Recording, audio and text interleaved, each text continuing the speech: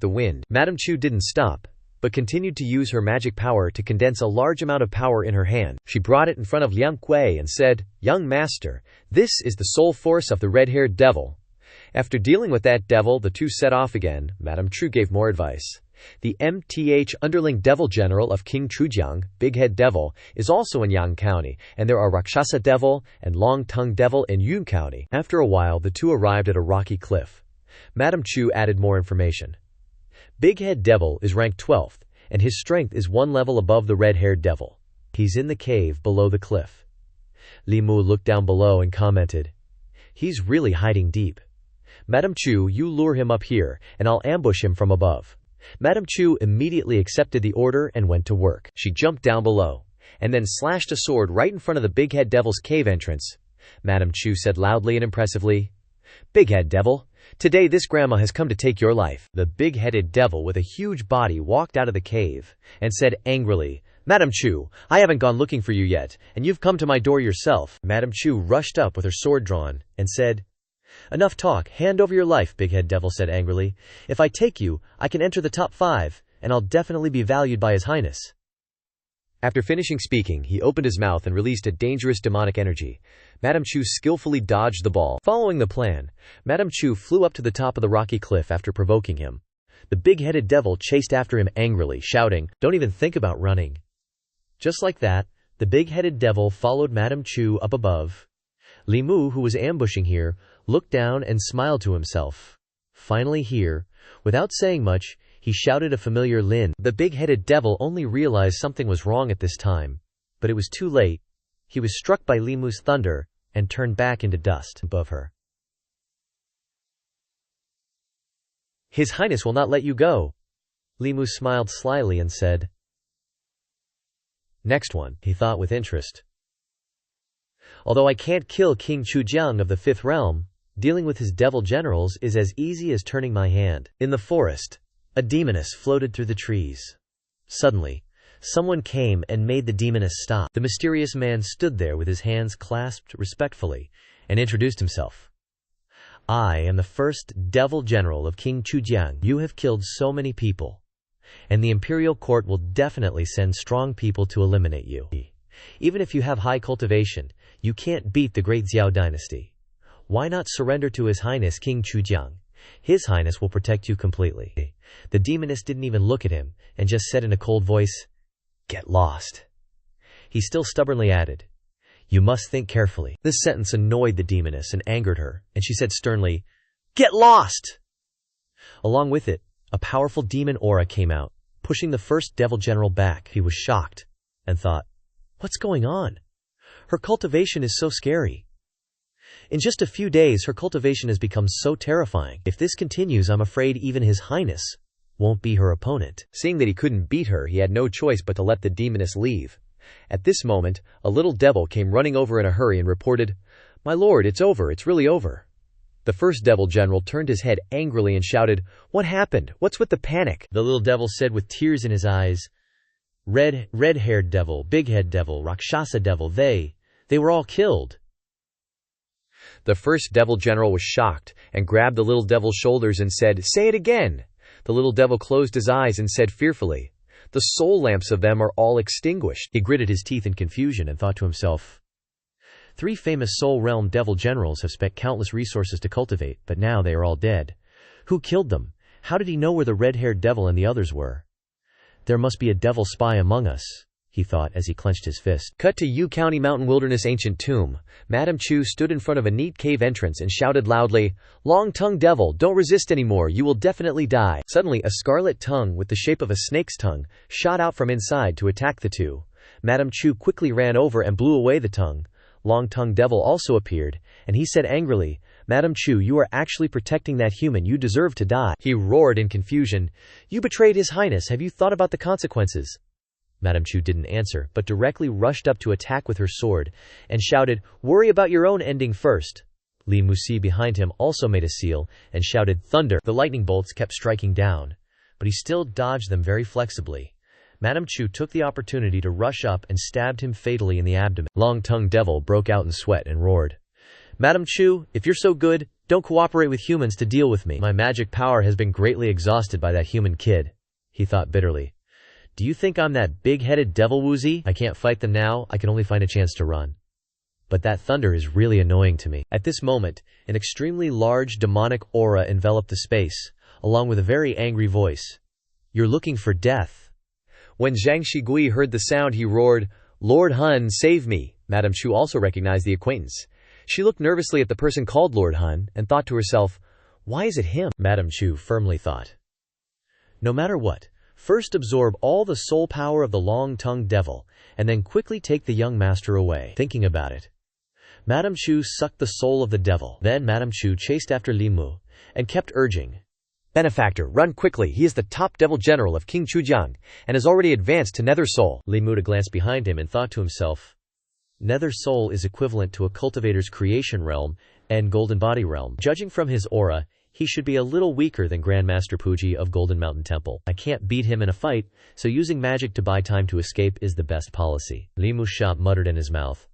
Heaven and earth are boundless. Qiankun borrows the law. The law is born from the heart and never stops. Taiyi Tianzun is as urgent as an order. After finishing speaking, he tightly grasped the hilt of the Baiyi sword, closed his eyes, and muttered in his mind, Demon-slaying bodyguard charm. Li Mu opened his eyes wide, and immediately after that, a series of swords appeared in the air. Those swords all rushed to attack that Lord Hun, but he quickly dodged all the attacks with just one soul division technique. This is the secret technique of the demonic sect. Soul cultivators who learn this technique can divide their soul body into small pieces in times of life-threatening danger to escape the attack range of the enemy. Li Mu ran for his life. He ran while looking behind him, thinking to himself, the demon-slaying bodyguard charm is the strongest move I've ever used, and it still doesn't do anything to a Nether Soul Realm soul cultivator. Lord Hun chased closely behind and roared, You can't escape, he angrily accused. You killed 4 of my devil generals, I will crush your bones to dust. Super soul refining soul, every day you must suffer the pain of being burned by soul fire. Li Musha replied as he ran. Isn't it just killing 4 devil generals? Why do you have to risk your life like this? Madame Chu spoke up from inside the sword at this time. King Chujiang seems to value the 18 devil generals very much. This year, he has always wanted to promote us to the soul realm and above. Li Mu was stunned when he heard this, thinking, Chujiang Wang isn't trying to set up the 18 layers of Hell Grand Array, is he? Once this Grand Array is built, it's like a mysterious abyss that can trap and kill even those in the 6th realm. I killed 5 ghost generals, so the array's power must have dropped to only 30%. No wonder this ghost general wants to get even with me. If I were him, I wouldn't tolerate it either. Luckily, I had a plan. Ahead was the territory of Bai Yao Wang, and no matter how bold that ghost general was, he wouldn't dare provoke Bai Yao Wang, so Li Mu just ran straight in. Soul Lord stopped when he reached this point, looking up and thinking, such a powerful demonic aura appearing in the northern prefecture can only mean Bai Yao Wang. He actually dared to trespass into Bai Yao Wang's territory. Immediately, a wave of oppressive power appeared, making him tremble, followed by an abrupt yet fully meaningful sentence. Scram. Lord Soul humbly said, Greetings, Bai Yao Wang. I am Chujiang Wang's first ghost general, and I unintentionally disturbed your majesty. However, that person just killed 4 of my ghost generals. I still hope your majesty will hand him over to me. Bai Yao Wang coldly replied, After a count of 3, if you don't scram, you'll stay here forever. He still stubbornly retorted, How dare the Demon King go against his highness? He was still blabbering when Bai Yao Wang started counting. 1. The guy stammered, Bai Yao Wang, you're already at 2. Seeing that he still couldn't persuade him, he tucked his tail and scurried away. Li Mu went inside, cupped his hands in a bow to Bai Yao Wang and said, Many thanks, Bai Yao Wang, for your assistance. Bai Yao Wang smiled kindly and said, Most of Chujiang Wang's ghost general subordinates are in the 4th realm, yet you, only in the 2nd realm, managed to kill them. This king truly wasn't mistaken about you. He pointed at Qing Yu Jing and said, That devil hasn't left yet. I'll have my 2nd brother and 3rd brother escort you back. Suddenly, a clear voice chimed in, Wait, I want to go too. Bai Yinxin blushed, shyly peeking from behind Hu Jing, and stammered, I'm worried about Tingxin. I want to go protect her. Li Mu froze stiff when he heard that, his face going pale as he thought to himself, One snake is already enough for me, and now another. I'm afraid they'll drain me dry. The scene shifted to the official quarters of Nha Yang County.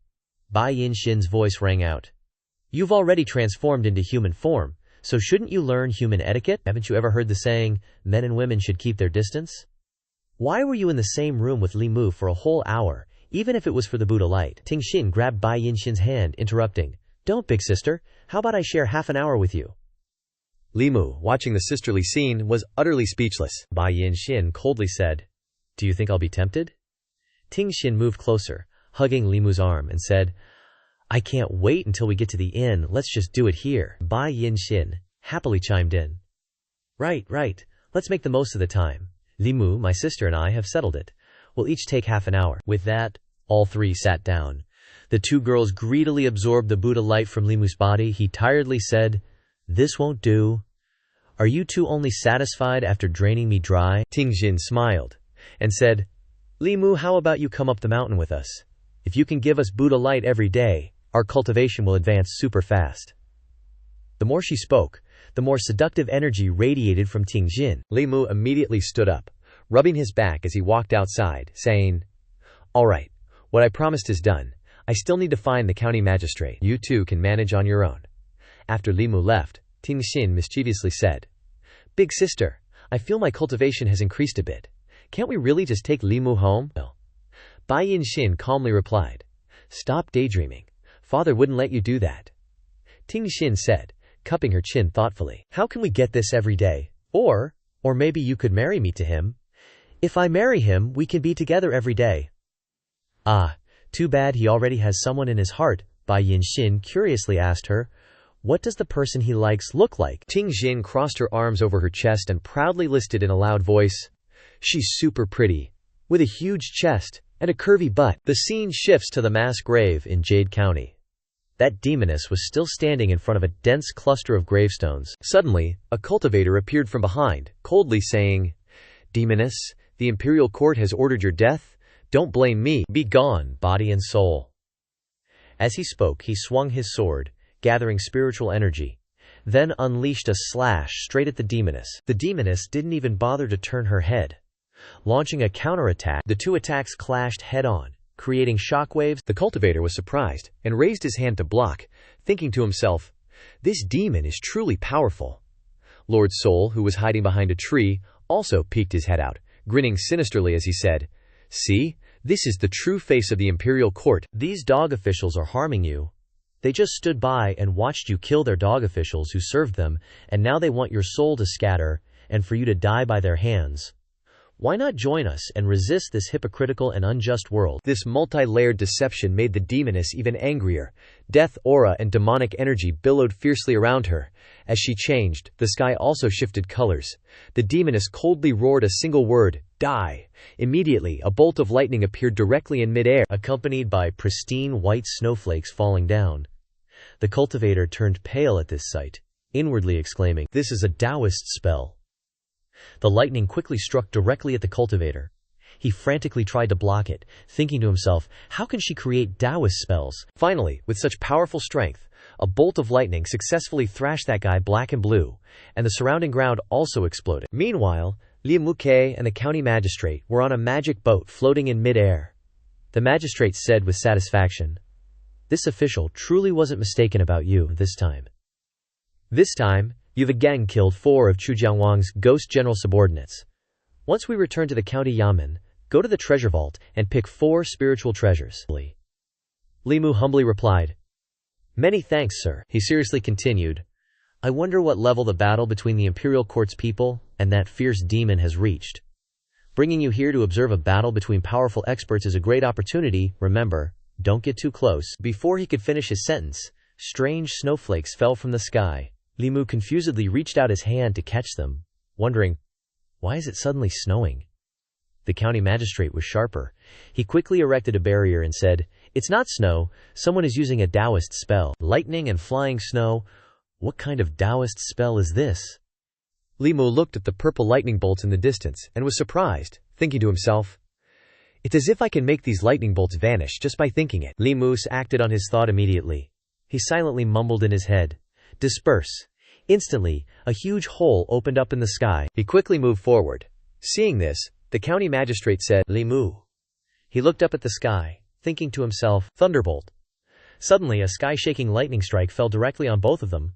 Li Mu was shocked, thinking to himself, I can generate thunder without even using the Linziju.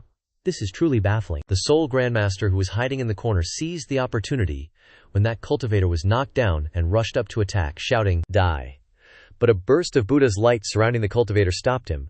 Grandmaster Xuan Duge also arrived at this moment, calmly saying, Amitabha.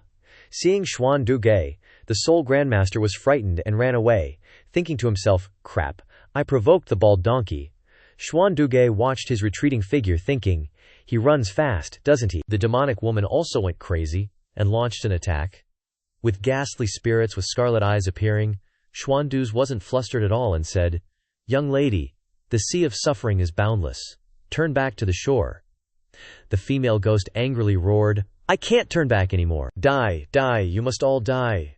The demonic woman's eyes shot out a crimson beam directly at the two people below. The prefect quickly dodged, solemnly saying, Very soon, she'll turn into a murderous, mindless, vengeful spirit. The consequences are unimaginable then. Grandmaster Xuan Dumu, Li Mu and the captain arrived, and he urgently shouted, Wait, prefect, she can still be saved. The prefect turned his head and asked, Can it be done? Li Mu anxiously said. Prefect, I'm the one who told the tale of Daoist injustice. This vengeful spirit was born because of me so I can convert her. The prefect looked at Li Musha and frowned, saying, It's you, Xuan Du exclaimed in surprise. It's actually you, the prefect earnestly reminded him. If you want to save her, you have to dispel the killing intent around her, but she has no rationality right now. Recklessly converting her will get you killed. Li Muke stepped forward and earnestly said, I implore the prefect, the captain, and Grandmaster Xuan Dute to lend me a hand. The prefect nodded and said, If she can still be saved, then go ahead and give it a shot. The three of us won't let you get hurt. Li Mu walked up to the demonic woman and asked, Do you still remember me? The demonic woman looked down at Li Mu and said, Are you benefactor? I can't hurt benefactor. As she spoke, she clutched her head, her temples seemingly in great pain. The captain jumped up, seizing the opportunity to throw the chessboard down, trapping the female ghost inside. The golden formation seemed to want to swallow the female ghost whole. The female ghost screamed crazily, Why isn't it you who should die? The more she spoke, the more the formation absorbed her. Limus ran up and shouted, Stop! If you continue like this, she really won't be able to turn back. Seeing his eyes full of sincere worry and his hands reaching out to her, she struggled to suppress her thoughts for a moment. Then, the female ghost reached out her hand and said, Benefactor. The female ghost grasped Limu's hand, and the formation, along with the ghost behind her, vanished together. The female ghost knelt down, crying in anguish. Benefactor, what should I do? My father's dead, and I'm dead too. I've killed so many people. Limu stroked her head, gently comforting her. It's not your fault. They're the ones who wronged you. The court wronged you. Xuan Du stepped forward and said, The killing intent on her is too heavy. If she returns with us, she'll inevitably face repercussions from the court. It's better for this poor monk to take her back to Jinshan Temple and rely on the monk's Buddhist teachings to gradually dispel the baleful and bloody aura on her. Li Mu smiled and asked her, Do you want to go back with Grandmaster Xuan Du? The female ghost earnestly said, I'm willing, but I want to erect a memorial tablet for my father first. After the memorial tablet was erected, everyone paid their respects together. The female ghost then turned and knelt down, saying, Zhao Yu will repay benefactor's kindness in the next life, Li Mu anxiously said. Get up quickly. Xuan Du Ma looked at Li Mu Shai and said, Although you didn't directly create the vengeful spirit, this matter arose because of you. If the court investigates, our Buddhist sect can bear the burden. The gates of Jinshan Temple will always welcome you.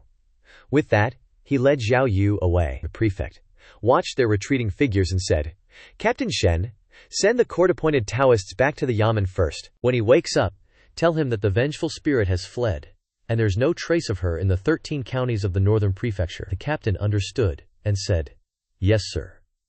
The prefect went over and patted Li Mu on the shoulder, saying, Li Mu, you really make me look at you in a new light. Seeing how much I look forward to it, what kind of waves will you stir up if you come to the central prefecture in the future? The scene shifts to the Great Zhou Imperial Palace, where an official is kneeling before the main hall, reporting, Your Majesty, that peerless, vengeful spirit shouldn't have appeared in the first place. It was Daoist's injustice that caused the northern prefecture to suffer the calamity of a vengeful spirit. What is the purpose of this tale of Daoist's injustice? Who is pulling the strings behind it?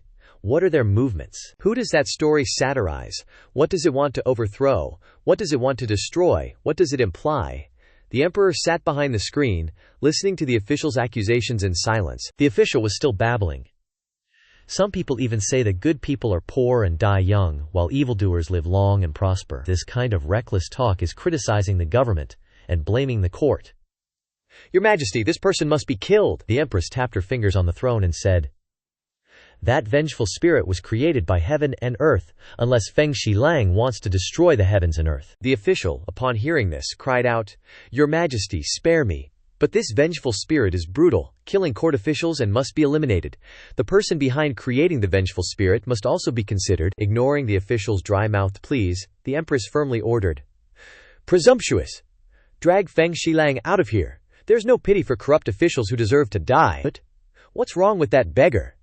As he was being carried away, he frantically shouted, Your Majesty! The empress continued, But it is an innocent life. Pass down the imperial edict, and exempt the beggar from the death penalty. The northern prefecture government will build statues of each county magistrate of Yang County in front of the county yamen, for the people to curse, the empress sternly asked. Furthermore, who is the one who told the tale of Daoist's injustice? The attendant, Sui Kong, quickly replied. He is a small constable in the northern prefecture city, named Li Mu. He's young and has such courage, able to distinguish right from wrong. If he's nurtured a little, he'll be a good official in the future. Keeping him in the northern prefecture is a bit of a waste. The empress, upon hearing this, rubbed her chin with interest and said, Li Mu, interesting. Make the arrangements. After the incident with the demonic woman, Li Mu became more well known. His sauntering down the street became a topic of discussion for everyone. Is that the constable who dared to scold the court? The pitiful beggar was able to transform into a vengeful spirit and avenge his grievances, thanks to the tale of Daoist's injustice he told. With such a kind-hearted constable daring to challenge the evil forces above, our Great Zhou will definitely get better and better. Li Mu walked amidst the admiration of the people, happily thinking to himself, As expected, the tale of Daoist's injustice has been supported and praised by the court. Now, all 36 prefectures of Great Zhou are telling it. I've also been spread as a righteous minor official, unafraid of the powerful and noble, fighting against evil forces, rising like the wind. But it's not a bad thing.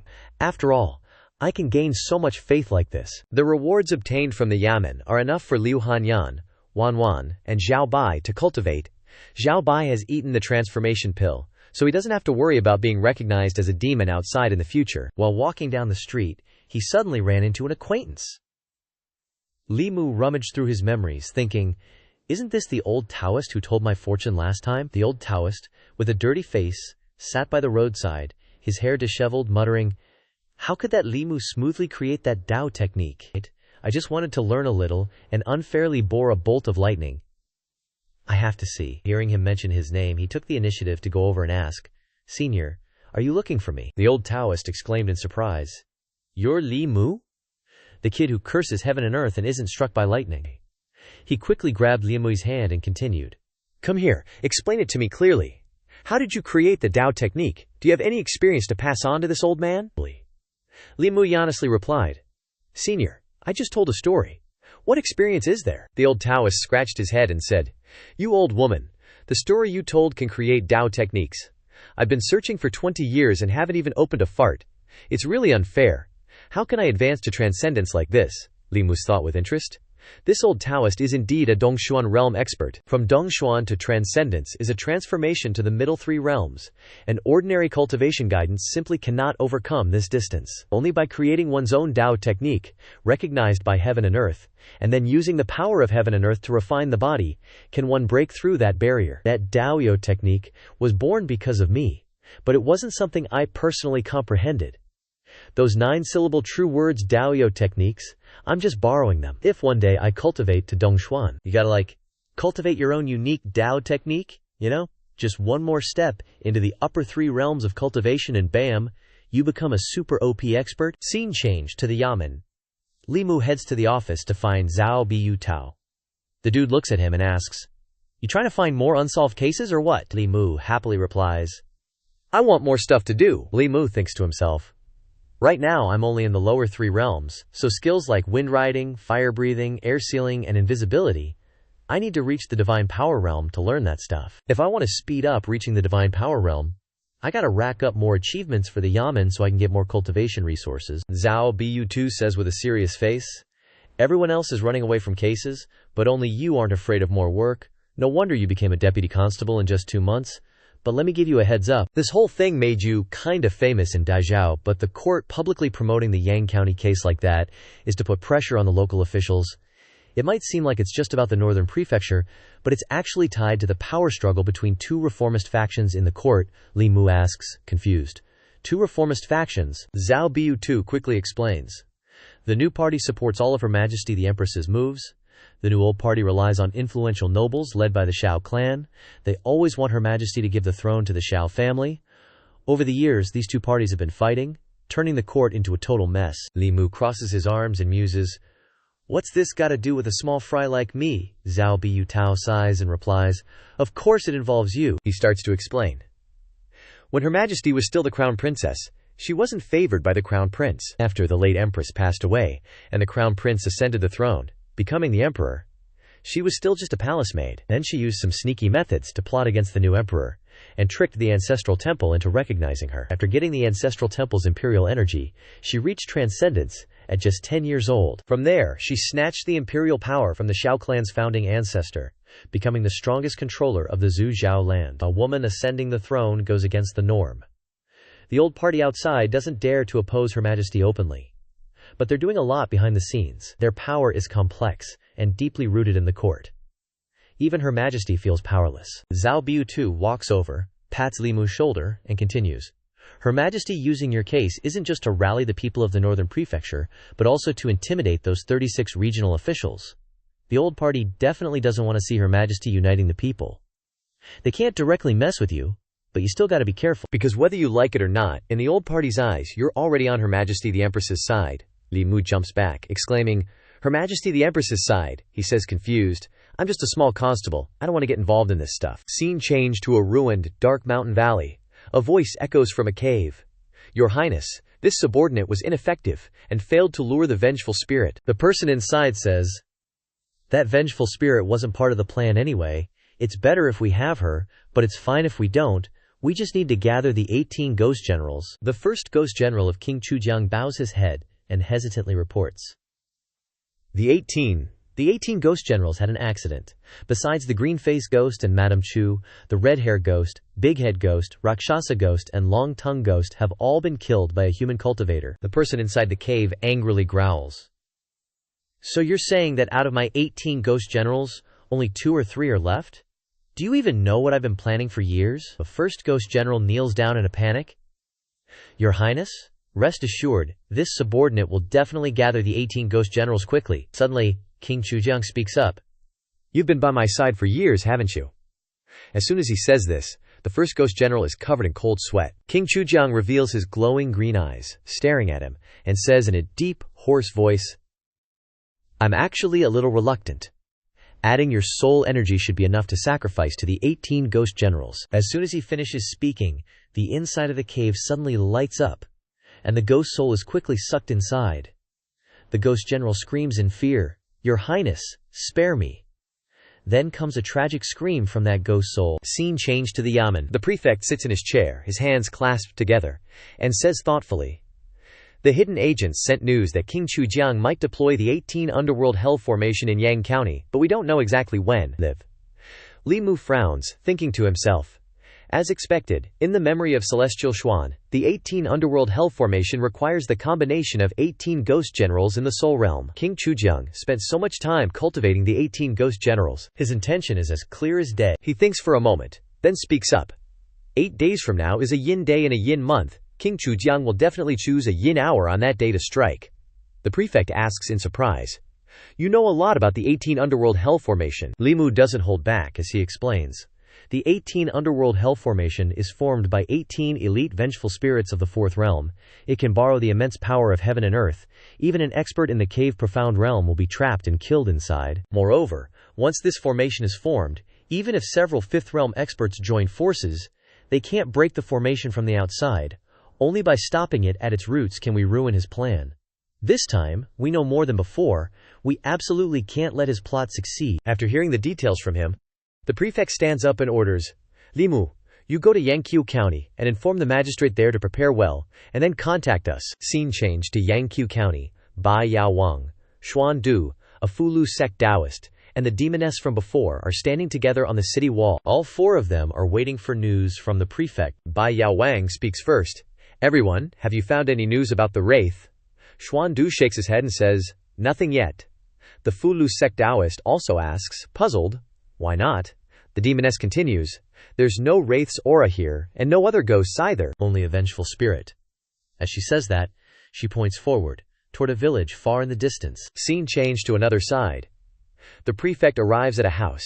He kicks the door open forcefully, looks at the empty house, and says angrily, damn it, nothing again. He points to a map and says, we've marked and eliminated most of the places on this map, but we still haven't found any trace of King Chujiang's ghost generals.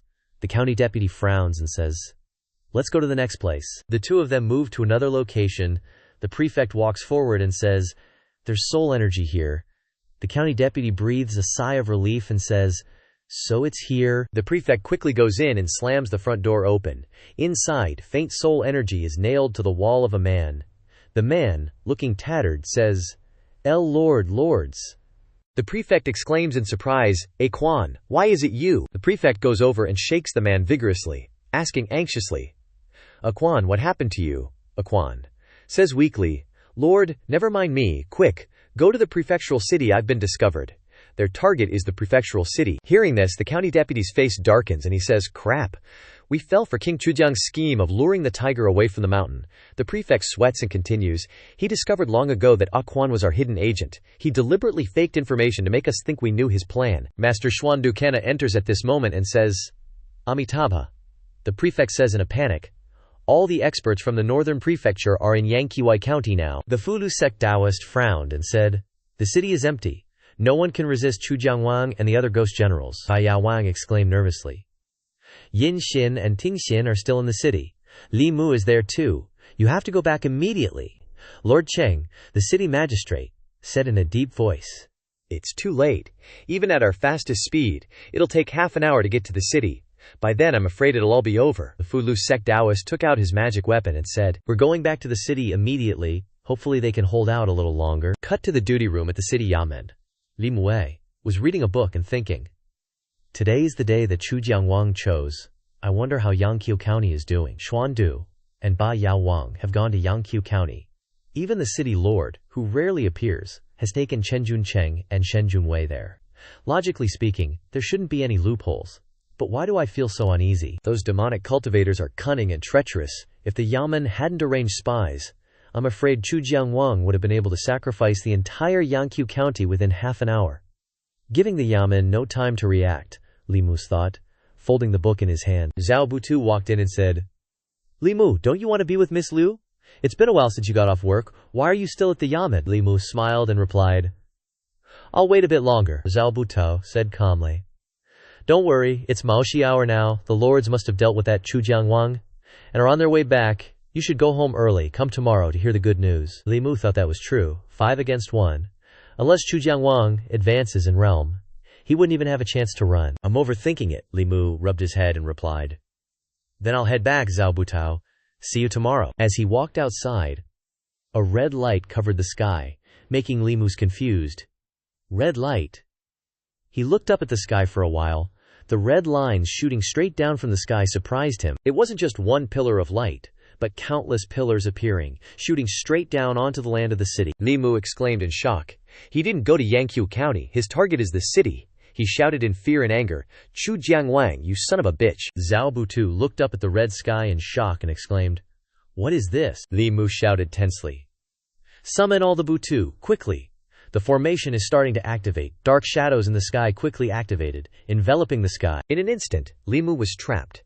He stood below observing the formation, thinking to himself, the 10 ghost confinement formation. Chujiang Wang was targeting the Yamen from the start, using ghost generals to send down little ghosts to trap the Yamen's people, so other little ghosts can wreak havoc in the city at will. Although this formation is only controlled by 10 evil spirits of the 3rd realm, it can restrain several cultivators of the 4th realm. The other Butu arrived, and they asked in surprise, what's going on? Li Mu calmly explained, Chujiang Wang used a feint attack. We're trapped. In his heart he was in turmoil, thinking, even 7 gathering spirit cultivators can't break this formation. I have to think of another way. After thinking for a while, Li Mu started to distribute. I'll be the center. Zhao Butu stands at the block position. The former Butu stands at the town position. Zhao Butu was a little dazed, but replied, "Ah, okay." Everyone listened to Li Muxi's instructions, and he continued. The remaining 4 Butu split up and stand at the Kan, Kun, Li, and Dui positions. After arranging everything, Li Mu shouted, "Everyone, follow me," to form the formation. At this moment, a little ghost appeared in the sky, smiling smugly. His Highness's move is really brilliant. The Bay County government is being played around by His Highness. Ha ha, when they get to Yankee County and realize our target is the city, I'm afraid they'll be pissed to death. These idiots really thought His Highness couldn't see who the spy was. His Highness has given him too much real information these years, giving those Bai-Lian government officials some advantages. It's all for today's layout. The little ghosts excitedly shouted. His Highness is wise, that's for sure. His Highness has always worshipped Lord Tianxuan. Naturally, he has learned some of his ways. It's a pity that Lord Tianxuan was jointly killed by the Fuzhuan sect. And the Xuan sect, he was one of the 10 elders who had the most hope of breaking through beyond. Based on Lord Tianxuan's personality, I don't believe he just died like that. He must be hiding somewhere. Niu Xing is doing something bigger. A little ghost who seemed more serious shouted, "Everyone, be serious! The 18 ghost generals are controlling the formation and can't spare any energy. There are some powerful people in the Yamen. If they get out and ruin His Highness's grand plan, we're all dead." The little ghost still said dismissively, "Boss, you don't know how powerful this 10 ghost confinement formation is that we've been practicing for several years? Don't even talk about a few gathering spirit cultivators. Even if a few more third realm divine power people come, we can trap them for several hours." Before they could finish speaking, large cracks began to appear in the formation. They exclaimed in panic, "Wait, why is the formation cracking?" The boss ghost was sweating profusely, roaring, "Control the formation with all your strength." Before he could do anything, Li Mu shot straight into the sky, breaking through the confinement formation that they were so proud of. The little ghost screamed in fear, "The formation is broken, run!" Li Mu Ke was enraged, and he said coldly, "I'm afraid you won't be able to escape." He uttered a familiar word, summoning thousands of lightning bolts down on the little ghosts. They were swept away by this one blow. All the arrogance from before only turned into miserable screams.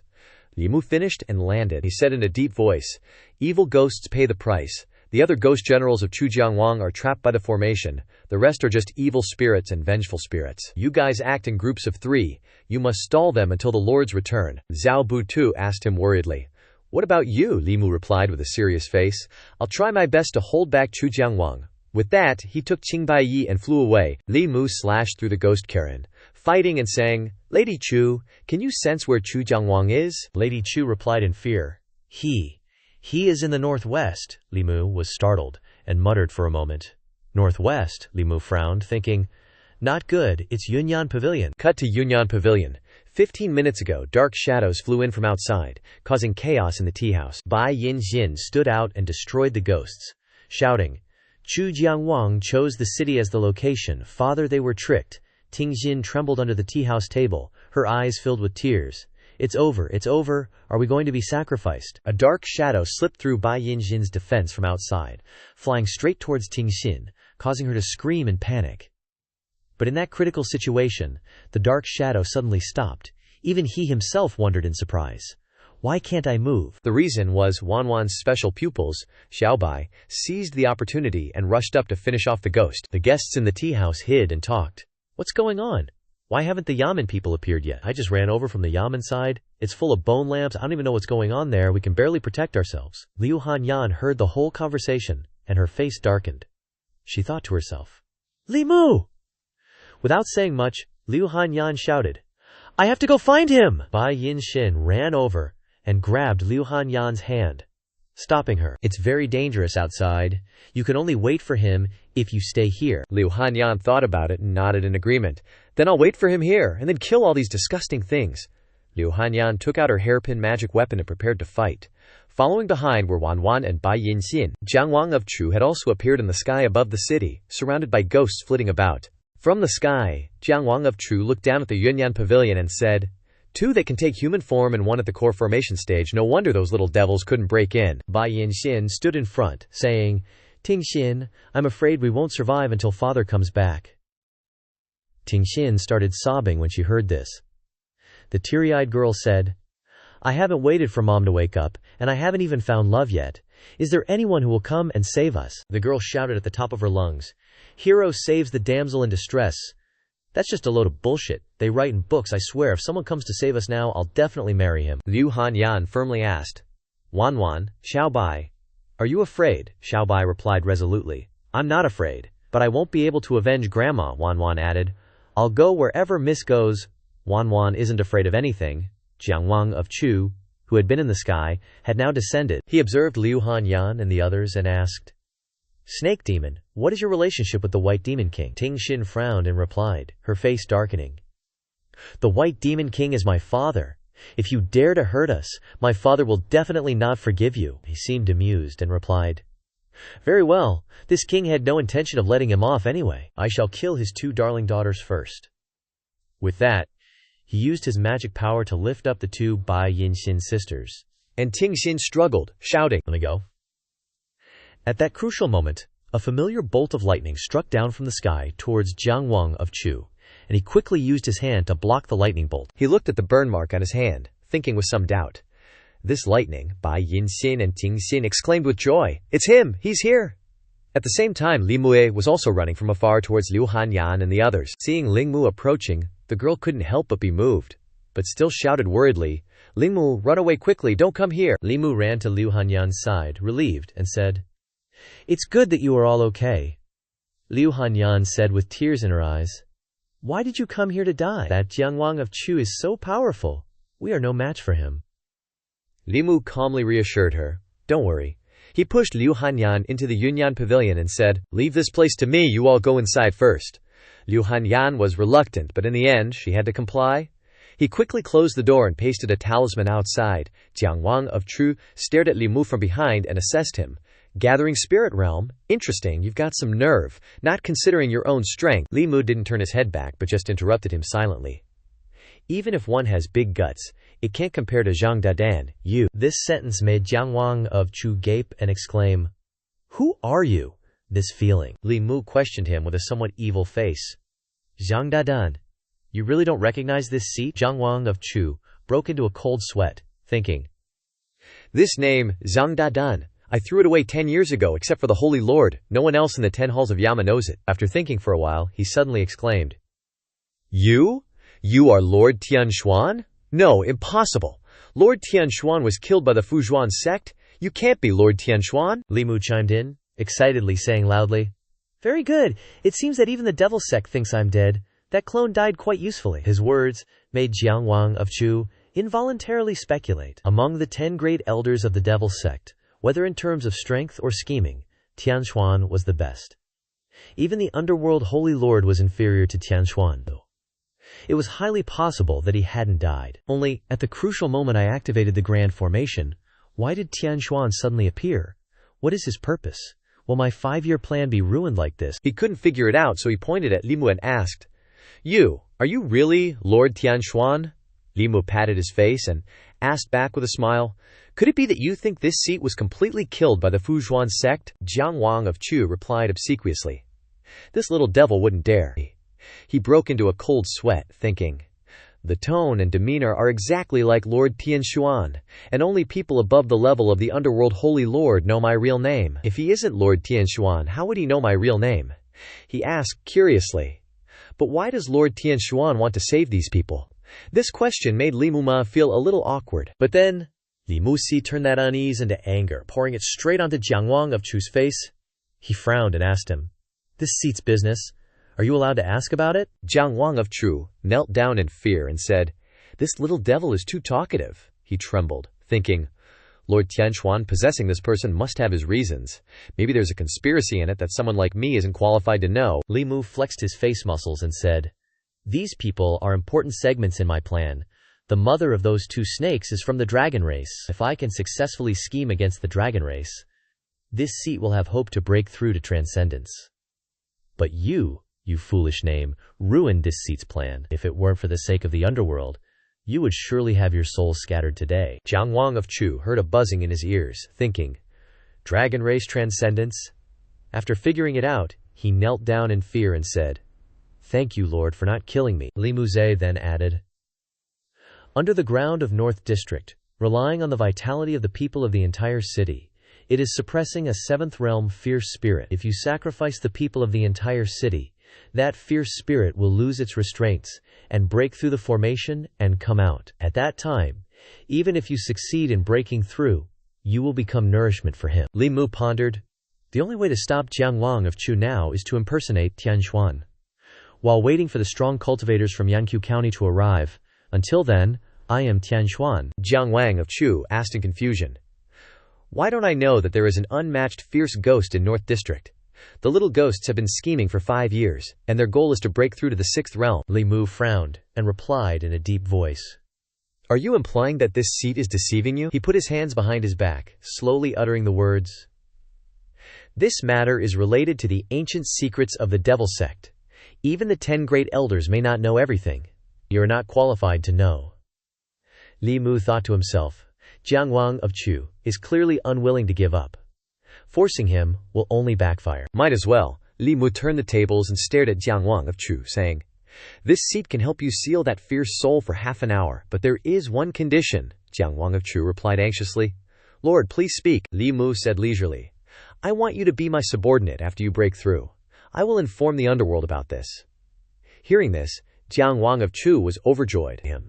He immediately said, I am willing to serve the Lord as a dog or horse. He thought expectantly. Although we are both subordinates, the underworld Holy Lord is only at the 6th realm. Lord Tian Xuan is about to break through to transcendence. Being able to work for a transcendent strong cultivator is a stroke of luck for me instead. Switching scenes to the National Temple, Li Mu and Jiang Wang of Chu arrived there. He said calmly, The fierce soul is suppressed under the National Temple. The formation I teach you can trap it for half an hour. After half an hour, he will break free. At that time, it will be a headache for the North District government and the Fuzhuan sect. Jiang Wang of Chu obediently drew, according to Li Mu's instructions. Jiang Wang of Chu turned and said, Lord, this magic formation has been drawn. Next.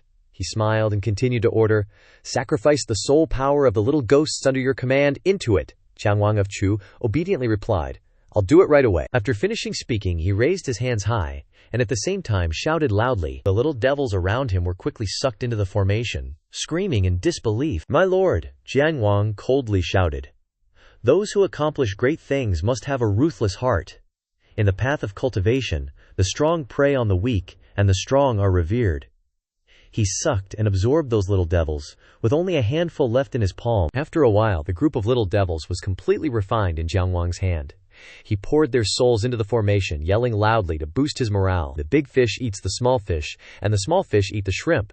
Blame yourselves for being too weak. The weak have no right to choose. The formation, infused with power and sacrifice, burst into light. Li Mu happily praised Jiang Wang, ruthless and decisive. Not bad. This seat appreciates you, Jiang Wang excitedly asked. My lord, is this enough? Li Mu smiled and replied. A 7th realm fierce spirit, even if it was suppressed under the National Temple for 100 years, can't be restrained by just one formation. Even to seal him for half an hour, you need a supporting army formation, several formations combined. In short, keep drawing more formations. Jiang Wang frowned and retorted. But if we do that, time will be tight. We only have half an hour left. The Northern District powerhouses are coming back. By that time, Li Mu interrupted him, pointing directly at the formation in the center and saying, The 18 Underworld Great Formation was created by a remarkably talented elder of my sect. How could some 5th realm juniors break it? Moreover, with this seat here, what waves can they possibly make? Just continue following my instructions and set up the seal. The suspicious Jiang Wang then asked. However, I don't know how much of your power has been restored, my lord. If the Northern District powerhouses arrive, will I need to take care of you? Li Mu frowned and replied, What? Are you testing this seat? If this seat's cultivation hasn't reached the Dongshuan realm, are you planning to use the 18 Underworld Great Formation to refine me? He worried inwardly, thinking, Although he believes my identity as Tian Xuan, he doubts Tian Xuan's strength. Logically speaking, after Tian Xuan was hanged, there's no way he could cultivate a clone to the Dongshuan realm in just 2 short months. Jiang Wang rushed forward and struck at Li Mujia with a palm, shouting, This little devil wouldn't dare. Li Mujia frowned and said, On the contrary, you want to test my strength. Jiang Wang cowered and earnestly said, It was just that I was momentarily out of line, my lord. Please forgive me, my lord. The formation patterns are now complete. Can we begin? Li Mu said sternly. Now is not the time, he slowly said.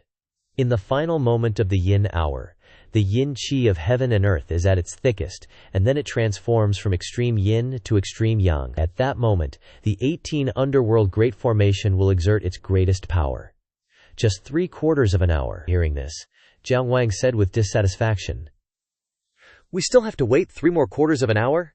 Delaying things will lead to trouble. The power of the Great Formation is already sufficient. There's no need to wait until then." He could no longer hold back his anger and burst out, "Tian Xuan, from the beginning you've been stalling for time. Who are you waiting for, or what are you planning?" Li Mu was also at a loss for words and snapped back. "You dare doubt this seat?" he thought worriedly. He's already suspicious, but no matter what, I absolutely can't let him sacrifice the people of the entire city. Jiang Wang roared in anger. "This new body of Tian Xuan must only be at the 3rd realm or lower, right? Tian Xuan, don't bother pretending with this king anymore. This king has seen through you. You're nothing but a paper tiger. To think that the once high and mighty Tian Xuan would fall to this state. A demonic sect elder who's only at the 3rd realm, being devoured by me is the best outcome for you." As he spoke, he unleashed a series of demonic energy arrows straight towards Li Mu. As he ran, Li Muxi made a hand seal and shouted a single word. "Lin." Jiang Wang scornfully looked at the descending thunder and said, "Is that all the strength you have?" Li Mu gritted his teeth and thought, "Damn it. Hindered by the 18 underworld great formation, the power of the lightning is at least 3 times weaker than usual. Most of the heaven and earth energy is blocked outside." Li Mu controlled his sword energy towards Jiang Wang and shouted, "Heaven and earth are boundless. The universe borrows the law from the heart. Life is endless. Tai Yi, Heavenly Lord, haste as the law commands." The swords, under his control, shot straight towards him. Jiang Wang proudly waved his hand and said, "As expected of Tian Xuan, if it were an ordinary 4th realm cultivator, they would have long been reduced to ashes. But my lord, could it be that you're looking down on this king?" As soon as he finished speaking, shadows suddenly appeared behind him from a hole in the air and attacked Li Mu. Li Mucher quickly dodged the attacks of the demonic energy. He analyzed inwardly. The 18 underworld great formation will reduce the power of all the Dao techniques I use. Even if I use my full strength, I can't hurt him at all. Wait, if that's the case, why don't I try the 9-syllable true words and the Dao De Jing? Li Mu murmured. "Ji." As soon as the word left his lips, a golden light pierced through Li Mu's chest. He wondered in surprise. The Ji word incantation can use the power of heaven and earth to restore magic power. Then Li Mu regained his spirits and shouted, "Ji!" Immediately, the demonic energy blade in the ghost's hand struck the ground, causing a large crack. Li Mu thought, "The Ji word incantation is used for substitution. I am all things are me, I can teleport within a certain range." The 2 ghosts behind him began to attack sneakily. Li Mu shouted another word, "Zen." The 2 ghosts were annihilated into dust by his word. Li Mu murmured, "The Zen word incantation, a technique to imprison enemies, can hold them back and use the power of heaven and earth to destroy them." While he wasn't paying attention, Jiang Wang circled behind him and pierced through Li Mu's chest with a single strike. However, he smiled comfortably, turned his head to look at him, and murmured a word, "Li," shocking him. The Li word incantation, a clone technique that can instantly create an illusionary copy. The main body and the copy can switch positions to avoid fatal blows. Li Mu teleported away, still muttering the incantation. "The universe is boundless. Wind and thunder, longevity. Dragon battles in the wilderness. 10,000 annihilations. Tai Yi, Heavenly Lord, haste as the law commands." Li Mu thought sternly. With the interference of the 18 underworld great formation, I can only withstand the backlash of heaven and earth energy from the 7th word at most. The 8th and 9th words can barely be unleashed, but I will definitely be injured, and being injured at this moment is not a good choice. "Then I can only use that thing," Jiang Wang said arrogantly. "Tian Xuan, even if you're only at the Gathering Spirit Realm, you're truly the strongest Gathering Spirit Realm cultivator in this land.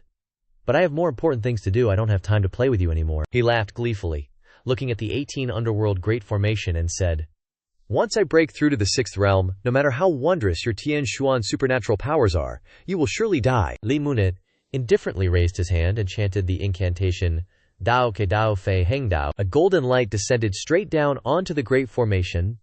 The 18 underworld great formation couldn't withstand that power and shattered into pieces. Jiang Wang's face turned from excitement to ashen. Li Mu said from the side, "Zhang Da Dan, I'm giving you this great gift. Do you like it?" The formation he was so proud of vanished at a speed visible to the naked eye. Li Mu seized the opportunity to run, thinking as he ran, "If it weren't for that great formation, I wouldn't have dared to use this move so easily, although I still can't avoid the backlash energy." Jiang Wang was completely enraged. He gritted his teeth and roared, "Tian Xuan, I must kill you." As he spoke, he conjured a trident made of demonic energy. Without hesitation, he hurled it straight at Li Mu, adding furiously, "I'll make your soul scatter and dissipate." Li Mu, heavily injured, watched the approaching trident, panicking inwardly. "Crap, I can't dodge it." Suddenly, a shout rang out. "Careful!" Bai Yinxin rushed out of nowhere, shielding Li Mu, taking the full brunt of the trident's attack. Li Mu frantically caught her and asked worriedly, "What are you doing here?" He angrily healed Bai Yinxin with his Buddha light while yelling, "Sovereign Jiang of Chu." He leisurely approached and said, "Forcibly using Dao techniques you haven't mastered, without the grand formation suppressing you, you're dead anyway." Lianmu, unfazed, retorted sternly, "Take one more step, and you'll die too." Sovereign Jiang of Chu, now certain of his deduction, said, "You're not Lord Tianxuan," Li Mu coldly replied.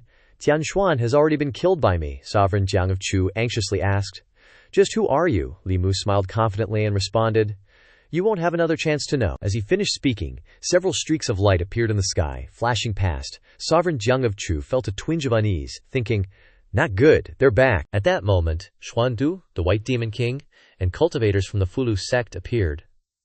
The overwhelming power from the three made Sovereign Jiang of Chu uneasy, thinking, "I can't deal with them alone." Having no other choice, he had to run. The Northern Prefecture governor turned to look at Li Muxia and asked, "How's the prefecture city?" After coughing for a while, Li Muxia replied, "The 18 underworld imprisonment formation has been broken. The common people haven't suffered any casualties." Quickly pursued Sovereign Jiang of Chu. Hearing this, the governor was overjoyed and satisfied, saying, "Excellent, you rest first. I'll come back and tell you more later." The White Demon King walked over to Li Mu and asked worriedly, "How's Yin Xin?" Li Mu was using his Buddha light to heal her. Li Mu smiled and replied, "Big brother Bai, don't worry, I'll take good care of her." The White Demon King sighed in relief, saying, "Then I'll leave her to you, third brother Yin Xin. Listen to your uncle Li Mu. Your dad's gonna get that Sovereign Jiang of Chu's head." Bai Yinxin was thunderstruck, stammering, "Third brother, uncle? You became sworn brothers with my dad?" Totally mind-blown. Li Mu kindly explained it to her. "That's right, not just me and Big Brother Bai, but also Great Master Xuandu from Jinshan Temple. The three of us have become sworn brothers. You can just call me uncle from now on." Bai Yinxin despondently muttered, "How is this possible? How could my dad become sworn brothers with you?" Li Mu coughed up a mouthful of blood and explained with difficulty. "Simply put, your mother needs Sovereign Jiang of Chu's soul force to save her life, and Great Master Xuandu and I are going all out to save your mother. Big Brother Bai saw how loyal and righteous we were, so he suggested the idea of becoming sworn brothers, so Big Brother Bai and second brother Xuandu and I could kill Sovereign Jiang of Chu together with the prefectural yamen. Let's go back first. Don't let them worry for too long." After some explaining, she finally understood and helped Li Mu back. Scene changed to Yunyan Pavilion in the prefecture city. Seeing him return, Ting Xin shouted, "Li Mu, you were so cool just now." She jumped up wanting to kiss Li Mu, but he was quicker, grabbing her face and saying, "Don't mess around." Bai Yinxin also pinched her ear and pulled her back, saying, "Ting Xin, he's our uncle now." Ting Xin was shocked and said, "What?" Li Mu walked up to Liu Hanyan and the others, gently saying, "Sorry I made you worry." Liu Hanyan burst into tears, hugging Li Mu tightly and saying, "Do you know, I almost thought I wouldn't see you again." Li Mu gently patted her. Okay, I'm fine now, it's alright." After crying for a while, Liu Hanyan noticed Xiaobai and Wanwan standing behind them, their faces red. She said a little shyly, "Then you should rest for a bit, Wanwan, go make some tea." Li Mu turned his head back and said, "Take Yinxin back to the guest room first, she's quite badly injured." Liu Hanyan said worriedly to him, "Your injuries aren't light either. Leave this to me, you rest well." She quickly called Wanwan, "Help me take Miss Yinxin over there." The little girl immediately agreed. Ting Xin, who had been watching the whole time, watched Bai Yinxin leave, thinking, "She's finally gone." In the blink of an eye she jumped up again wanting to kiss Li Mu, making him jump in fright. Li Mu, blushing, pinched her face and said, "Are you crazy? Didn't elder sister tell you already? I've become sworn brothers with Big Brother Bai." Ting Xin stubbornly replied, "I once swore if anyone could save me I would marry him. You saved me and elder sister from Sovereign Jiang of Chu. I must marry you." Li Mu, utterly bewildered, yelled, "Nonsense! I'm your uncle, you're committing incest. Get down now." Ting Xin pretended to be deaf, pressing her lips close to Li Mu's face and saying, I could be a concubine. Marry me. Li Mu struggled and shouted, Your dad's here, get down quick! Ting Xin clung on like crazy, saying, Don't try to fool me, I won't get down. Suddenly, a cold voice rang out from outside. Ting Xin's face turned pale, she glanced behind her, and the White Demon King strode in menacingly. He coldly ordered, Get down here now! The White Demon King walked over, embarrassed, and said, Third brother, are you all right? Li Mu scrambled to his feet and replied, Don't worry. He hurriedly wiped the blood from the corner of his mouth and asked, Big brother, where's Sovereign Jiang of Chu? The White Demon King smiled and replied, Sovereign Jiang of Chu knew he couldn't win, so he self-destructed his soul body, but the remnants of his soul force and the 18 other ghost generals have all been collected by me. The Northern Prefecture governor seriously said, The Northern Prefecture can survive this calamity. Your contribution is paramount. I will personally write to the Imperial Court to request an award for you. He curiously leaned in close to Li Mu and asked, But how did you manage to hold back Sovereign Jiang of Chu? And how did you break the 18 underworld imprisonment formation? Li Mu replied earnestly, As officials of the Great Zhou, our duty is to protect the common people. This is only natural. As for how to hold back Sovereign Jiang of Chu and break the 18 underworld imprisonment formation, after a while, the group left the prefectural yamen. The Northern Prefecture governor pondered and asked, Sir Chen, do you really believe Li Muke broke the 18 underworld imprisonment formation using that mouth of his? Prefect Chen calmly replied, Everyone has their own secrets. The prefecture city's crisis has been averted, and how he broke the formation is no longer important. The best thing I've done during this time is sending Li Mushena to the prefectural yamen. Scene changed to the front yard of the prefectural yamen. On the second day, the Northern Prefecture governor stood before a woman and bowed, saying, May I ask why Daoist Jade Purity has come to the Northern Prefecture? The woman said formally, Prefect, no need for formalities, it's like this. Yesterday, a new Dao technique was born in the Northern Prefecture, causing the Dao pillar on the main peak of White Cloud Mountain to crack. I have come down the mountain this time on the orders of my senior brother, the sect leader, to investigate the matter thoroughly. Suddenly, Li Mu appeared in sight. The Northern Prefecture governor said, Li Mu, you've come at the right time. Come here and tell Daoist Jade Purity about how you cursed the heavens and broke the 18 underworld imprisonment formation yesterday.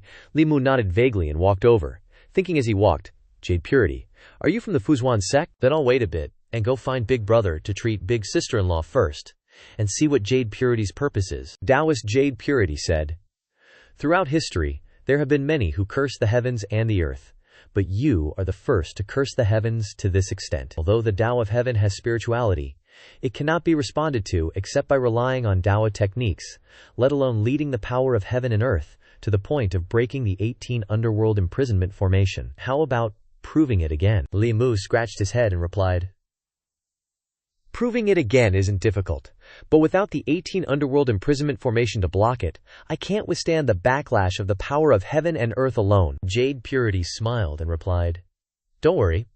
She took out a small bell and then channeled her magic power into it. The bell quickly enlarged above the heads of the two.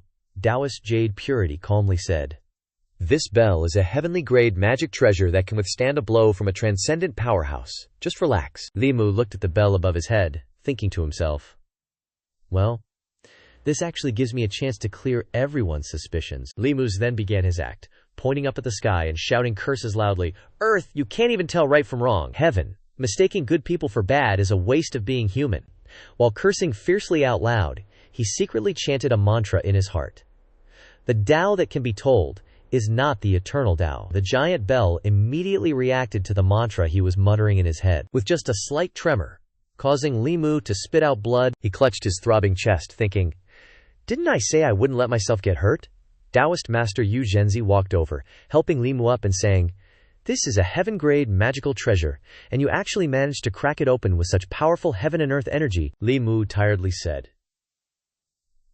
This might just be the heavenly Tao taking care of me. Daoist Master Yu Zhenzi took his hand and said, Give me your hand. She then gently channeled spiritual power into him.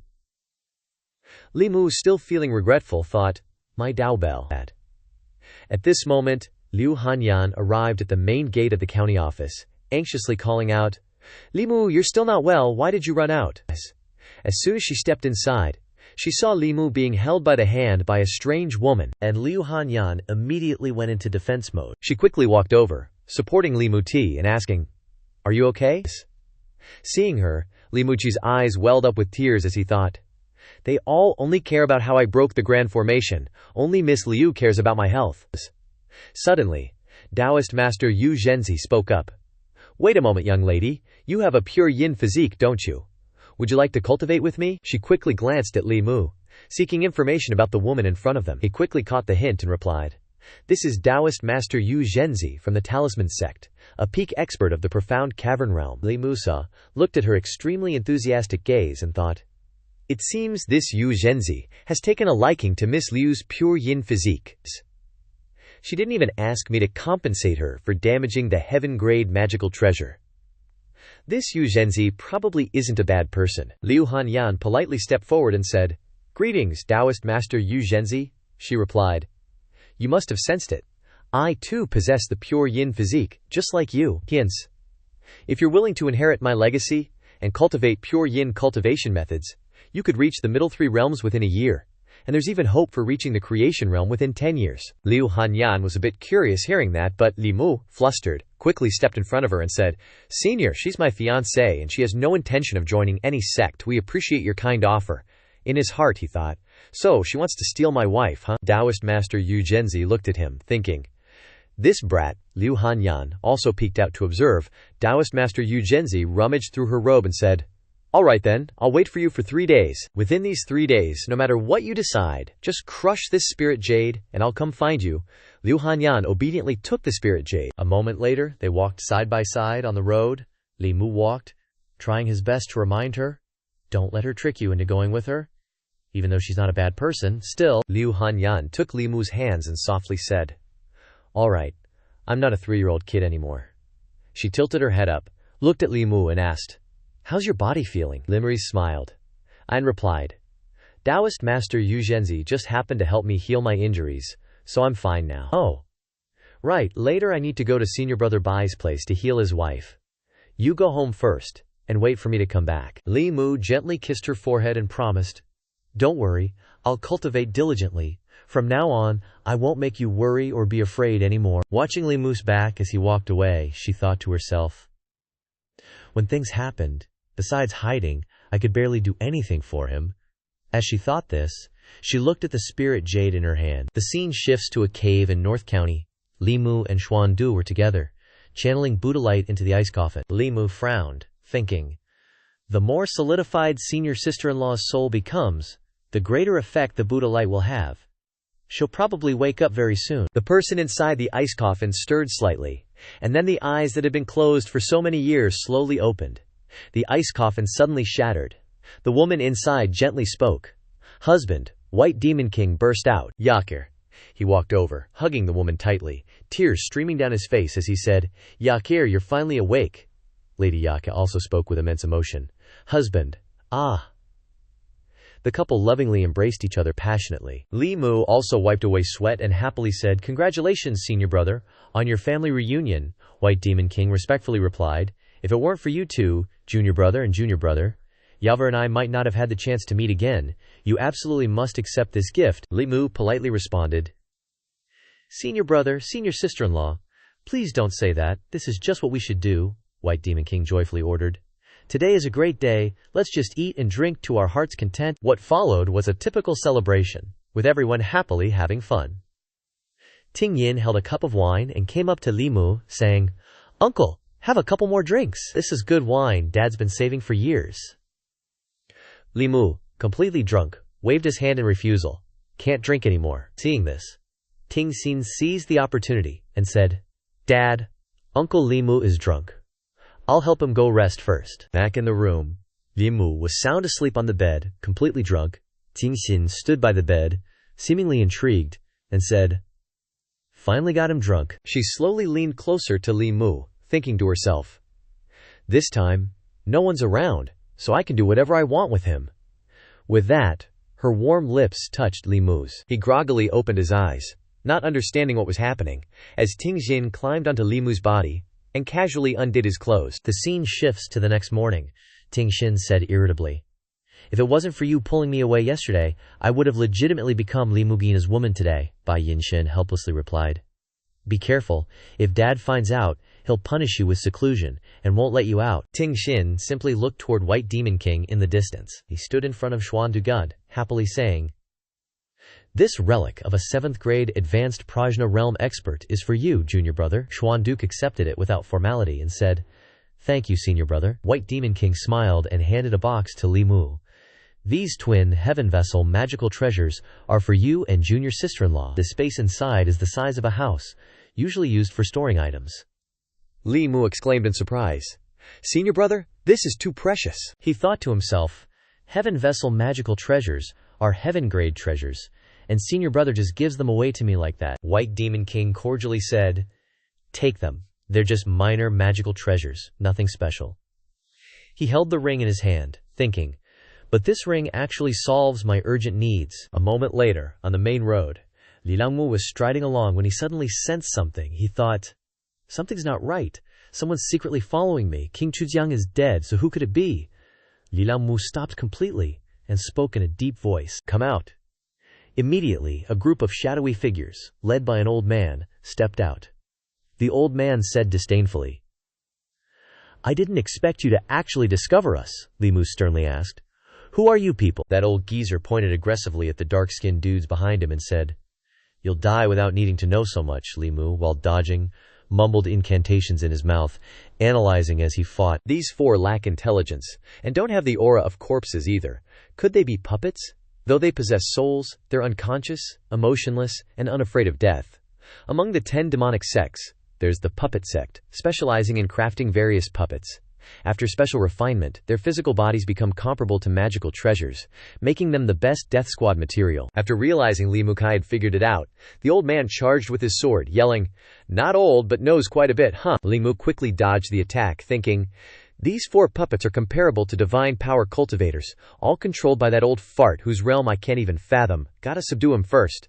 With that, he pulled out a talisman and threw it straight at the old man, who quickly sensed the danger. But he couldn't resist and was blasted away. He blew a breath of air into the talisman, thinking, "Blood mist first." The old man gritted his teeth, angrily saying, "A small constable like you actually possesses a high-grade sword talisman." Enraged, he controlled 3 swords at once, preparing to attack. He triumphantly yelled, "Now you're out of your precious high-grade sword talismans, let's see how you resist." Li Mu remained calm, smiled, and took out another talisman, saying, "Who said I only had one?" He continuously controlled the swords, but was continuously pushed back. He blankly said, "How do you still have them?" Li Mu cheerfully replied, "Not only do I have them, but I have a lot." As he spoke, he brought out a stack of high-grade sword talismans and fanned them out in front of the old man to provoke him. The talismans quickly flew out, forming a giant talisman hand in the sky, slowly descending towards the ignorant puppets. The moment the puppets were destroyed, the old man coughed up blood from the backlash. He panicked and asked, "Who exactly are you?" He gnashed his teeth, thinking, "Who said this target was just a chi condensation constable of no consequence? I want to go kill him." Li Musai walked up to him and coldly asked, "Speak. Who sent you?" The old man cowered and replied, "I just received a mission. I don't know who the client is behind it." He thought, "If I keep fighting him, I fear I won't have a life to return with today." Li Mu didn't say much, directly walking up to the old man. He raised 2 fingers, blocking the old man, causing him to feel uneasy. But then the old man thought, using the target's soul search technique might actually be a good thing. Immediately, a memory of the old man was revealed, in which a man was standing in front of him, calmly giving orders. "This constable from the North District is very displeasing to my master. You go from Divine Capital, and in half a month I want to see his head. Half of what you want will be given to you first, and the other half will be given to you after it's done." After a while of soul-searching, Li Mu tightly gripped his sword, thinking, so it's someone from Divine Capital. Scene changed to Li Mu's house, where the lights inside are lit. Liu Hanyan sat seriously on the bed, saying, "Li Mu, I have something I want to tell you." He slowly walked to the bed and replied, "What is it?" "Actually, I have something too." Liu Hanyan firmly spoke first. "I want to go to White Cloud Mountain." Li Mu was reaching into his clothes, searching for something. Hearing her say that, he suddenly froze. Li Mu confusedly asked, "White Cloud Mountain? Why suddenly decide to go there?" Liu Hanyan silently explained, "I don't want to just stand behind you every time there's danger. I'm clearly your future wife, but I'm too weak, and can only watch Bai Ji Yu Niang come and save you. I don't want to become your burden. No matter what I face, I want to stand shoulder to shoulder with you," Li Mu worriedly said. But if that's the case, Liu Hanyan grabbed Li Mu's hand and said, Just 1 year. It's just 1 year of not cultivating. After I learn the pure yin body cultivation technique, I will come down the mountain to find you. When that time comes, please, marry me." Her smiling eyes stirred up waves in Li Muxia's heart. He thought, if we're talking about desire for dual cultivation, she's even harder to restrain than I am. But she's also the one suggesting going to White Cloud Mountain. He gently embraced her. Liu Hanyan softly said, "It's just 1 year. Enduring a little won't be a problem." Li Mu sadly thought, "Liking is possessing, love is giving, restraint is understanding. I think I finally understand what love is." Taking this opportunity, he took out the magical treasure ring, given to him by Bai Yao Wang this morning. Liu Hanyan, surprised, asked, "What is this?" Li Mu calmly and decisively kneeled, gently holding the ring up in front of Liu Hanyan and said, "Liu Hanyan Ji Yunyang, will you marry me?" She surprised asked, "Li Mu, are you proposing?" Li Mu blushed shyly and replied, "Yes, I'm proposing to you. Hurry up and say you agree." Liu Hanyan blushed shyly and replied, "Did you have to rush me so much?" As if receiving Liu Hanyan's implicit agreement, Li Mu quickly put the ring on her finger. No matter where they are for this lifetime, they will hold hands and grow old together. Scene changed to 3 days later, at the entrance of an alley in Divine Capital. The streets here are much more bustling and lively than the district city. Li Mu was walking with a group of well-dressed people. The person in the lead spoke. "The front is Divine Capital. Once we get you there, our mission is complete." Li Mu, surprised, said, "This is Divine Capital?" The person in the lead looked at Li Mu and reminded, "His Majesty specifically sent an inner guard of my level to escort you to the central district. I hope you won't let down his trust. Do well with your promotion as Chief Constable of the capital prefecture, and be as righteous an official as before. Don't be like your predecessors. Li Muza both embarrassedly and curiously asked, "What happened to them?" The person said, "One died, one became crippled, and the other became blind." These words made Li Muza's skin crawl. He quickly turned around to run, saying as he ran, "I want to go back to the district. No need to see me off." She quickly blocked his way and said, "If you go back alone, what if you encounter assassins again? Moreover, His Majesty is there." Li Mu then remembered the words the North District Governor said to him. "I didn't expect you to be promoted to the capital district in one move." That's good too, to be by His Majesty's side. Those Central District conservatives wouldn't dare to hastily take action against you anymore. Coming to Divine Capital is entirely beneficial to you. Those words of advice now kept circling his head. Li Mu sighed and thought, promotion and a raise. Why does it also come with a life-threatening danger? The guide suddenly spoke. "Constable Lai, Grand Commandant is inside, please enter." He looked at the large sign in front of the gate and thought, if Grand Commandant is a member of the old party, my days will be tough. Li Mu obediently went straight inside. As soon as he entered, a very familiar voice rang out, "These are all newcomers." Seeing Li Mu, the person exclaimed in shock, "Li Mu, you're the new chief constable." He was equally shocked and pointed at the person in front of him, yelling, "Lord Zhang!" Li Mu wondered, "Lord Zhang, didn't I hear that you were transferred to the central district to be a county magistrate?" Lord Zhang sat down, sipped his tea, and replied, "This official hasn't taken office yet. The original Grand Commandant was dismissed for investigation and put in prison. I don't know why the Imperial Court replaced him with this official. This position isn't easy to sit on. The court wants to change Divine Capital Grand Commandant every year." Lord Zhao spoke with gritted teeth, looking very reluctant. Li Mu also sympathetically replied, "That's right. If it weren't impossible to leave, you could beat me to death, and I still wouldn't come to this cursed place," he thought. Before leaving, I even bragged to Liu Hanyan and Wan at White Cloud Mountain, saying that after a year, I would be able to make a name for myself and bring them to Divine Capital. Now I want to run, but I can't anymore. Zhao Darren sighed and continued, "The Divine Capital Prefecture sounds impressive, but in reality, it's weak. Out of all the things that happen in Divine Capital, there are 3 parts, 1 don't dare to manage, and 3 parts, 1 can't manage. If you make the wrong step, not only will it be difficult to keep the seat under your butt, but the head on your neck won't be safe either. In short, investigating cases here requires utmost caution. You absolutely must not cause trouble." Li Muskaz pointed at himself and retorted, "My lord, do I look like someone who wants to cause trouble?" he thought. "Although I don't cause trouble, trouble might come looking for me." Fortunately, the queen is a generous rich woman. She gives away heavenly grade, upper quality Dadio transformation pills like they're nothing. If I become the queen's confidant, I can at least reduce a few years of struggling. Zhao Darren waved his hand and reminded Li Muhaye, Alright, you're new to Divine Capital. Have someone take you to buy some things, and go back to rest first. Come to work tomorrow. Scene changed to the entrance of an alley in Divine Capital. Constable Wang Wu was tasked with taking Li Mu to buy things. He chattered away.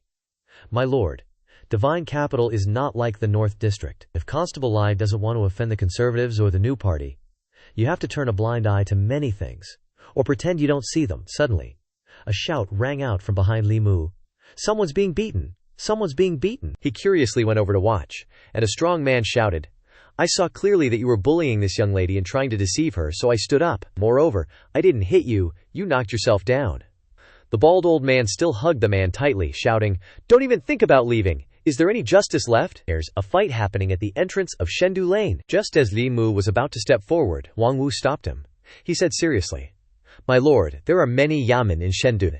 The Shendu Yamen, the Ministry of Justice, the Court of Judicial Review, and the Imperial Censorate all have the right to adjudicate cases. The Shendu Yamen is the most insignificant of them all. Look, not only have people from the Ministry of Justice arrived, but at this moment, a group of officials are also approaching, shouting loudly, What's going on? The bald old man seemed to be waiting for these officials. He yelled, Why are you only arriving now? I was beaten by this idiot.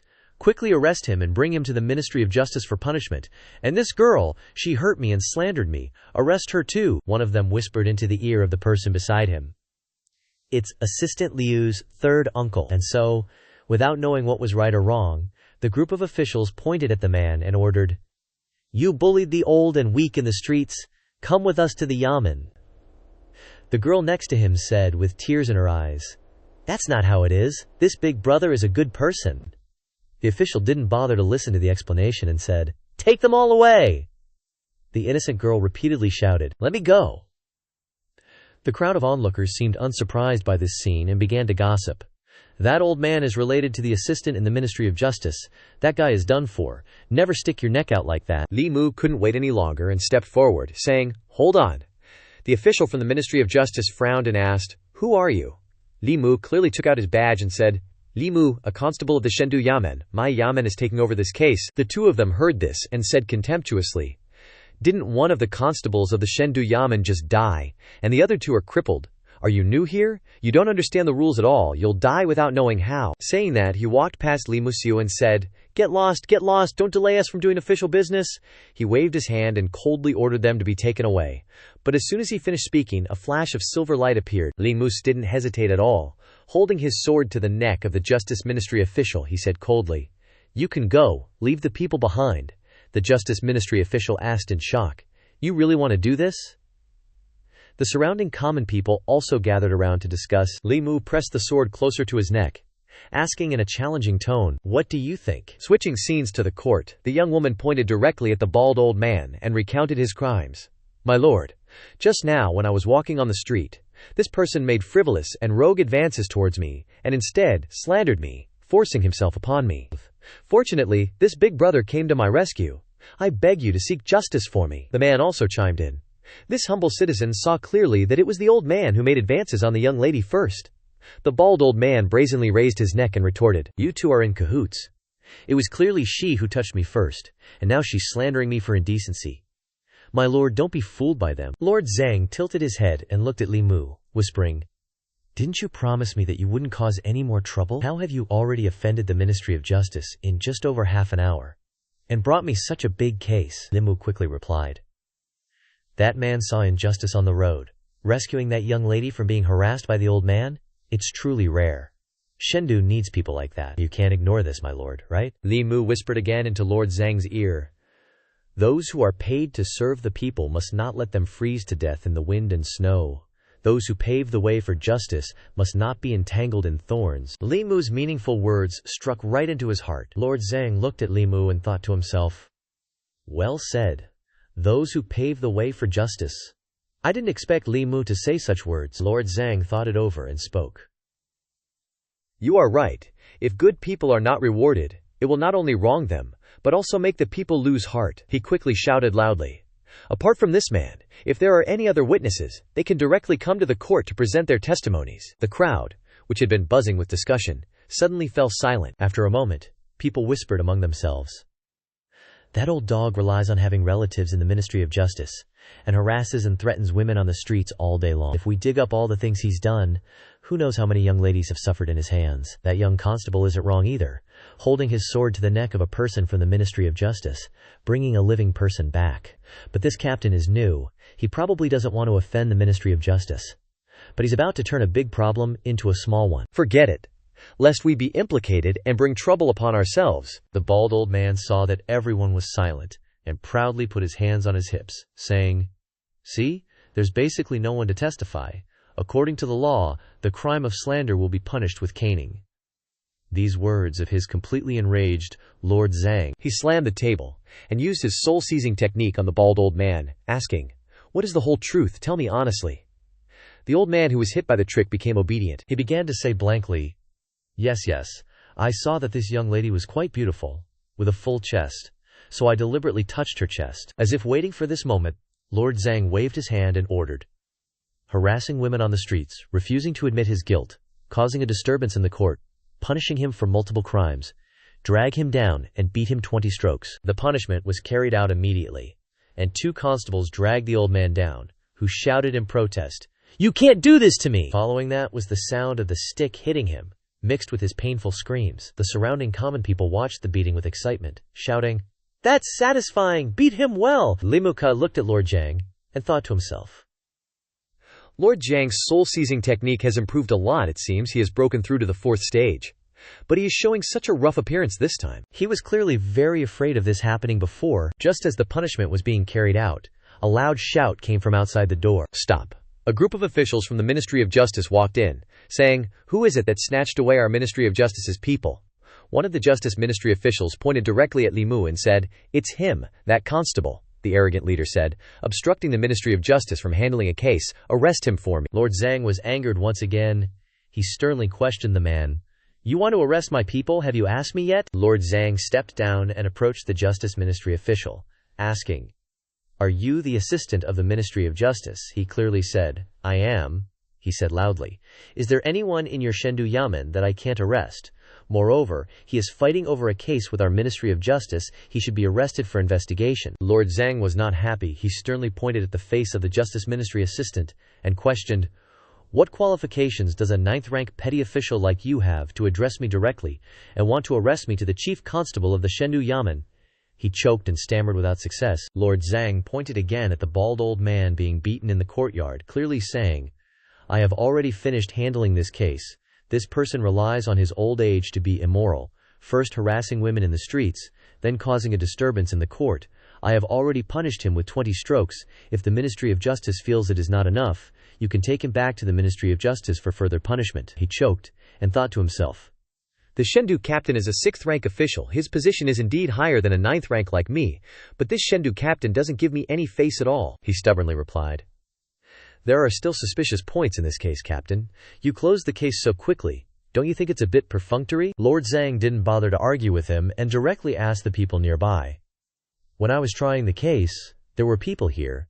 You ask them if there is anything suspicious about this case." The people there unanimously shouted, "There is nothing suspicious. Nothing suspicious. The captain handled the case well. It should have been handled like this a long time ago.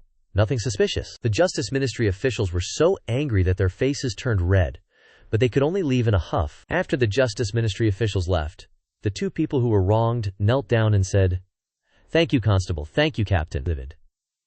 Li Mu looked at the 2 people in front of him and thought to himself, "Sure enough, there is faith and righteousness in the inner Crow Shendu. If I can continue to gain the trust and love of the people, not only will I quickly perfect the 7 killings, but the speed of my cultivation will not be inferior to Han Yan's cultivation on White Cloud Mountain." Lord Zhang was still flustered, saying, "Quickly, stand up." A while later, Li Mu curiously asked, "My lord, what if the Ministry of Justice investigates?" Zhang responded calmly, "Kid, you don't need to worry about that for me," he explained frankly. "The Ministry of Justice has a minister, a vice minister, 5 directors, and 10 clerks. What is he? Do you think those officials in the Ministry of Justice have nothing better to do than help him out? Would they stand up for an insignificant clerk?" Hearing this, Li Mu looked at him, thinking, no wonder he was so unusually bold just now. So, he had already calculated that the Ministry of Justice wouldn't stand up for a nobody clerk. With that settled, he reached out his hand, surprised. Where's my belief? Where have all my beliefs gone? Li Mu said awkwardly. I didn't control it well this time. Next time, I'll definitely leave some for you, my lord. Cut to inside the royal palace. The queen, sitting behind a screen, spoke. You said he arrived in Chengdu just half an hour ago and snatched a case from the Ministry of Justice? Those who earn a living for the people shouldn't be left to freeze in the wind and snow.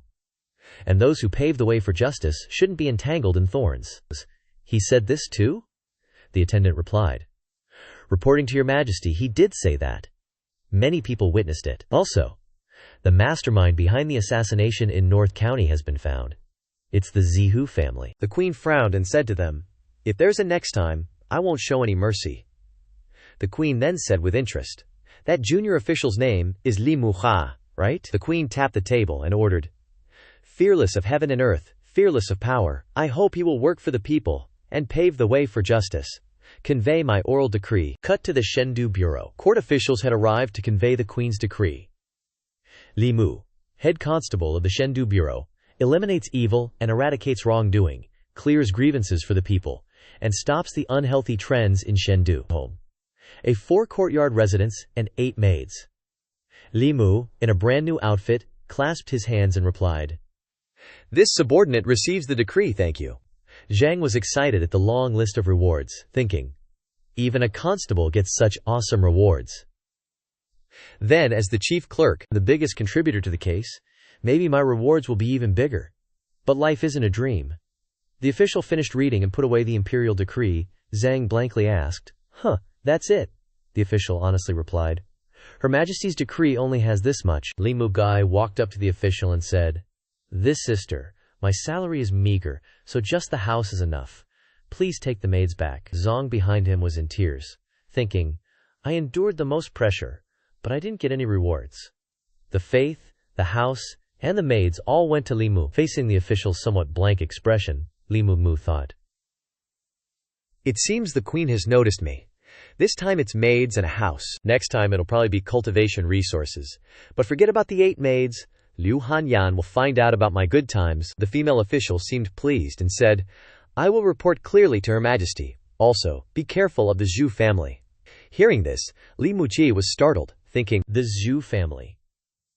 Isn't the Zhu family deeply connected with the queen? I offended assassins from the former faction. This serves as a warning. I should watch out for the old faction, not the Zhu family. Unless, Li Mu realized something and asked, The people who assassinated me in North County were from the Zhu family and the new faction? The female official replied, Her Majesty has high expectations for you. As long as you act justly, no matter what happens, Her Majesty will protect you. Her Majesty hopes that you can work for the common people and pave the way for justice. Li Mu solemnly clasped his hands and bowed, replying, Li Mu will definitely not fail. Her Majesty's expectations. Also, thank you, sister, for the reminder. The female official crossed her arms, turned away, and said, You can call me Official Mei, Li Mu sweetly said. Thank you, Sister Mei, for escorting me all the way. Official Mei was pleased to hear this, thinking, he knows how to talk, but her face remained cold as she said, Silver tongue. Official Mei Kei turned to leave, and before leaving she looked back and reminded. Remember one thing. As long as you can maintain your original intention and remain loyal to Her Majesty, I believe that before long, you will be able to become Her Majesty's inner guard. At that time, you will have greater power and receive countless cultivation resources. Cut to the entrance of Chengdu Alley. Xiao Bai and Li Mu walked side by side on the road. She happily said, Benefactor, are you now a constable? Looking at Xiao Bai, Li Mu thought, Xiao Bai, wearing this outfit, looks a bit like Li Mo Qing. He gently replied to her, In the future, when you come out with me to handle cases, just follow me like this. But in front of outsiders, remember to call me Head Constable La. Xiao Bai laughed happily and replied, Yes, benefactor. Suddenly, a loud shout rang out. Get out of the way! Get out of the way! A man riding a large horse galloped down the street. The little girl wanted to avoid him, but stumbled and fell on the road. Not only did the man not stop the horse, but he also raised his whip and said, Seeking death, how dare you block my way? The whip aimed straight at the innocent little girl, but in a split second, Xiao Bai stepped forward and tightly grasped the whip. The man was stunned. Without hesitating, Xiao Bai yanked the whip from him and said, Get down here. With just one small movement, he fell from the horse's back to the ground. Li Mu also walked over and loudly said, Riding a horse in the street, endangering the people, according to the law, 20 strokes, 7 days in jail, a warning. You guys follow me to the yamen for a trip. The man was still being helped up by his subordinates. He angrily said, "Just a small constable from the Shendu Bureau, and you dare to meddle in my affairs." His subordinate anxiously said, "Young master, the master has instructed that the situation in Shendu is unclear, and you should not cause trouble. How about we?" The surrounding people also said to Li Mu, "Head Constable Li, that person riding the horse is Zhu Tong, the son of the Ministry of Rights Director, the Ministry of Rights Assistant Minister, and the subordinate concurrently serving the Ministry of Rights Director is the Shendu Magistrate." Hearing this, Li Mu thought, no wonder he's so arrogant. So he has someone backing him. But who doesn't have someone behind them? Li Mu Song first politely spoke to the people, then said to Zhu Tong, "Thank you for the reminder, but the court has banned riding horses in the street. As the head constable of the Shendu Bureau, I must be responsible for the safety of the people." Hearing this, Zhu Tong was furious. He threw a tael of silver on the ground and said, "If it's just riding a horse and not harming the people, according to the law, I can also pay silver to avoid punishment. 20 strokes can be replaced with 2 taels of silver, and 7 days of imprisonment can be replaced with 7 taels of silver. Here are 10 taels of silver. No need to return the change." He brazenly climbed back on his horse and left. Li Mu angrily gritted his teeth and said, "Using silver to avoid punishment? Wouldn't that create chaos? How could the court make such a law?" Constable Wang Wu then stepped through the crowd and said, "Sir, please calm down. Shendu really has such a law." Hearing this, Li Mu exclaimed in surprise. "What?" Wang Wu anxiously explained. "Except for some major murder cases, other cases can be paid with silver to avoid punishment." At that time, the national treasury was empty, and the late emperor ordered the Ministry of Justice to amend the law to replenish the treasury. Li Mu watched Zhu Tong and his group leave and thought, "This law seems to treat everyone equally, but ordinary people cannot accept it, while to aristocratic families, a little silver is nothing. This is why they are so unscrupulous," making Shendu shrouded in miasma. Xiao Bai, who was next to him, couldn't stand it, and said, Head Constable Li, are we just letting them go like that?" Suddenly, Zhu Tong turned around. He took out a package and said to him, "Head Constable, I'm so sorry, I rode a horse in the street again, but I am a good citizen who upholds the law. This is 100 taels of silver, I'm buying 10 offenses, and the extra is for you." With that, he dropped the entire bag of silver on the ground. Seeing him so nonchalant, Wang Wu turned to Li Mu and said, "Sir, please be patient." Li Mu gritted his teeth in response, "Wang Wu, this is really unbearable." But Zhu Tong still didn't know it and was still riding his horse leisurely. With a gentle movement, Li Mu Xia pulled him off his horse. That dude angrily blurted out, "You!" Li Mu, holding silver in one hand and making a defensive gesture with the other, said, "Rewarding with silver, right? Fighting in the streets incurs a fine of 10 taels of silver." With that, he continuously slapped the guy's face. The sounds of smack smack echoed throughout the street, along with his screams. After a while, Li Muxian's hand was exhausted, and the guy's face had turned into a pig's head.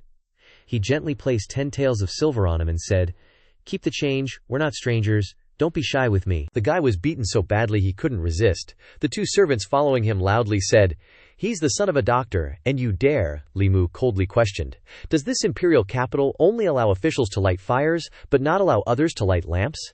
He can break the law and pay with silver, but this head constable can't." This reasoning left them speechless, and they could only help each other run away. That Zhu Tong guy still had enough strength to turn back and say, "Just you wait." This scene caused the common folk around to admiringly shout, "Well done, Your Excellency is mighty. These lawless brats should have been beaten long ago." Li Mu thought to himself, "Dealing with these arrogant bastards requires being even more stubborn than them." Wang Wu, walking beside him, nervously said to him, "We're doomed, we're doomed."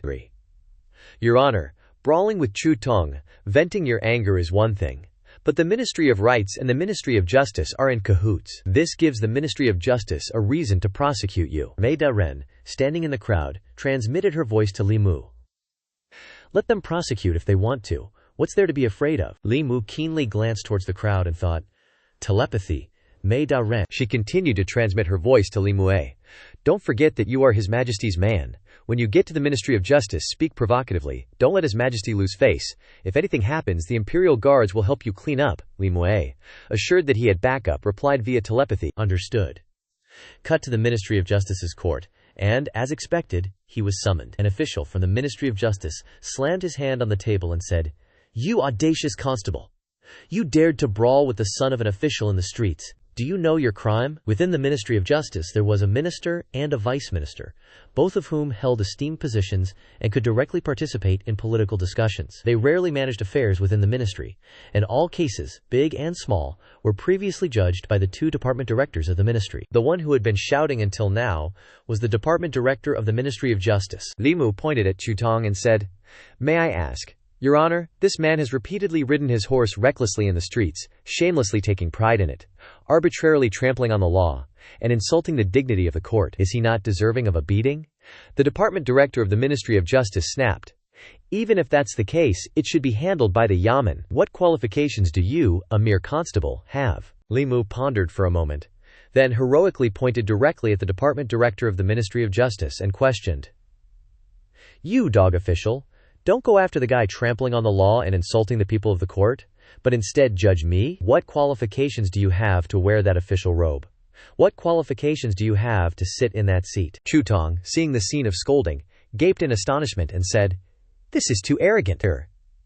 Cursing the department director of the Ministry of Justice as a dog official in the Ministry of Justice's court. The soldiers there were also shocked, thinking, Who is this guy who dares to curse Lord Director right here in the Ministry of Justice's court? This guy's got some serious balls. The common folk around looked on and murmured, Is this the head constable from earlier?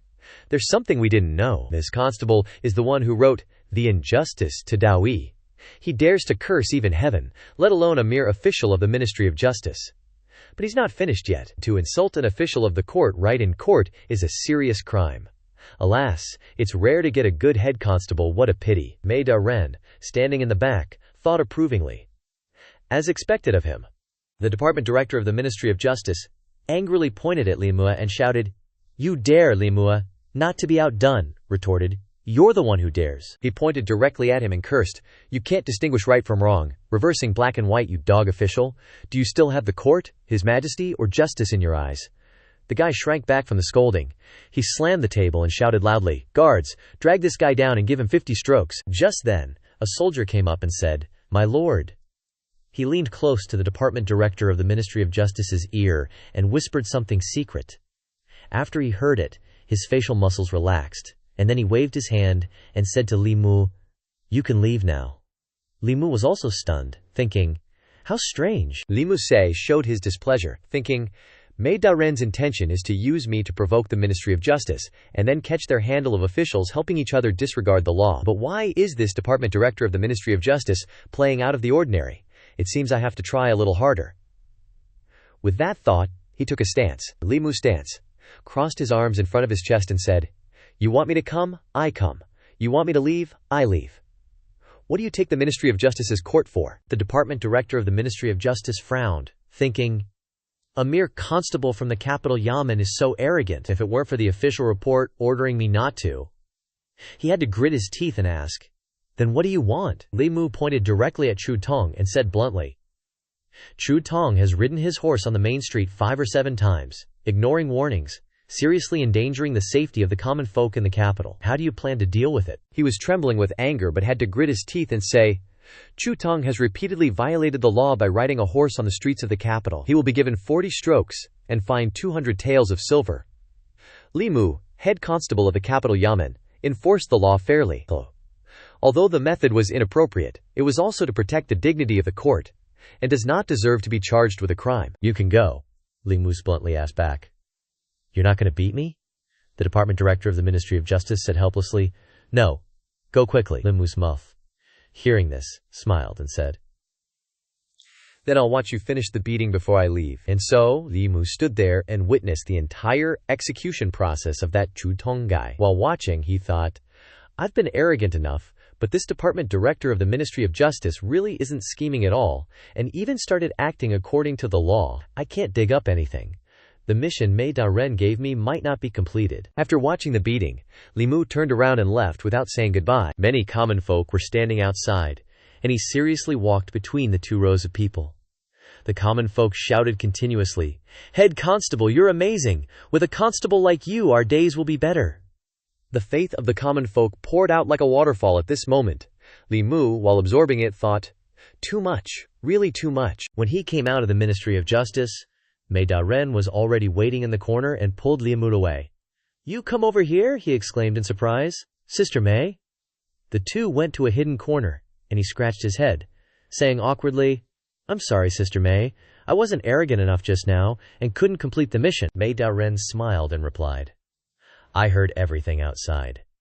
You were arrogant enough and didn't make His Majesty lose face. If you didn't find it this time, there's always next time," Li Mu said seriously. "As long as the law of paying silver to atone for crimes doesn't change, injustice in the capital will not disappear, and the common folk will not fully trust the court or His Majesty."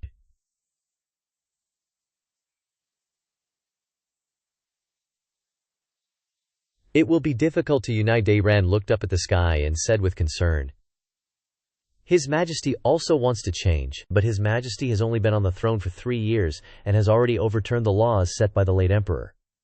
How do you think the court officials will think? How will the people in the world think?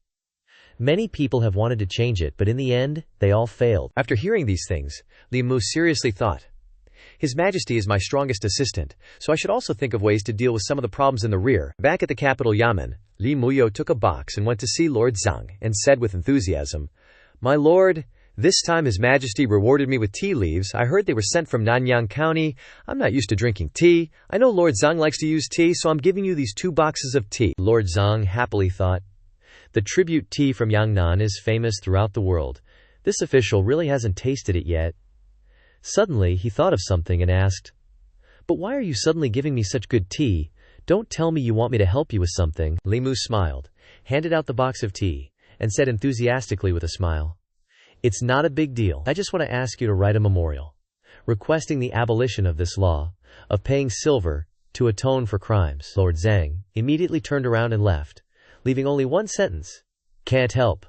Farewell." Li Mu stood on the spot and called after him, "After it's done, His Majesty will reward you with a house." Lord Zhang's footsteps immediately stopped.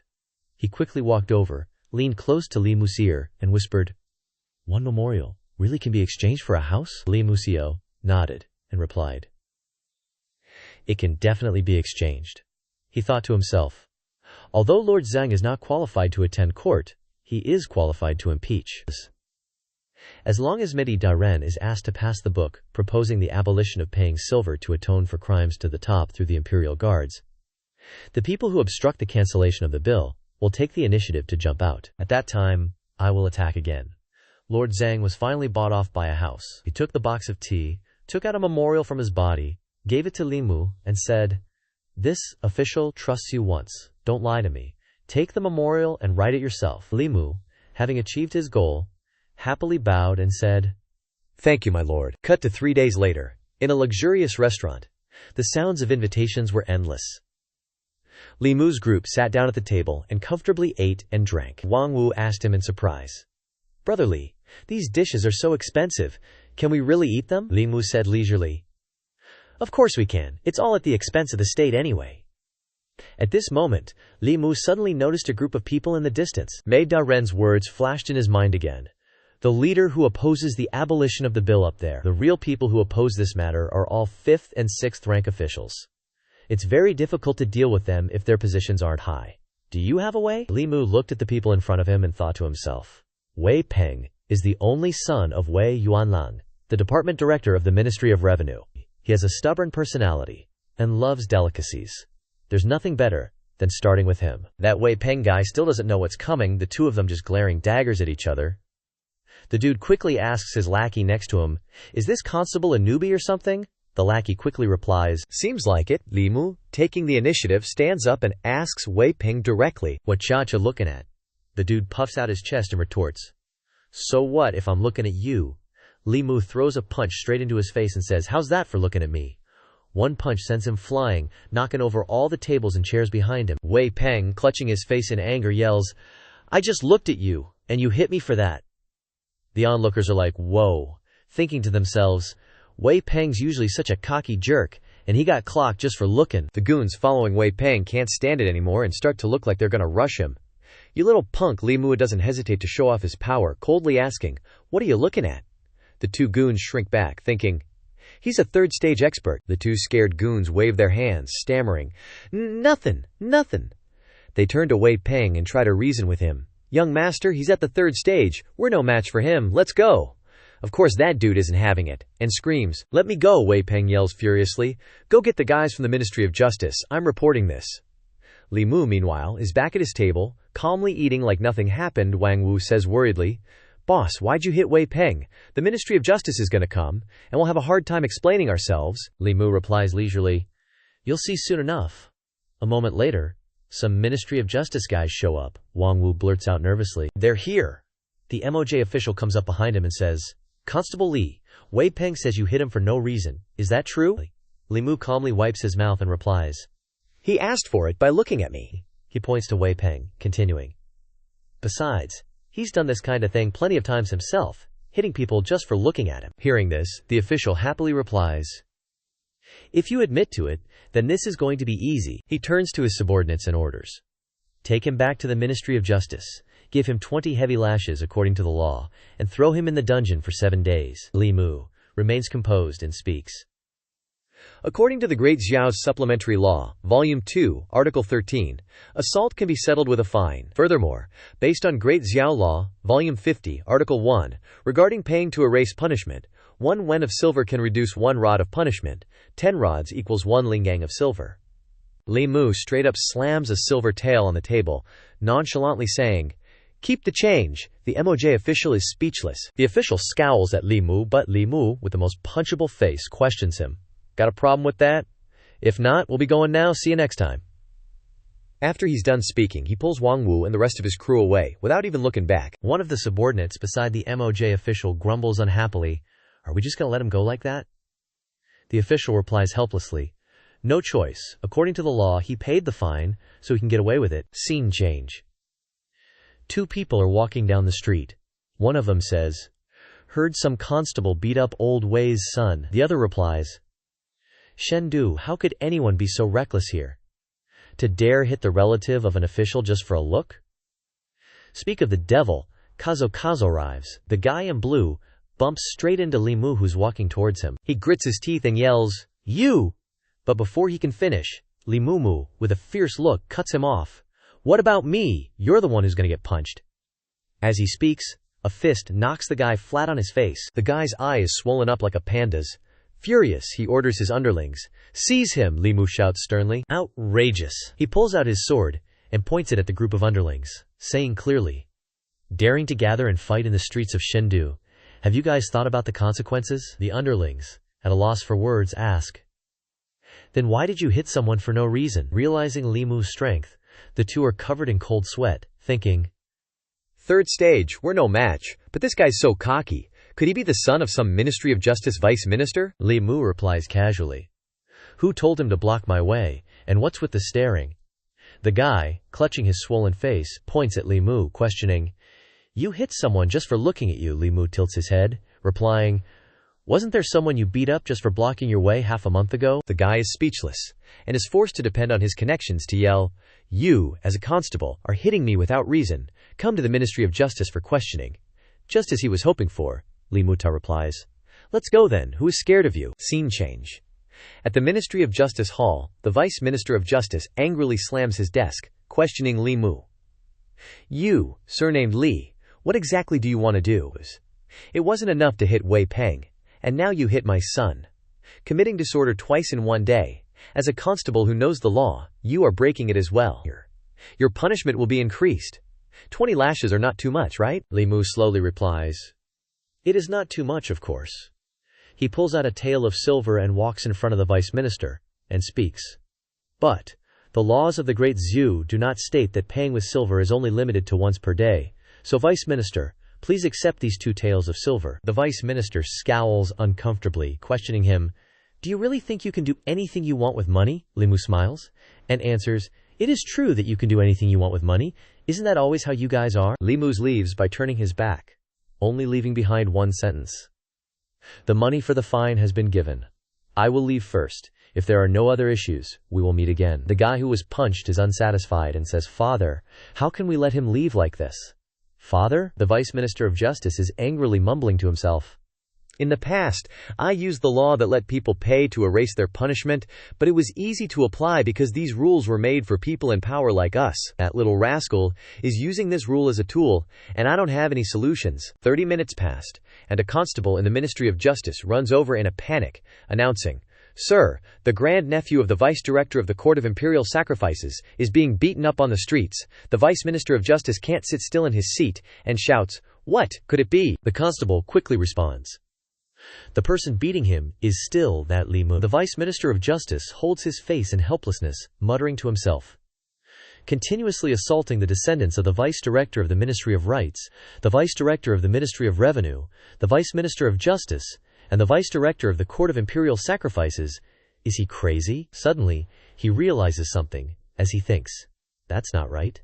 The Vice Minister of the Ministry of Rights, the Vice Director of the Ministry of Revenue, the Vice Minister of Justice, and the Vice Director of the Court of Imperial Sacrifices, all of these people are against the repeal of the law that allows people to pay money to erase their punishment. Ling Mu is purposely using this law to prevent us from speaking up about our suffering, unless his real goal is this exact law which allows people to pay money to be exempted from crimes. Scene change.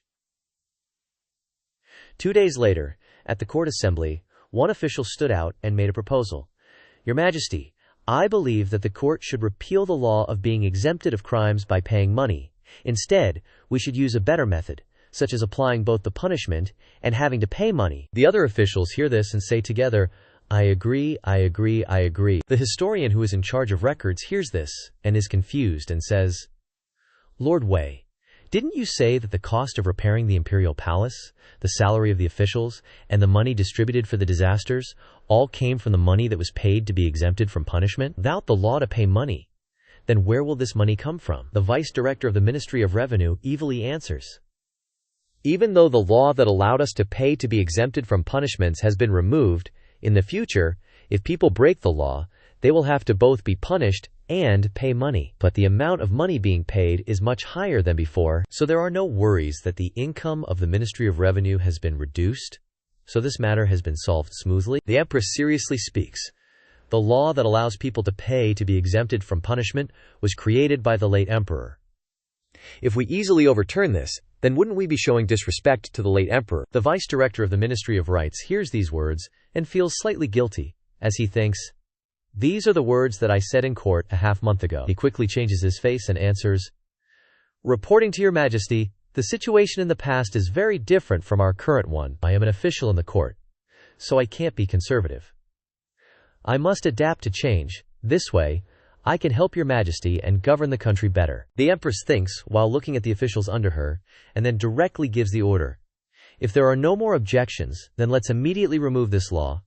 In the future, anyone who breaks the law can't use money to be exempted from their punishment."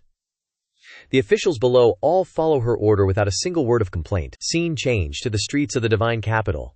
Her Majesty the Queen and 2 bodyguards in disguise are strolling along. One bodyguard asks, surprised, "He solved the whole pay-to-avoid-punishment thing with just 3 taels of silver." Grand Tutor Mei proudly chimes in, "He's been abusing this pay-to-avoid-punishment law for the past half-month like crazy. Spent a measly 3 taels to beat up all those heirs from the Ministry of Revenue, Ministry of Rights, and Ministry of Justice, one by one. Otherwise, would those officials have so eagerly begged to change the law?"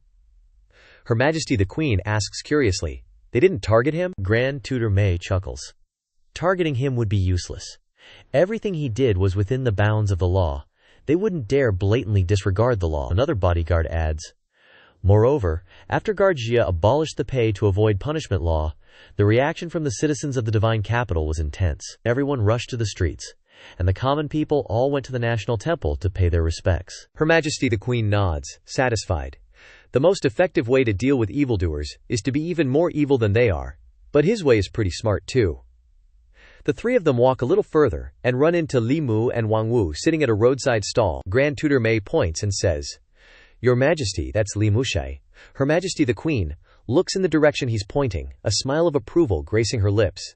Suddenly, Li Mushai turns his head, and their eyes meet. Her Majesty the Queen is startled, and her cheeks flush red without her even realizing it. She thinks, flustered, "Did he see me?" In reality, Li Mu is just looking around, reassuring Wang Wu, "Don't worry, no one around here can hear what we're saying." Li Mu asks Wang Wu seriously, If that crown prince is gay, does that mean the rumors about Her Majesty being a virgin are true too? Wang Wu replies honestly. 100%. These words reach the ears of Her Majesty the Queen.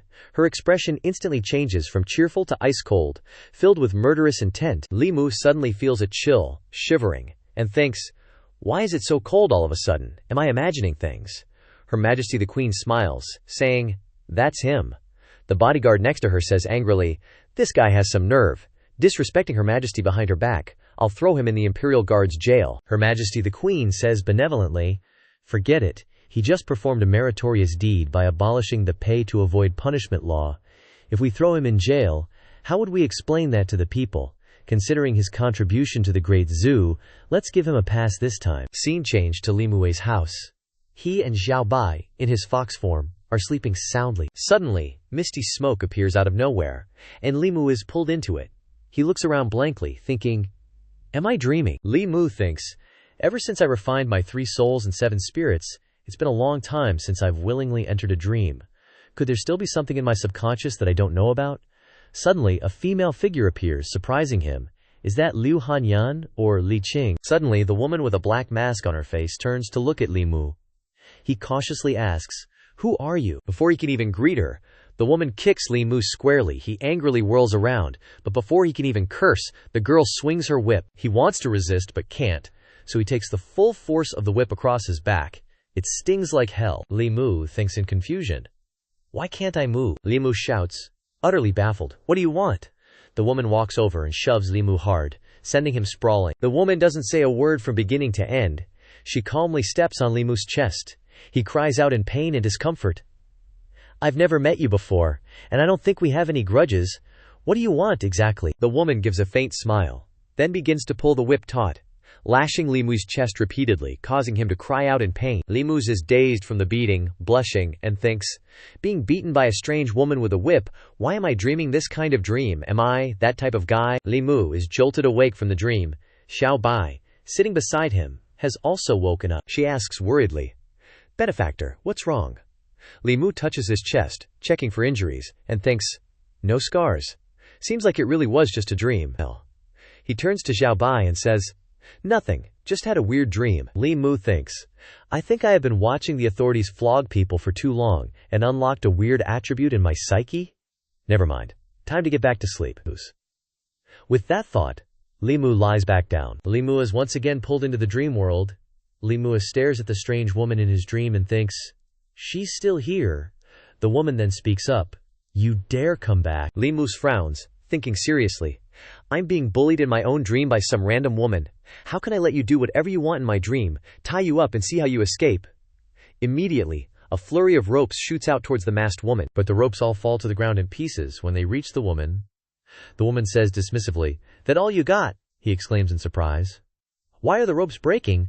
Li Mu once again controls the ropes, attacking the mysterious woman, shouting fiercely, I don't believe you can keep taking control of my dream world. The woman waves her hand nonchalantly, and the ropes are completely severed. Li Mu is utterly shocked and thinks, what? The ropes quickly lash out and bind Li Mu tightly.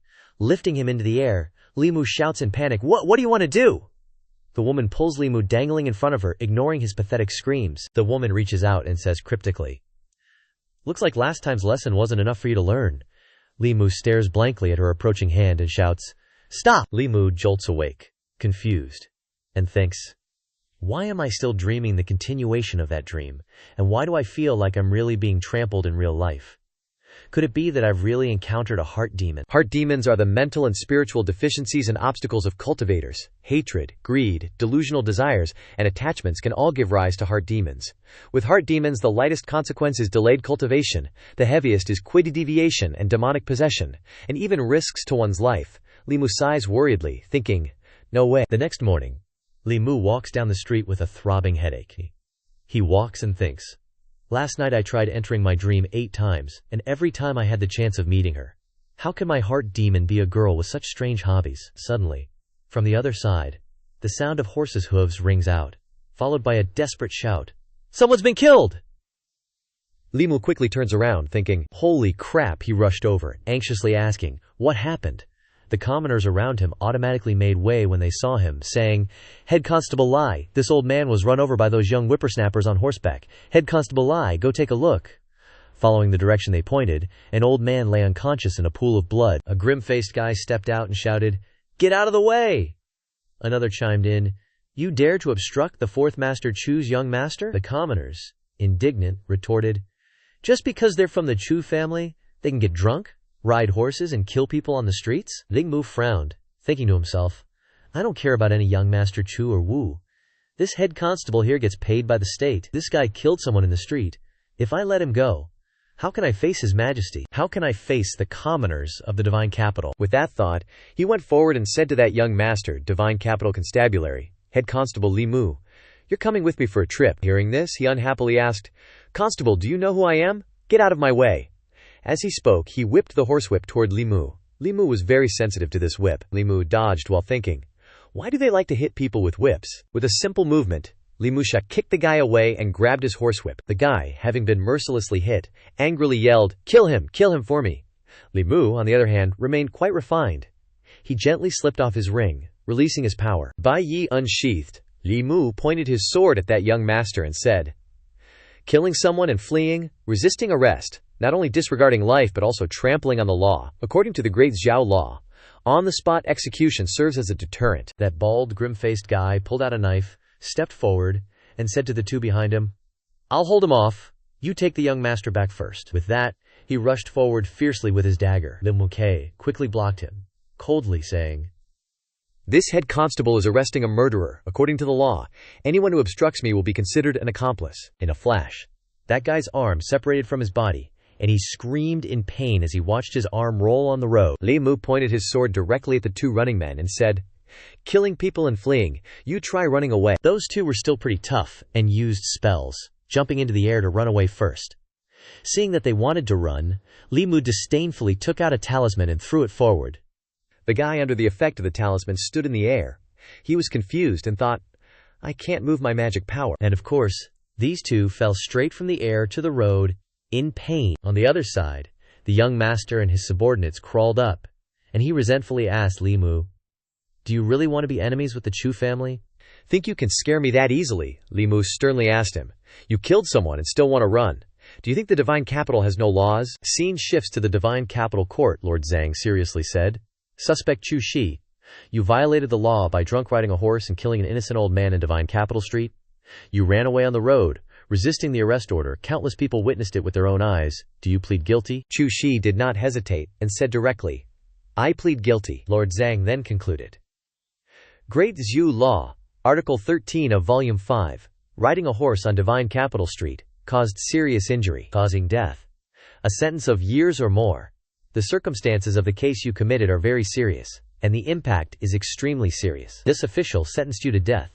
Immediately hand it over to the Ministry of Justice for consideration. The guards, take these three to the dungeon first. Chu Shi leisurely put his hands behind his back and said, "Whatever you want, where's the dungeon? I'll go myself."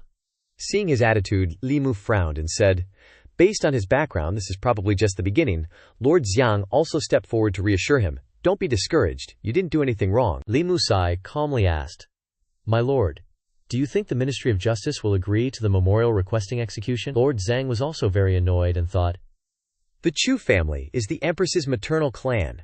The Empress's ascension was greatly assisted by the Chu family. After the Empress took the throne, they became the most noble family in Great Zhou, even wanting the Empress to pass the throne to the Chu family's heir after her retirement." The scene shifted to the Ministry of Justice. Deputy Minister Chu Zhong grimly held the memorial and said to the person in front of him, "I can return the memorial requesting execution, but the position of Southern Yang County Lieutenant must be given to us." The scene shifted to 2 days later outside the county government, and that Chu Shi was finally released. He leisurely said, "We'll meet again, maybe in less than 3 years. I hope you're still here then." With a disgusting face, he turned around and challenged Li Mukai. "Oh right, after I leave, you have to keep a closer eye on that old man's family. I heard their house is made of straw mixed with mud. It might collapse one day, and there are a lot of people riding horses outside. It wouldn't be good if they accidentally ran over 1 or 2 of them." Lim Mu was successfully enraged by these words, and he thought to himself, Does this divine capital have no law at all anymore? This guy actually dared to threaten the relatives of the deceased in broad daylight. Chu Shi stepped in front of Li Mu and added, "I'm just reminding you, I didn't do anything. You guys have to look at the evidence when you act. Don't falsely accuse good people," he said, and burst out laughing. Li Mu held on to the last second of composure and asked him, "People are doing, heaven is watching, there are gods 3 feet above your head." Chu Shi, of course, did not believe it. He contemptuously said, "Gods? It's been so many years, I really want to see what gods look like. If you have the ability, call them down here." As if waiting for this, Li Mu secretly formed a hand seal behind his back, then pointed straight to the sky with his other hand and shouted, "Curse the heavens! If you have eyes, don't let good people suffer injustice. Don't let evil people harm the world." Lightning was immediately activated, striking directly down where he was standing. Although he was still alive, he was extremely panicked. Li Mu also discovered something and thought, "High-level substitute talisman. I don't believe he can have so many life-saving methods." With that thought, Li Mu activated the lightning again. Chu Shi looked in horror at the lightning, aiming at him, thinking to himself, "Are there really gods?" Once again, he was struck by lightning and howled, "No, it can't be!" The lightning struck continuously. The protective talismans quickly ran out, and he shouted in fear, his face pale, "No, someone, come here!" He watched the lightning preparing to strike him again and shouted in fear, "This is my last life-saving talisman. If another bolt of lightning comes down, I will definitely die without a doubt." And then no miracle happened to him. The lightning struck him straight down. Li Mu sternly looked at the scene before him, thinking to himself, "Today must be the day of your death." Li Mu crossed his arms and looked at Chu Shi's 2 followers and asked, "What are you looking at? Don't tell me you think a little 3rd realm cultivator like me can cast 5th realm purple firmament divine lightning?" Lord Zhang rushed out from inside in a panic and asked, "Purple firmament divine lightning? Who just activated purple firmament divine lightning?" Going outside, he caught sight of Li Mu Shi and asked, "Where's Chu Shi?" He pointed calmly ahead, casually replying, "There. All that's left is a big, smoking pit." Li Mu stood in front of the pit majestically and said, "Chu Shi murdered an old man. Not only did he not repent, but he also held a grudge in his heart. In front of so many commoners, he threatened the family of the victim and was disrespectful to the heavens. Heaven then sent down a few bolts of purple firmament divine lightning, and he was punished to death by heaven." "Everyone here can testify," one of Chu Shi's subordinates whispered to the other. "Now that the young master is dead, someone has to take responsibility no matter what," the other one said timidly. "If we want to live, then let that constable take the responsibility." Then the black-clothed subordinate stepped forward and pointed directly at Li Mu and said, "It must be you. Whether it's a talisman or a Daoist art, what tricks did you use to harm our young master?" Li Mu smiled and casually replied, "If I knew this kind of Taoist art, the 4 Buddhist and Taoist sects and 6 schools would all be inviting me. Would I still be working in divine capital to take crap from you animals?" While he was blustering, a man rushed from afar, yelling, "My son." The man landed next to the 2 subordinates of Chu Chu and asked, "Where's my son?" The 2 replied in unison, "Sir, the young master was killed by this man." The man stood in disbelief and asked, "What did you say? My son is dead?" Tears streamed down his face as he asked the 2 subordinates, "Where's my son's body? Where's his soul?" The black-clothed subordinate then shed tears and accused, "Young master, the young master died under that person's purple firmament divine lightning, and his soul has been scattered." The man, hearing this, turned angrily to Li Mu Shi and gritted his teeth, asking, "Did you kill my son?" Li Mu crossed his arms and retorted that Chu Shi deserved to be struck by lightning. "Even if the heavens didn't kill him, I was going to." Hearing this, 2 lackeys charged, yelling, "You dare say that? Pay for our young master's life." Li Mu frowned, thinking, "Should I just off them all at once?" Without hesitation, he pulled out 2 talismans and launched them at the 2 goons. With a simple move, he successfully sent the 2 to meet their master, Li Mu said coldly. Assassinating an official. Death on the spot. Enraged, the man rushed at Li Mu, roaring, "Then die." However, Zhang Daren stepped in, blocking the attack. He parried and shouted, "Outrageous! Who allows you to harm people in the capital city?" Suddenly, an idea struck Zhang Daren. He clutched his chest, spitting out a mouthful of blood, and collapsed to the ground. Feigning pain, he pointed at the Chu guy, shouting, "How dare you, Chu! In broad daylight you plot to harm a court official. Do you have no regard for the law, for his majesty?" The Chu guy panicked, speechless. Li Mu chimed in, acting worried, and helped Zhang Daren up, asking, "Zhang Daren, here's the medicine your sister often uses. quickly swallow it. In his heart, he thought, Zhang Daren's acting skills are wasted if he doesn't become an actor. After caring for Zhang Daren, he turned to the Chu guy and declared, this Chu Daren probably wouldn't dare kill us in front of the public. Zhang Daren, don't worry. The Chu guy was trembling with anger, thinking, Zhang Chun, the capital magistrate, clearly has the same strength as me, but he deliberately pretends to be severely injured by my attack. What an ultra-shameless bastard. Just then, officials from the Ministry of Justice arrived, asking anxiously, what happened? What was that thunder just now? Seeing the officials, the surrounding crowd shouted, Chu Shi committed many evils, disrespecting the heavens, so the heavens sent down lightning to strike him dead. That's right. That's right. The Ministry of Justice soldiers exchanged uneasy glances. One of them approached the Chu guy and asked, Chu, young Master Chu was struck dead by lightning. The Chu guy angrily pointed at Li Mu, accusing, this is the one who killed my son, why aren't you arresting him? Two Ministry of Justice soldiers obediently went to Li Mu and said, this case involves major events, and needs to be resolved by the Minister of Justice. Those involved in the case come with us to the Ministry of Justice to report. Zhang Daren also followed, saying, this official will go with you. Chu Daren's palm strike, this official also wants to go to the Ministry of Justice to give an explanation. Seeing this, the surrounding crowd roared, following along shouting, we're going with Li Butu to be witnesses for him. If you have the ability, go ask the heavens for justice. Li Butu is innocent. Everyone go to the Ministry of Justice together, to support Li Butu. Cut to the main hall of the Ministry of Justice. The Ministry of Justice director looked at the crowd, and familiar faces before him, a little embarrassed, not knowing what to say. He looked at Li Mu, thinking, Chu Shi's death is definitely related to this Li Mu.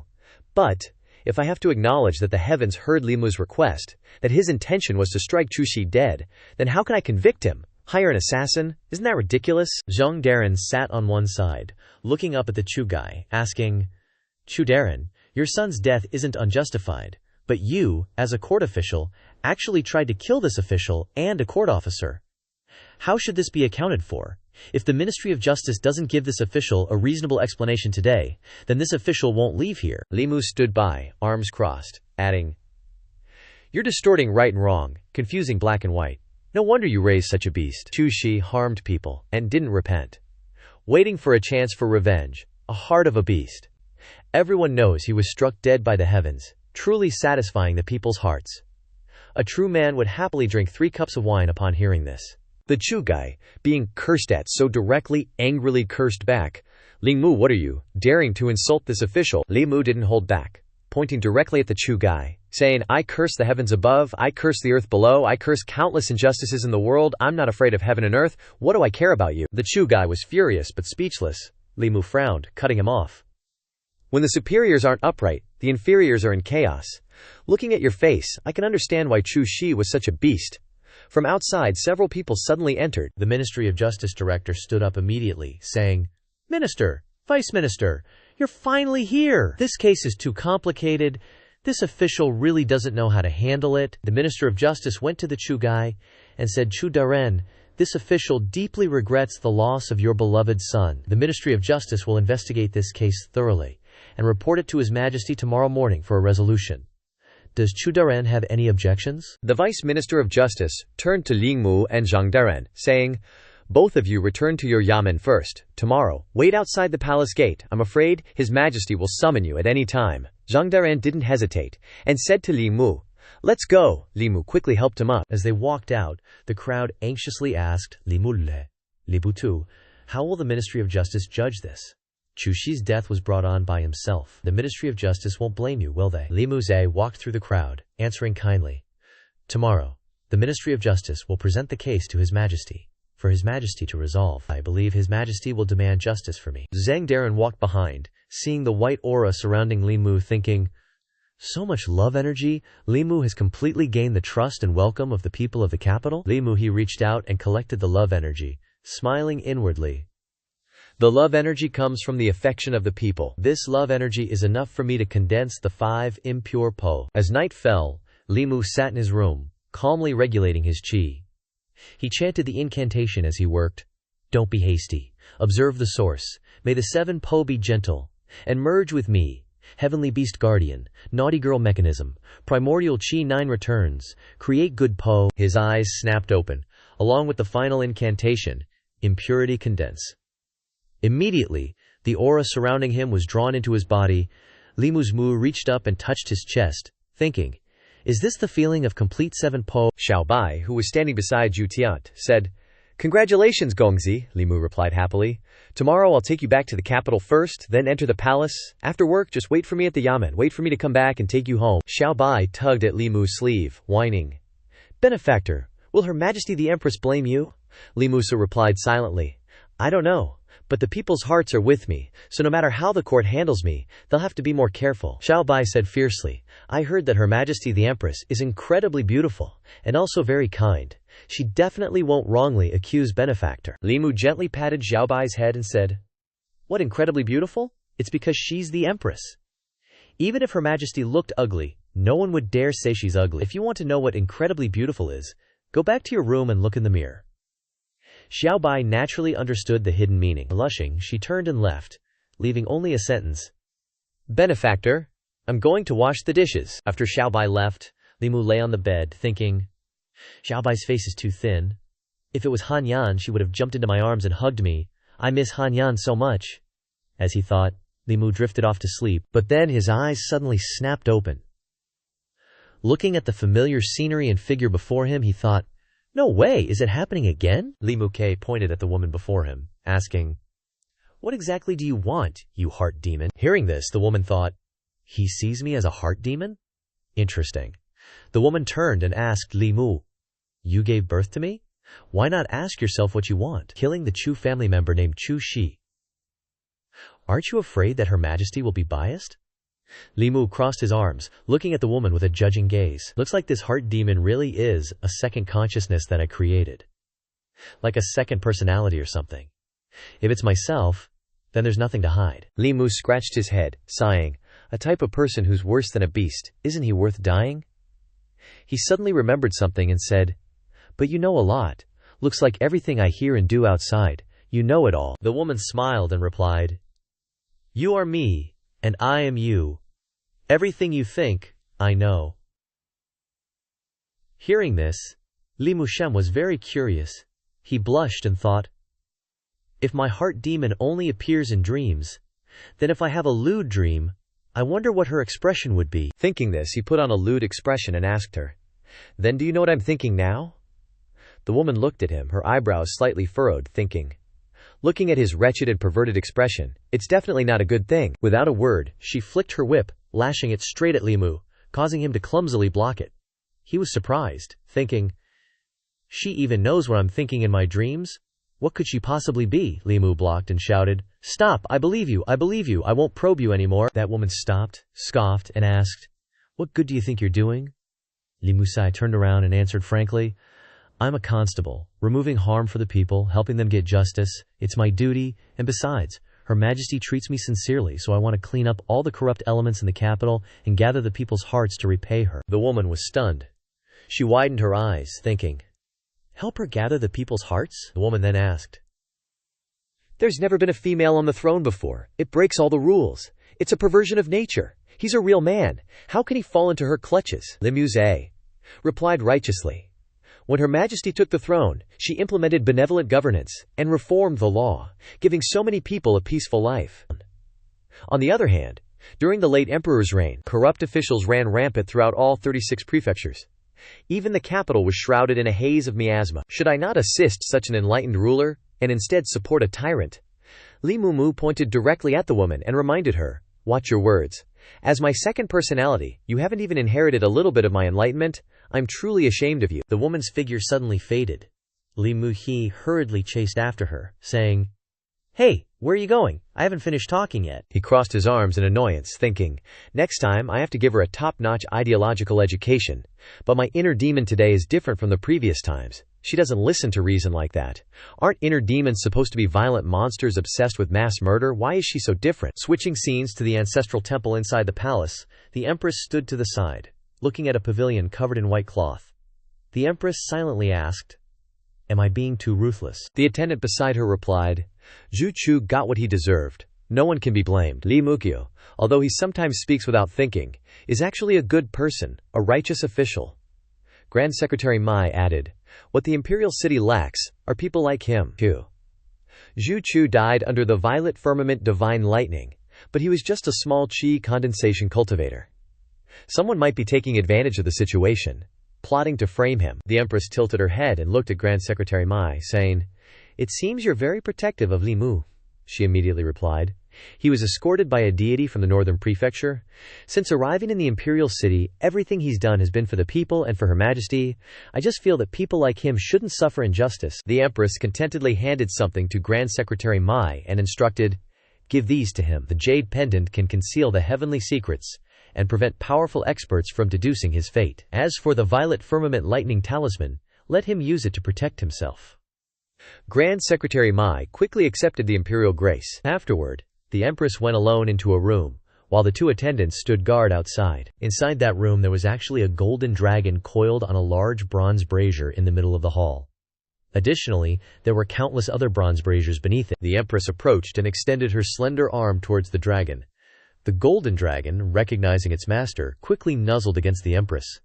Suddenly, a voice rang out from the corner of the room. "You do have some skills. The faith of the imperial city's commoners has increased several times this month. The fellow you brought from the northern prefecture has indeed not disappointed you." The voice belonged to an old man in crimson robes sitting in the corner. The Empress coldly asked him, "When will this wisp of Emperor Qi be completed?" "This Emperor Qi is condensed from the faith of the Great Zhou's people. The 36 prefectures of Great Zhou solidify their faith through national temples, and that faith is focused on the ancestral temple. It will gradually gestate into a wisp of Emperor Qi. Having this Emperor Qi allows one to break through from a mortal to transcendence. After it's passed on to the Emperor, it'll ensure the continuation of the Great Zhou dynasty." The long-haired old man stroked his chin and said, "The previous two emperors spent a combined 100 years of their lives to nurture a wisp that you've already used. Looking at the current situation of Great Zhou, it'll take at least another 30 years to complete the next wisp of Emperor Qi." The Empress frowned and said, "That's too long." The old man replied, "The Zhou family has been plotting to seize the country for centuries, scheming for so long. Generations of ancestors have used their lives as blood sacrifices. It wasn't easy to obtain a wisp of Emperor Qi. But you want to become the exalted one? Truly ironic." The Empress lowered her head and coldly replied, "The Zhou family's affairs have nothing to do with me." Another of the three people then spoke, "I'm afraid you'll have to sit in that position for a very long time. Your officials revere you, fear you, but never reveal their true feelings to you. Your father and mother call you Your Majesty, but also harbor ambitions towards you. You'll gradually lose your relatives, lose your friends, no daughter will approach you, no man will like you. You'll gradually lose love, lose hatred, lose all emotions." The Empress felt extremely uncomfortable hearing these words.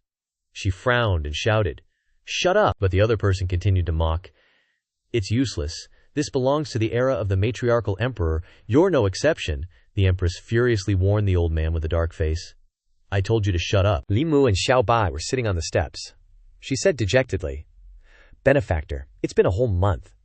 After Zhu Chu's case ended, we haven't encountered any more cases. I'm so bored." Li Mu flicked her forehead and said, "You're complaining about not having cases? The 4 great powers in the imperial city, the 3 departments and 6 ministries, the temple faction, the Xiao family, the Xiao family. I've offended almost everyone. If I just mess with the academies, I can probably become the common enemy of the entire imperial city." Xiao Bai grabbed Li Mu's collar and shook him vigorously, saying, No, we can't become the enemy of the imperial city, or Benefactor will be in danger." Li Mu felt pleased and patted Xiao Bai's head, saying, "I won't actively look for trouble with them. After all, the deans of the 4 great academies are all transcendent experts, and the officials in the court all come from the academies. I'd have to be crazy to actively provoke those forces." The 4 great academies, divided into 100 streams, Azure Cloud, Myriad Rites, and White Deer, started during the Wen Emperor's reign and have been inherited for over a century. The purpose of White Deer Academy's existence is to resist foreign invaders. They never interfere in partisan disputes. Each student of White Deer Academy must go to the border of Great Zhou, protect the border army, and protect Great Zhou from the invasion of other countries. Myriad Rites Academy mainly teaches the ideas of governing the country and administration. Although most students don't understand cultivation, they have profound insights into how to govern the country. Azure Cloud Academy and 100 Streams Academy are more focused on cultivation. To study in these 2 academies, students must have cultivation talent, After graduation, they either take important positions in the imperial city or guard a prefecture, having the most promising futures, Li Mu pondered. Although the academies didn't belong to any faction, each student had their own passionate feelings towards their academy. As long as they came from the same academy, they would naturally unite as one. Grand Secretary Zhang came out from inside. Li Mu stood up and curiously asked, "Grand Secretary, you're back? Why are you leaving so late today?" Grand Secretary Zhang sighed and said, "Don't mention it. Today the court argued fiercely over the academies. Her Majesty wants to directly select most of the officials from the common people, which the ministers opposed." Grand Secretary Zhang had now been promoted to 5th rank Imperial City Commandant and had to attend court 3 times a day, Li Mu said with interest. "That's great. The commandery of the Wen Emperor's era doesn't suit the current situation. Academy students almost monopolize the current court. And officials form cliques based on their academy, supporting and protecting each other, which has led to the current chaos." Grand Secretary Zhang sighed and said, "You should be in court. If you were in court this morning, Her Majesty wouldn't have been left without anyone to speak up for her." Switching scenes to late at night in the Empress's room, she angrily threw a teacup to the floor and said, "How can it be like this? Those weasels only know how to collude to gain benefits. They don't care about what happens to the country at all, don't you think so?" But when she turned her head, there was emptiness all around, with no one nearby. The Empress thought sadly, "I forgot again. Ever since I was forced to ascend to this position 3 years ago, I've been alone. Except for him." The Empress looked out the window, and the image of Li Mu chatting with her in her dream appeared once more. As night fell, Li Mu, as usual, hugged Xiao Bai in her fox form and went to sleep soundly. Once again he was transported to a dreamscape. Li Mu opened his eyes and saw that the scenery here was completely different. He blankly thought, "Do I have scenery like this in my dreams?" Li Mu walked forward while observing his surroundings. Legend has it that powerful cultivators above the 3rd realm can manifest a kind of divine power called dreamweaving. They use their consciousness to infiltrate the dreams of others, freely creating the content of the dream. Those who are dreamweaved cannot distinguish between dream and reality, and may even be trapped in it forever. This, on the contrary, is similar to me and that inner demon. Li Mu walked to the gazebo. He lifted the thick curtain and, seeing the familiar woman sitting inside, thought, "It's her, all right." He greeted with a smile. "Hey, long time no see." Seeing the woman didn't say anything, Li Mu thought, "Looks like she's in a really bad mood. Don't tell me she wants to take it out on me?" Li Mu obediently went in, poured some wine into a cup and said, "If you're not in a good mood, then I'll have a few drinks with you." Li Mu took a sip of wine and then just sighed deeply. Seeing this, the woman asked, "What are you sighing about?" He drank as he replied, "I just feel it's a pity. If I were Great Official Zhang, I would have been on the court early today so that His Majesty wouldn't have to face the officials alone." As soon as these words came out, the Empress, who was hiding her identity, was stunned, but she quickly regained her composure and asked, "What's so good about that woman? She's just a rebel trying to seize power and usurp the throne. What good does it do you to defend her?" Hearing this, Li Mu slammed his wine cup on the table in annoyance. He stood up abruptly and reminded, "If you continue to disrespect Her Majesty, then you can drink all this wine yourself." Li Mu poured another cup, drank it dry, and continued, "Moreover, although Her Majesty is a woman, when it comes to being wise and sagely, she ranks atop among all the emperors in the Great Zhou dynasty. The academy has become a bottleneck of the Great Zhou. No one in the court dares to mention it.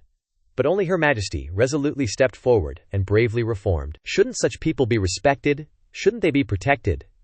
Hearing these words, the Empress was moved. She took the wine cup and drank it all in one gulp and said, "You're right," Li Mu said happily. Furthermore, but before he could finish his sentence, the Empress had left. Li Mu stared blankly at the shadow of what he thought was his inner demon fading away, and thought to himself, "It's like that again. Gone as soon as she wants to be." He touched his hair, deep in thought.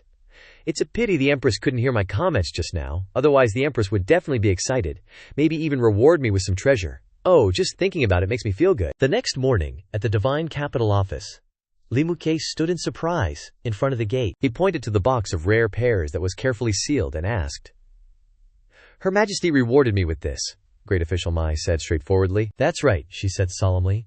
"I still have to return to report to Her Majesty. If there's nothing else, I'll go first."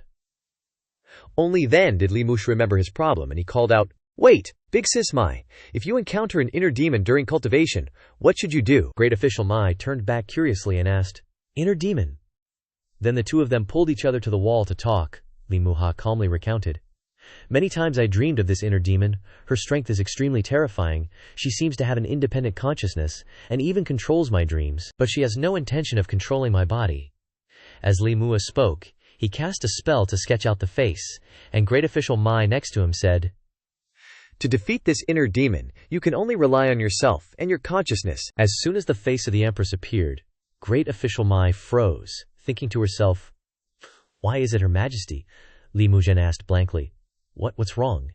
Is this inner demon very powerful? Great Official Mai regained her senses, coughed lightly, and then asked, When did you encounter this inner demon? Li Mu recalled and said, It was the night Her Majesty abolished the law of paying money to atone for crimes. The first time I dreamed of her, I was tightly tied up by her, and brutally whipped by her. What a unforgettable memory. Great Official Mai, with a face that had seen through the world, comforted Li Mu.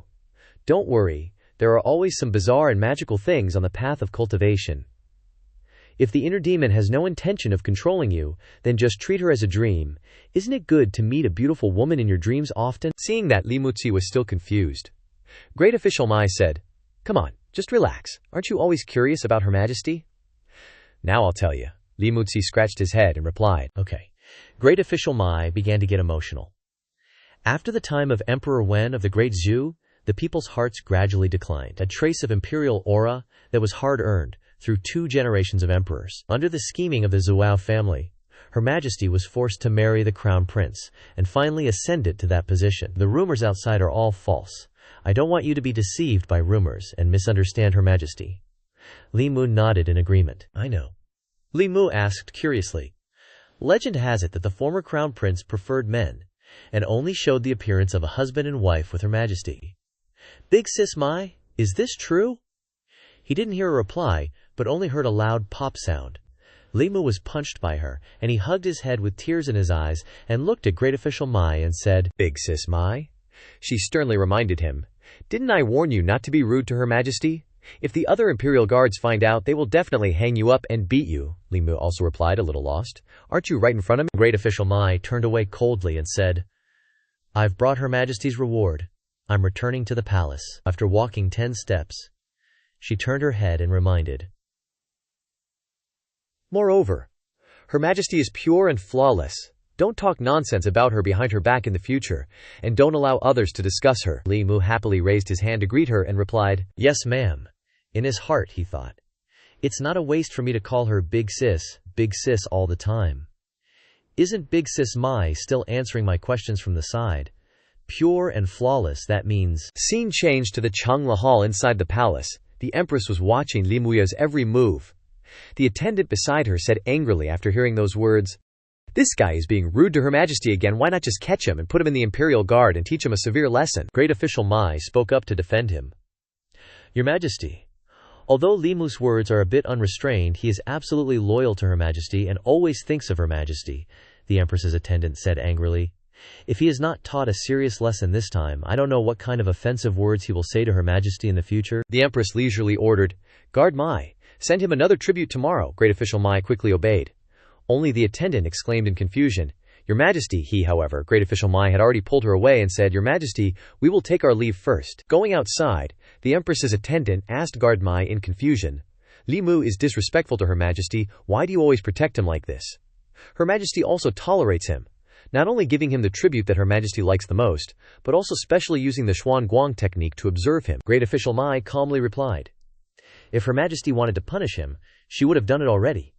It's just that Her Majesty is in that position, including us. Everyone admires her. The higher you are, the colder it gets. Her Majesty will also get tired. So sometimes what Her Majesty needs is someone who is disrespectful to her. The girl became even more confused and asked, What nonsense are you talking about? Guard Mai still calmly said. Her Majesty originally didn't want to sit in this position. She is more lonely than we imagine. In front of us, she is the majestic Her Majesty, but the other side, hidden in her heart, is her true appearance. Li Mu was once again brought into a dream. This time he seemed more determined and thought, To defeat the inner demon, I must rely on my strong will. As soon as he entered, he met the woman. Seeing the familiar whip, Li Muke asked, a little panicked, What do you want to do? In his heart he thought, I must have a strong will. Be strong. That woman just coldly lashed out with her whip, replying, Nothing much. Just wanted to give you a little polishing. Li Mu internally screamed. Polishing? She's straight up curb stomping me. How am I supposed to win against her? Crap, gotta think of something. He immediately raised his hand, frantically saying, Hold on! It's just a competition. No need to get physical. How about we debate? He conjured up a Go board, asking, How about a game of Go? You know how to play. The woman calmly replied, I know the rules. Li Mu gestured towards the Go board, politely inviting her. He confidently picked up the black stones, thinking to himself, Okay, my Go skills aren't amazing, but I should be able to crush someone who knows the rules, right? He placed a stone, then said, Your turn. Scene change. Sometime later. The Go game reached a crucial point. Li Mu stared at the board in front of him, utterly bewildered. The woman casually placed another stone, then declared, You've lost. Li Mu's face twisted, thinking, When you said know the rules, you actually meant know the rules. Impatient, the woman took out her whip, sharply yanking the cord, and bluntly said, Forget it, debating isn't fun at all. Let's just fight.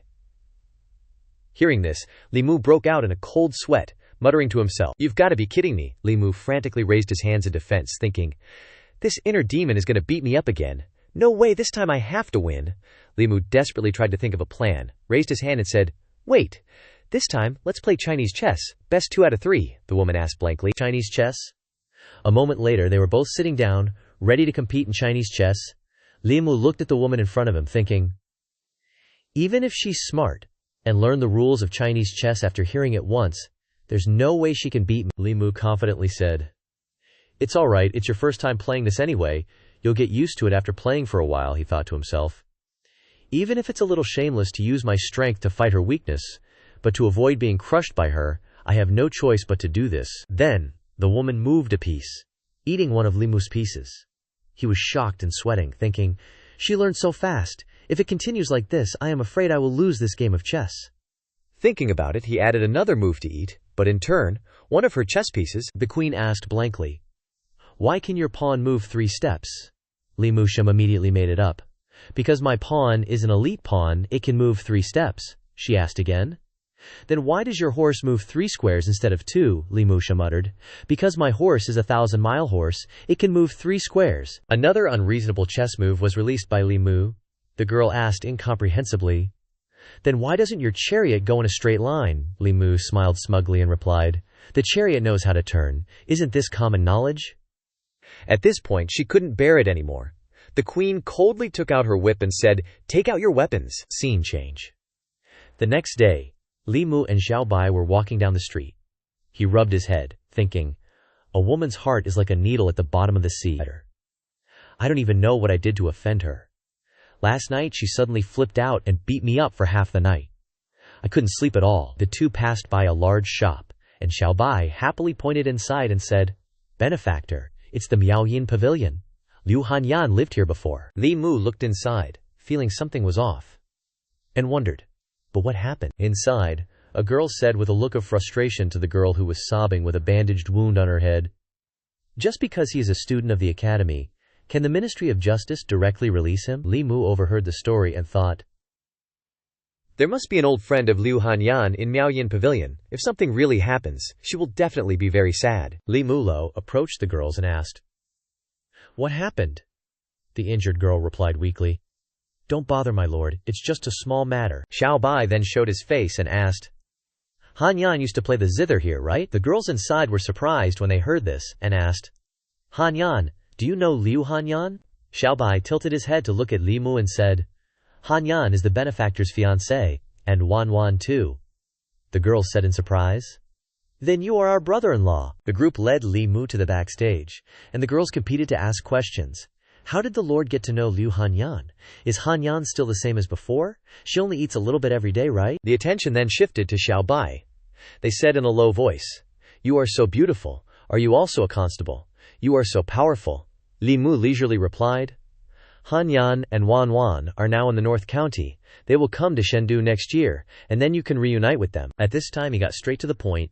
Li Mu Shalin looked at the injured girl and asked, Now tell me what happened to the wound on your head, the girl was asked, her eyes filled with tears, and she stammered, No, nothing. Another girl said more firmly, It's all because of that Jiang Zhen. He chose Zhao Qi's sister to play Ya Jie solo, and wanted to force her. The girl next to her continued, Fortunately, we heard Zhao Qi's sister's voice, and went over there to prevent him from achieving his evil intentions. Zhao Qi's sister's head was also hit and injured. Li Muzi asked sternly.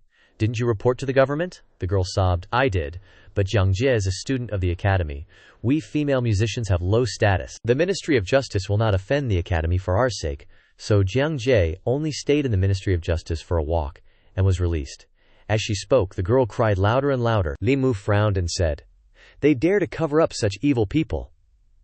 Li Mu turned his back and said to the girl, Let's go, we will go to the Ministry of Justice. The girl was startled and called out, Forget it, brother-in-law. The girl said sadly, I'm fine, you can't cause any more trouble. Li Mu turned around, his eyes a little complicated, and asked, If I don't care about you being bullied like this, how will I explain to your Liu sister later? Li Mu sat down and continued gently, Moreover, this matter must not be given up, otherwise others will still bully you like this in the future. Don't be afraid, isn't it just going to the Ministry of Justice? With me here I will definitely get justice for you. The righteous face made the words even more certain than ever, changing the scene to in front of the yamen of the Ministry of Justice. Yi Muxia led the girl to beat the drum to appeal for injustice. The people around looked at this scene, and gathered in front of the gate to discuss. Beat the drum to appeal for injustice. Why did Li Butu beat the drum to appeal for injustice? 2. It is said that they want to appeal for injustice for the girls in Miao Yinfeng. Since Li Butu came to Chengdu, we have become accustomed to the excitement. It was really uncomfortable to be so quiet at the beginning. The big gate of the Ministry of Justice opened, and the Langzhong of the Ministry of Justice looked out from inside. When he saw Li Mu, he asked sternly, What are you doing here? Li Mu tilted his head and replied leisurely, I want to report to the government. Li Mu pointed to the girl behind him and said, Student Jiang Jai of the Beijing Academy deliberately beat my sister, and after handing it over to the Ministry of Justice, the Ministry of Justice hastily concluded the case. Don't you think it's too sloppy? The Langzhong of the Ministry of Justice pointed at Li Mu and questioned, This official is the Langzhong of the Ministry of Justice, a small butu like you. Do I need you to teach me how to handle the case? Li Musai pointed at him firmly and said, As the parent official, it's okay if you don't stand up for the people. But you are still colluding with these evil people. Threefold heaven, if you have eyes, just give this confused official. Seeing this familiar action, the Langzhong of the Ministry of Justice was horrified and thought to himself, It's over.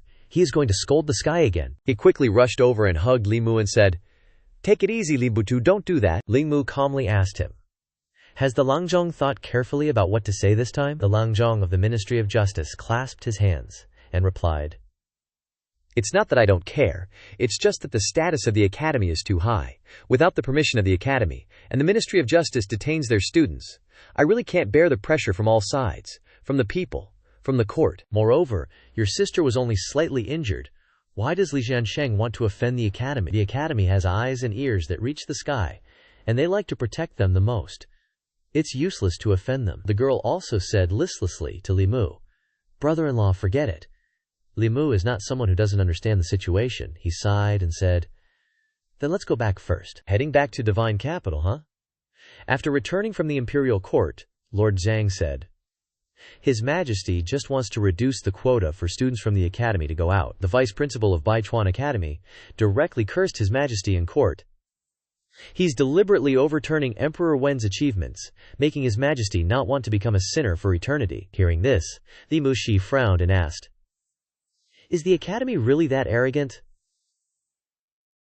Lord Zhang sighed and replied, His Majesty can't do anything about it either. Li Mu asked in a low voice, My lord, if someone intentionally assaults a woman, and the woman resists and asks others for help to stop him, what would the sentence be? In his heart, Li Mu thought, I eat the king's pears, so I should share the king's burdens. The queen getting humiliated? Of course I gotta do something for this academy queen. Lord Zhang answered his question. Intentional assault is punished with 100 strokes of the rod, usually a sentence of 3 to 10 years in prison, and in severe cases, the highest punishment is execution. Lord Zhang turned to him and asked, The person you're talking about, could it be that wastrel of the Zhou family?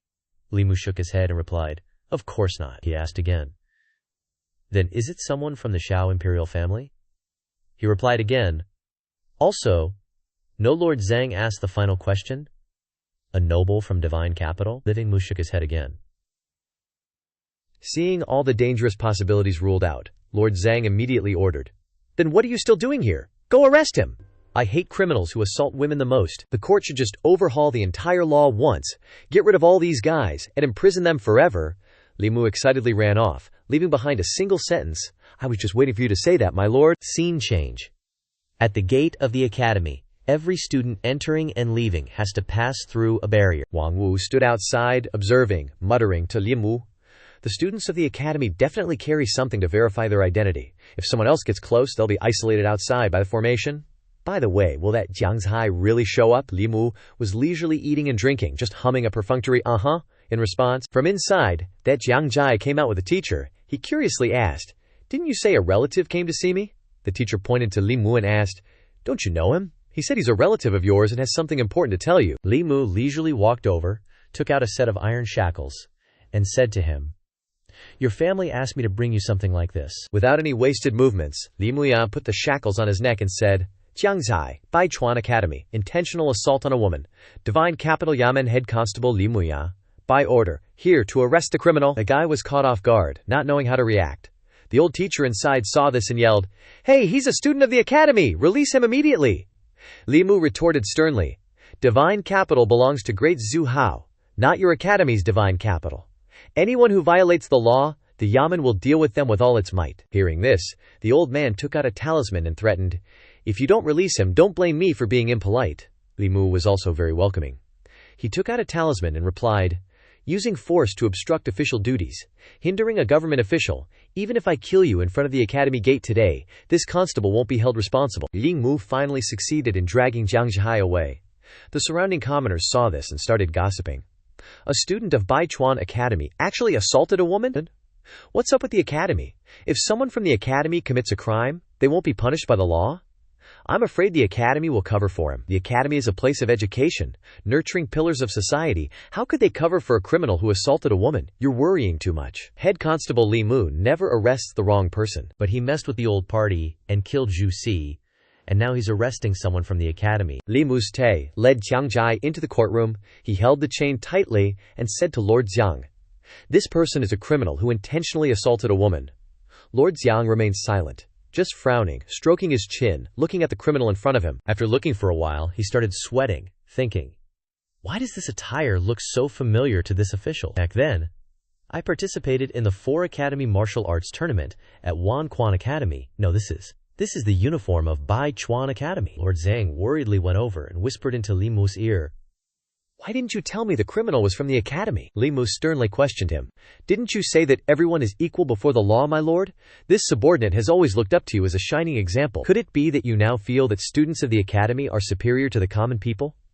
That students of the academy can get away with crimes?" Hearing this, Lord Zhang was speechless, cleared his throat, and replied, "Before the law, you are equal. Even if they are students of the academy, if they have committed a crime, they must be punished the same." He still worriedly whispered into Li Mu's ear, "But you should have at least given this official a heads up so I could mentally prepare myself." Hearing this, Li Mu could only laugh awkwardly. Outside, the bailiff's voice rang out, "People from Baichuan Academy are here." An old man with wrinkles all over his face came in, bowed, and loudly said, "I am a teacher at Baichuan Academy. I don't know what crime my student has committed that you want to bring him back to the Yamen." Seeing his savior arrive, Jiang Zhai ran over and said, "Master Fang, save me."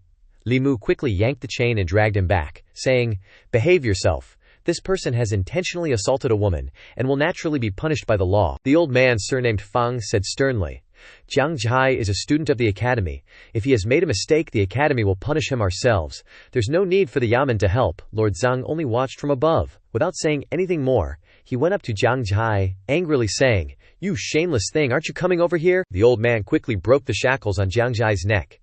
He held his neck and said, "Thank you, Master Fang." The old man changed his tone and scolded, "Go see how I'll teach you a lesson when we get back." With that, the two left. A triumphant smile even appeared on Jiang Zhai's face. But Li Mu shined. Li Ma stood behind, watching the two of them, thinking, "What's the use of leaving now?" Don't think Lord Zhang is just a big, intimidating guy. He actually has quite a few tricks up his sleeve. Jiang Zhai can escape for a while, but he can't escape forever. Sooner or later, he'll have to come back. Li Mu unconsciously glanced over at Lord Zhang. Lord Zhang was so angry that his face was distorted. Lord Zhang clenched his fist and said, In broad daylight they dare to forcibly break into the yamen and snatch away a criminal. In their eyes there is no law, no His Majesty. This official will immediately write a memorial and submit it to His Majesty. Li Mu then spoke up. My lord, your scolding directly offends Baichuan Academy. Aren't you afraid of Baichuan Academy? Lord Zeng spat and said. Afraid my ass, this is the yamen. If they can take people away so easily, then this official won't have any face left. Where's the face of the law, the face of His Majesty? Li Mu admired him in his heart, thinking, I don't know what Lord Zeng has experienced. He was clearly as timid as a rabbit before, but now he's become someone who doesn't think about the consequences. Like me, it always feels like he has an inferiority complex. The commoners saw this scene and started discussing. Assaulting a woman is such a serious crime, how could he be let out like that? Well, you can't not know what kind of place the academy is. They have deep connections in the court. Don't even mention assaulting someone, even if they commit arson or murder. As long as they are protected by the academy, whatever happens will be as if nothing ever did. Li Mu heard all these discussions inside, thinking, Academy, the image you have in the hearts of the common people should be changed a bit. Scene change. In the Ziwei Hall, early in the morning, the Empress Dowager spoke from behind the screen. If there are no matters to report, then. Lord Zhang then stood up from the back and spoke. Reporting to Your Majesty, I, Zhang Chun, Divine Capital Magistrate, have a memorial to submit. He stepped out of the ranks and clearly said, 3 days ago a teacher surnamed Feng from Baichuan Academy used force to break into the yamen, taking away a criminal from the Divine Capital Yamen. Therefore, this case involves the academy, and I dare not make a judgment, and hastily request Your Majesty to make a decision. As soon as he finished speaking, an old man stepped out from the ranks and loudly said, Nonsense! How could a teacher from my Baichuan Academy do such a thing? The Empress Dowager sternly said, Vice Principal Chen, what reason do you have for drawing such a conclusion so early? Wouldn't it be clear whether or not these events occurred if the people involved in the case were summoned to the hall for questioning? After a while, someone came in from outside. The court officials all looked towards the door. Li Mu walked in and knelt down to respectfully pay his respects. This subject, Divine Capital Yamen Head Constable Li Mu, pays his respects to Your Majesty. Li Mu was a little nervous, mixed with a little regret, thinking, I originally thought I could see the Emperor's face today, but unexpectedly there is a screen between Her Majesty and the court officials. The Empress Dowager calmly said, Spare the formalities. Tell me in detail the cause and effect of this case. Li Mu immediately accepted the order, but he was still doubtful, thinking, why does this voice sound so familiar? Li Mu's Lai looked up and said loudly, Jiang Zhai, a student of Baichuan Academy, intentionally used violence to attack a musician at Miao Yin brothel 3 days ago. It was only because the musician cried for help that Jiang Zhai wasn't able to achieve his evil intentions. My father, under the order of Lord Zheng, went to arrest Jiang Zhai to bring him to justice, but before the capital garrison could detain him, Professor Feng took him away. The old man who snatched the person away yesterday, upon hearing his name mentioned, rushed out and knelt down, saying, This old man only brought a student out of the capital garrison. But they said he hadn't actually carried out the assault on the woman yet, so it shouldn't count as a crime, right? When this old man took Jiang Zhai away, they didn't even try to stop me. Li Mu immediately retorted, Doesn't your esteemed professor know the law? We already told you he committed a crime. But not only did you not believe us, you even destroyed the restraints. You're a creation realm expert? Even if we joined forces, we wouldn't be a match for you. Of course we wouldn't dare to stop you. Hearing his words, the Empress smiled with satisfaction, thinking to herself, It's clear the capital garrison commander worked together with him to dig a hole, waiting for that Professor Fang to jump into it. Vice President Chen stepped forward and continued, This old man is certain that the students of our academy would never do such a thing. I implore Your Majesty to order a thorough investigation to clear our academy's name. The Empress said very clearly, Since Vice President Chen has said so, let the Ministry of Justice investigate this case and report back. I hope you can give me a satisfactory answer. With that, the Empress rose and adjourned the court, the scene shifting to in front of the Ministry of Justice. Ling Mu stood next to the distressed young woman, lost in thought. The interrogation of Jiang Zhai just now definitely had problems, he seriously recalled. The Vice Minister of the Ministry of Justice used soul capture to question Jiang Zhai. Jiang Zhai, this official asks you, when you were overcome with the urge to assault this woman, was it due to your own self-awareness, or because someone stopped you? Under the influence of soul capture, Jiang Zhai replied, This student became aware of his own accord, realizing his mistakes.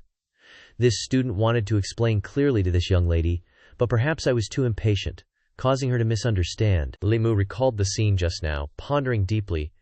Zhao Qi and the others can't lie. If the Ministry of Justice handles Jiang Zhai fairly, the Academy would only lose a little face. So either Jiang Zhai has a way to avoid the soul capture technique, or the Vice Minister of the Ministry of Justice intentionally wanted to let him go. But if the Ministry of Justice and the Academy colluded to cover up a crime, public opinion among the people would become increasingly fierce, and the Academy's reputation in the eyes of the people would suffer greatly. The gates of the Ministry of Justice opened at the same time. Jiang Zhai walked out from inside, glanced at Li Mu's direction, and said, "Young lady Xiao Qi?" He walked in front of Xiao Qi, putting on a friendly face, and said, "I acted improperly while drunk and offended you, young lady. I apologize to you." The commoners around saw him come out and started discussing, "It's Jiang Zhai, how could he come out so quickly?"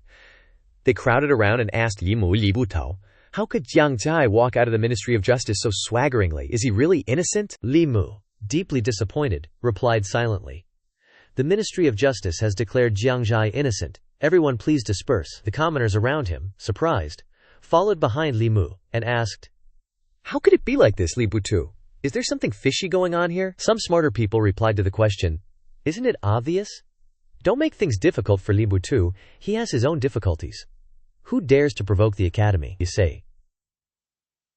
If you say the wrong thing, you might even lose Li Butu's position. Li Butu has done so much for everyone.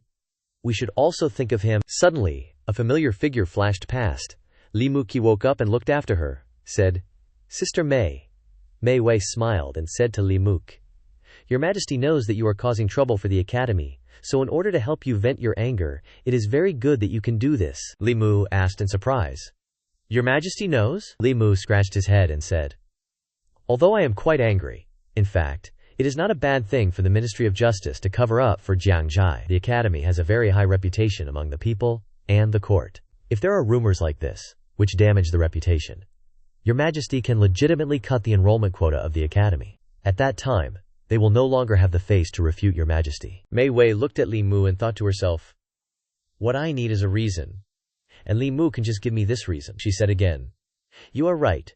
I will immediately enter the palace to report to Your Majesty." Just as Mei Wei was about to leave, Li Mu called out and said, "Sister, please remind Your Majesty that Jiang Zhai's matter has limited impact. Baichuan Academy has been prestigious for hundreds of years, and it is not easy to lose its reputation like this. The common people are very forgetful.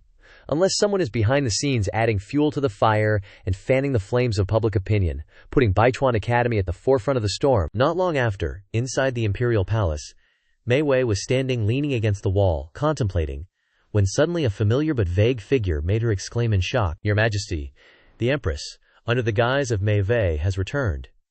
The Empress said with satisfaction, "You are right, he is indeed very loyal to me, and he is clever and quick-witted. If he is in the court, I would be much more relaxed." The Empress happily ordered, "Find a way to bring him under my command. In addition, order the Censor-in-Chief to re-investigate Jiang Zhai's case and investigate this case thoroughly." Mei Wei quickly accepted the order and went to work immediately. 6 days later, in the Ziwei Hall, the Censor-in-Chief stood up to report back to Your Majesty. When Jiang Zhai was interrogated by the Ministry of Justice, he was carrying a magic weapon bestowed by Professor Fang Bo. That magic weapon can help the user stay awake when soul capture, thereby causing the officials of the Ministry of Justice to make a wrong judgment, which led to such a wrong decision. The result is out. Vice President Chen of Baichuan Academy had no choice but to obediently listen to the censor's accusations. This case has created an extremely negative impact on Shendugan, causing public outrage. According to the law, Jiang Zhai will be sentenced to 10 years in prison. His entire cultivation will be abolished, and he will never be accepted again. The Empress asked sternly, "Does Baichuan Academy have any other opinions?" Vice President Chen had nothing to refute, and said, "Teacher and student Fang Bo and Jiang Zhai concealed from the court and concealed from the academy. Baichuan Academy has expelled Jiang Zhai from the academy and revoked Fang Bo's qualifications as a professor of the academy. The Censor-in-Chief should sentence according to the law. The academy has no other opinions." The Empress looked at the people who were as obedient as dogs and smiled with satisfaction. Now it was the Empress's turn to take action. She said sternly, "Jiang Zhai's matter has a negative impact, and the academy cannot avoid responsibility.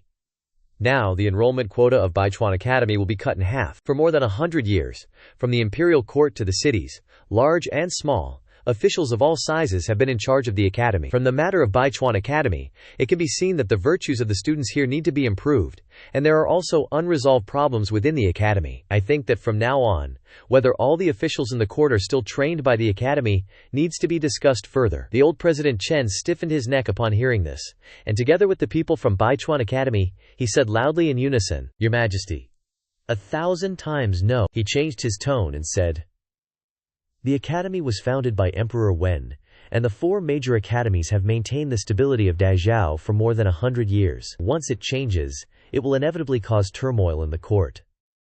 Apart from Dazhao, the Demon Kingdom is still watching, and the Ghost City is not peaceful either. Shu Kingdom is outwardly respectful, but actually has ulterior motives, and there are also demonic sects within Dazhao that often cause trouble. If the court is shaken, it will give them a chance.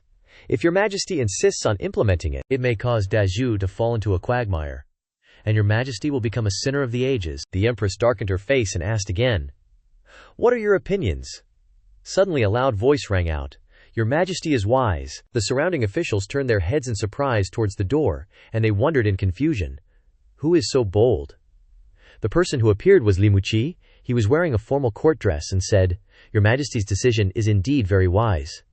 We ministers exclaimed in surprise, "It's him! How could it be him? Imperial censor.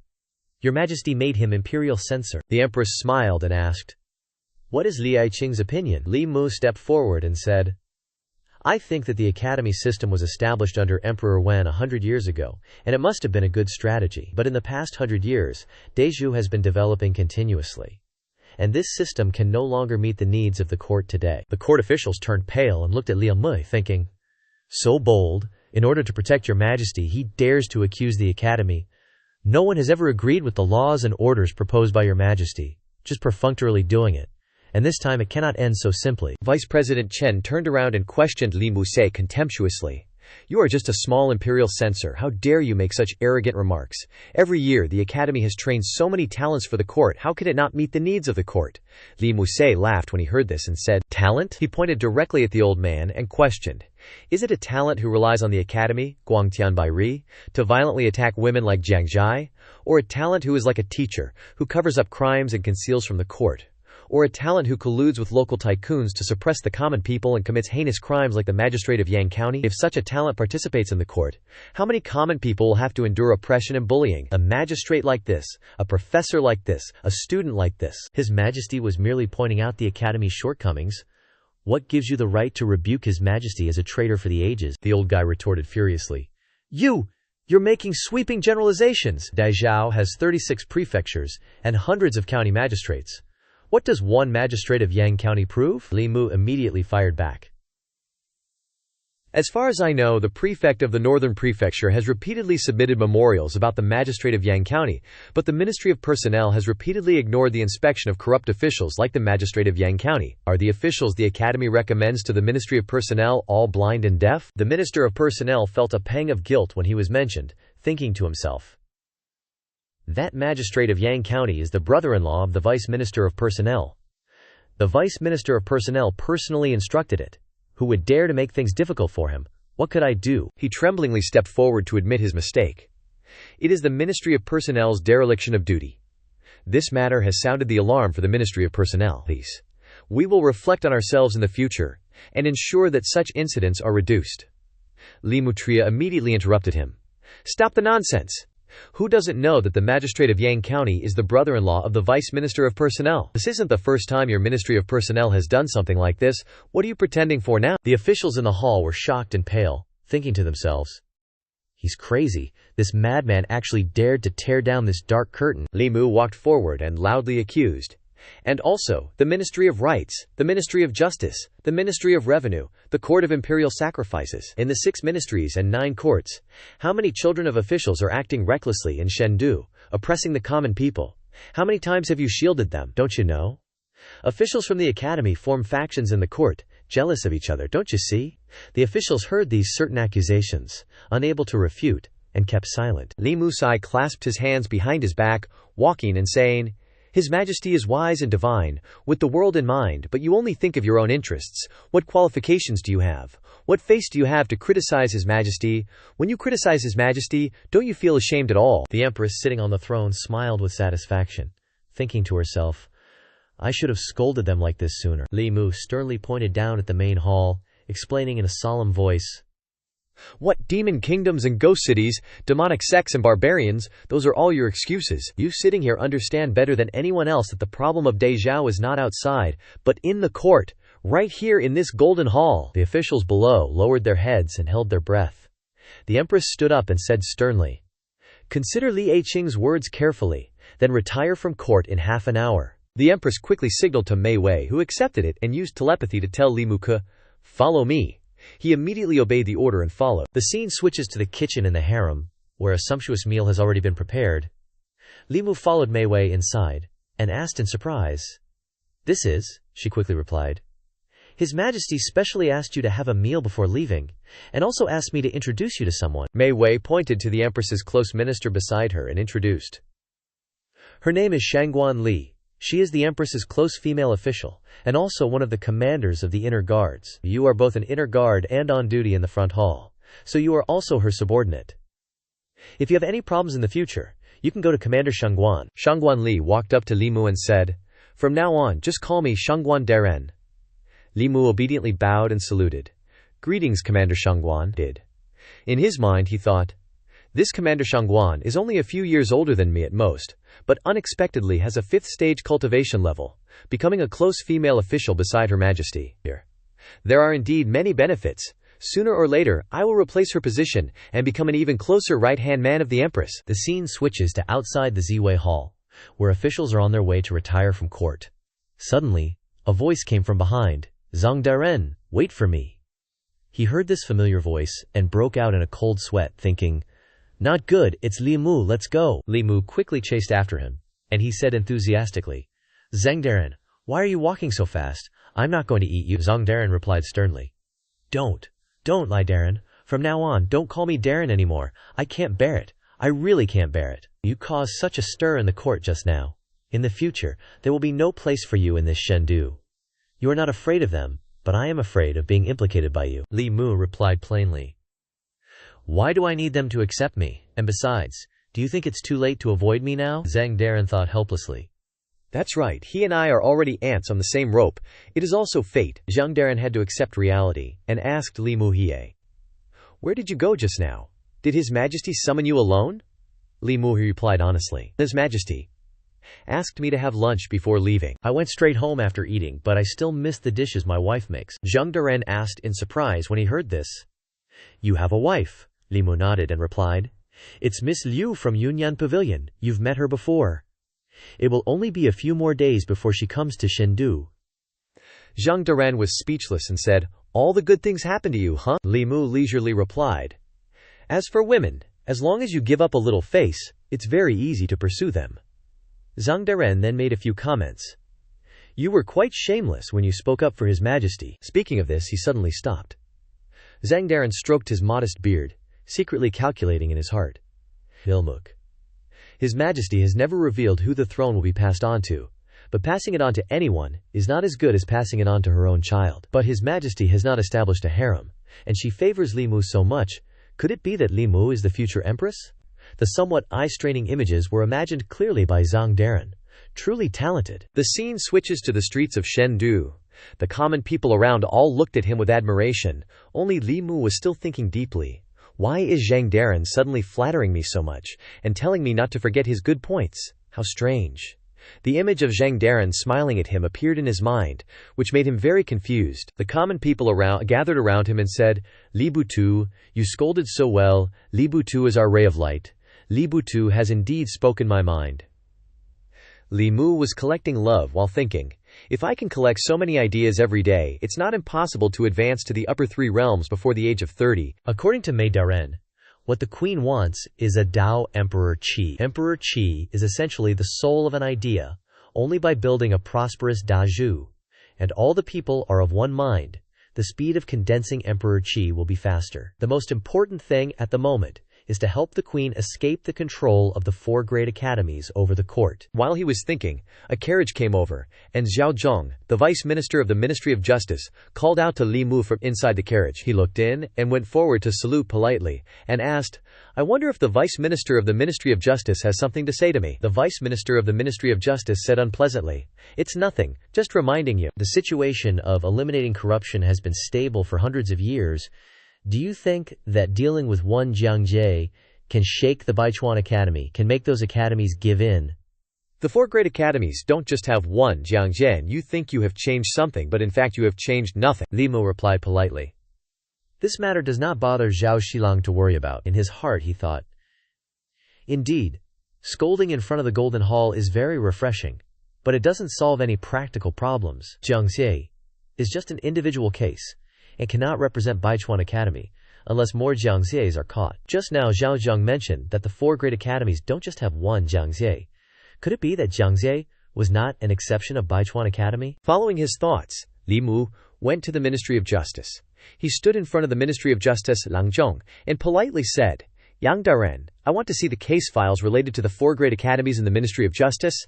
I wonder if it's possible." He took a sip of tea and replied, "No. The Ministry of Justice Langzhong continued seriously.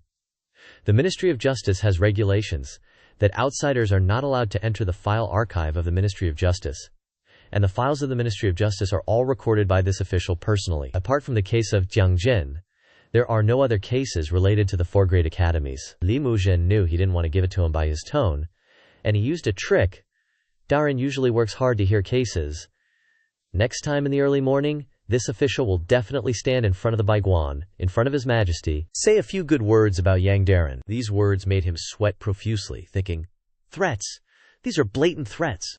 He only knows how to criticize others. If I am humiliated in front of the Baiguan and His Majesty, how can I have the face to wade through the officialdom in the future?" Li Mu reached out, with a very fierce face, and asked him, "Darin, this official will ask you one last time.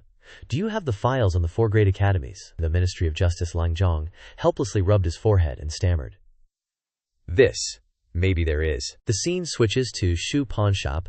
Li Mu and Wang Wu walked inside. A man came out to greet them. With a smile, Wang Wu asked seriously, "You are Shu Zhangyi?" he politely asked. "I wonder what case do the 2 Darins need to investigate?" Li Mu went straight to the point. He asked bluntly, 3 months ago, was Shu Zhangyi's daughter raped? Shu Zhangyi sighed and said, "We have not sued anymore. Why do you still refuse to let us go?" Wang Wu stood up when he heard this, and said that Zhu Zhangyi misunderstood. "We really came here because we wanted to investigate the case," Li Mu continued. "If everyone has been wronged, the court will give them justice." Zhu Zhangyi sighed and replied, "There is no injustice. My daughter is very good, you go." Li Mu patted his chest seriously and introduced himself. "Shu Zhangyi? I am Li Mu of the Shendu Yamen. You can trust us." Hearing this name, he was startled and thought, Li Butu, is that the Li Butu who forced the court to change the law of redeeming crimes with money, demanding justice for the common people who have suffered losses, and publicly criticizing the officials of the ministries in the court? His whole body couldn't help but tremble involuntarily. Immediately, shopkeeper Zhu knelt down, his voice choked with sobs. "Lord Lai, please, you must seek justice for this humble citizen." He choked back tears as he recounted, "Wei Bin, a student from Baichuan Academy, humiliated my daughter, driving her to the brink of suicide. I went to the Ministry of Justice to file a complaint, but they dismissed me, saying there wasn't enough evidence. Then, someone even warned me, saying if I didn't know what was good for me and dared to keep suing, they'd kill my whole family, leaving no one intact." Wang Wu, hearing these words, was also enraged. "What a bunch of bastards. This dogshit Ministry of Justice is a plague on the divine capital," Li Mu said with a pained expression. "Those academies just churn out beasts." He gently helped shopkeeper Zhu up and asked seriously, "Can I meet Miss Zhu?" The shopkeeper nodded. "This humble citizen will immediately take you to see her."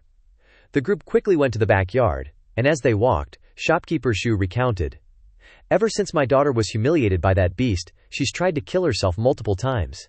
Now she's mentally unstable and terrified of strangers, especially men." When they arrived, shopkeeper Zhu pointed to a young woman sitting listlessly in the courtyard and said, "My lord, this is my daughter." Sensing someone's presence, the young woman looked up and saw Li Mu slowly walking toward her.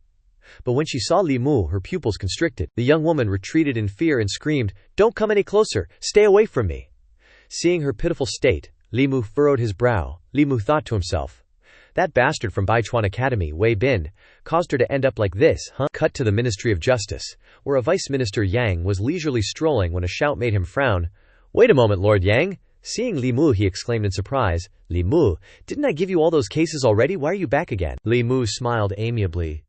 I've already caught that rapist Wei Bin. I was thinking of taking him back to the divine capital, but then I thought, such a good opportunity should be left to Lord Yang. In his heart he thought, this case is a bit troublesome after all, and Minister Zhang is away.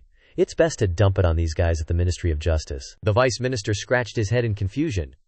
Why do you say that? Li Muxiao replied solemnly.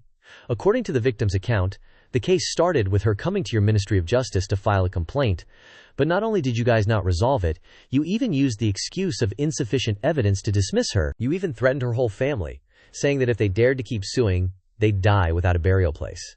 Hearing these words, the Vice Minister turned pale and waved his hand. The Ministry of Justice has never done anything like threatening victims, Li Mu said coldly. Who would believe that? Everyone thinks the Ministry of Justice did it. The longer it drags on, the worse the impact will be. Eventually, the Ministry of Justice will push you out as a scapegoat. Will it be the Minister, the Vice Minister, or you, Lord Yang? It depends on what Lord Yang can do to help me. I just gave you a chance to redeem yourself. If Lord Yang doesn't need it, then I'll take him to the divine capital. Li Mu's words struck right at his heart. The Vice Minister put on a serious face and raised his hand. Lord Lai, I understand. Just hand the criminal over to the Ministry of Justice to handle. He wisely analyzed. The position of Vice Minister in the Ministry of Justice isn't too big or too small, just right for taking the blame. Once the rape case blows up, if I don't do something, I definitely won't be able to keep this position, Li Mu said with satisfaction. If Lord Yang understands, then open the court session soon. Immediately, the Vice Minister of Justice put on his official attire and started the trial. He slammed the table and shouted, Bring the woman Shu to the court. Li Mu turned and said, Lord Yang, Miss Shu was humiliated by Wei Bin, suffering both physical and mental trauma. She's afraid of strangers and isn't suitable for appearing in court. Just interrogate Wei Bin directly. The Vice Minister nodded. Lord Lai is so thoughtful. He turned to Wei Bin and asked, Wei Bin, do you know your crime? He trembled and knelt down to confess. I know my crime. 3 months ago, on the evening of the 5th day of the lunar month, I lured Xu Jiao into an inn, drugged her, and then violated her. With sufficient evidence, the Vice Minister announced. Since you have confessed, then, according to the laws of the Great Zhou, Article 36, Paragraph 2, rape of a woman carries a prison sentence of 3 to 10 years. Because of your rape, the woman suffered mental harm. Now this official sentences you to 7 years in prison. Suddenly, a voice rang out from outside. Hold on, Your Honor. Li Musai and the Vice Minister looked outside to see who it was. It was a man who looked like a scholar, holding a law book as he walked in and said loudly, Although Wei Bin is guilty, he didn't use violence or coercion. Furthermore, he confessed with a positive attitude, actively admitting his crimes. According to the law, Your Honor should consider the circumstances and reduce the sentence. In addition, there are hidden circumstances in this case. Li Mu thought, hearing his tone. Oh, is this another acquaintance? Li Mu observed him for a moment and thought, it seems this Wei Bin is his younger cousin. Did Wei Peng stop being a playboy and become a lawyer? Wei Peng was still holding the law book, proclaiming, Just now, Wei Bin confessed that on that night he raped the woman Shu, but besides him there were also Jiang Jie, Qi Yun, Song Ju and Ye Song from Baichuan Academy. According to the laws of the Great Zhou, the mastermind must confess and expose his accomplices to receive great merit. This can reduce or eliminate punishment. Although the crime of rape cannot be eliminated, it can be reduced by 3 years or more. Hearing this, Wei Bin nodded vigorously and said, Yes, there are still those 4. There were 5 of us in total. Li Mu helplessly thought, doesn't Wei Peng know the difference between rape and gang rape? Raping a woman normally only carries a prison sentence of 3 to 10 years. Gang raping a woman is an even more terrible act. The mastermind faces death or higher, and cannot have their sentence reduced. The Vice Minister was also speechless, thinking, it seems this Wei Peng knows a lot about the law, but what he's reading seems to be the Great Zhou Law, before Chief Chu revised it. Li Mu sincerely walked over to Wei Peng, patted his shoulder, and reminded him, Take my advice, don't contact your second uncle for unimportant matters in the future. The Ministry of Justice's Vice Minister asked from above. The 5 of you gang raped that young woman, is that correct? Who came up with the idea to gang rape her? Gang raping with 2 or more people already exceeds the 10-year sentence limit. Gang raping with 5 people belongs to the most serious crime, a crime that cannot be pardoned. The mastermind will undoubtedly be executed, and even the important accomplices will have a hard time escaping death. Still unaware, Wei Bin obediently confessed. It was Jiang Jie. He told me to lure that woman to the inn, and Ji Yun drugged her. Your Honor, I've confessed everything. I don't have to go to prison anymore, right?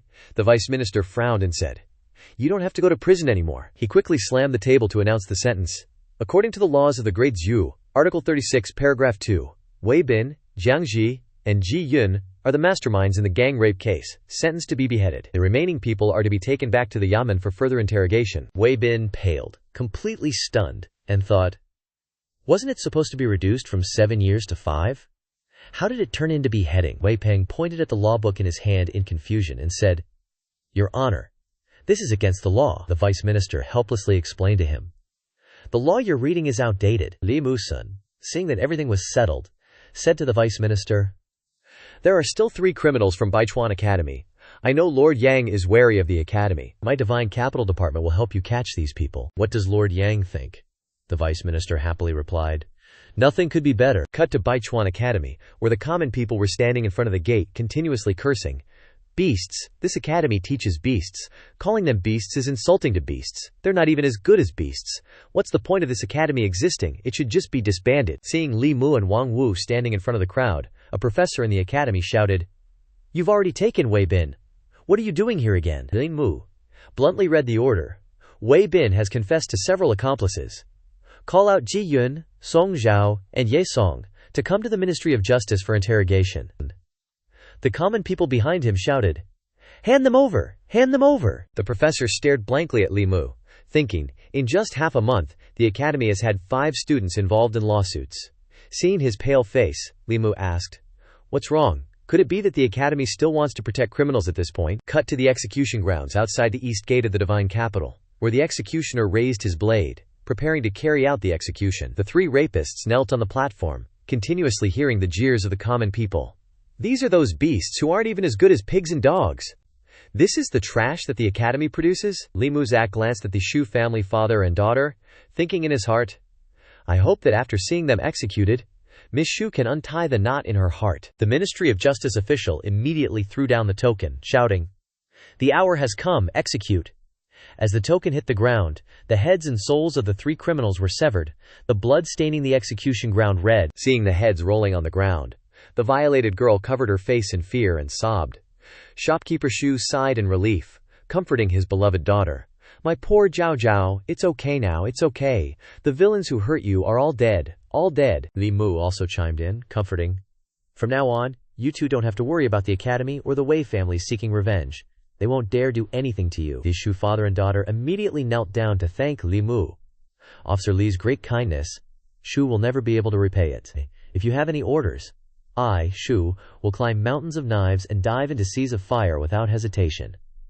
Thank you, Officer Li, for bringing justice to my daughter. Li Mu said awkwardly. Please, stand up. This is my duty, miss. Please start a new life. Miss Zhao Zhao looked up at Li Mu's gentle hand reaching out to her. He smiled gently at her, thinking to himself, The criminals aren't just those few. In order for His Majesty to successfully suppress the academy, I still need to work harder. Scene changes to 3 days later at the Ziwei Hall.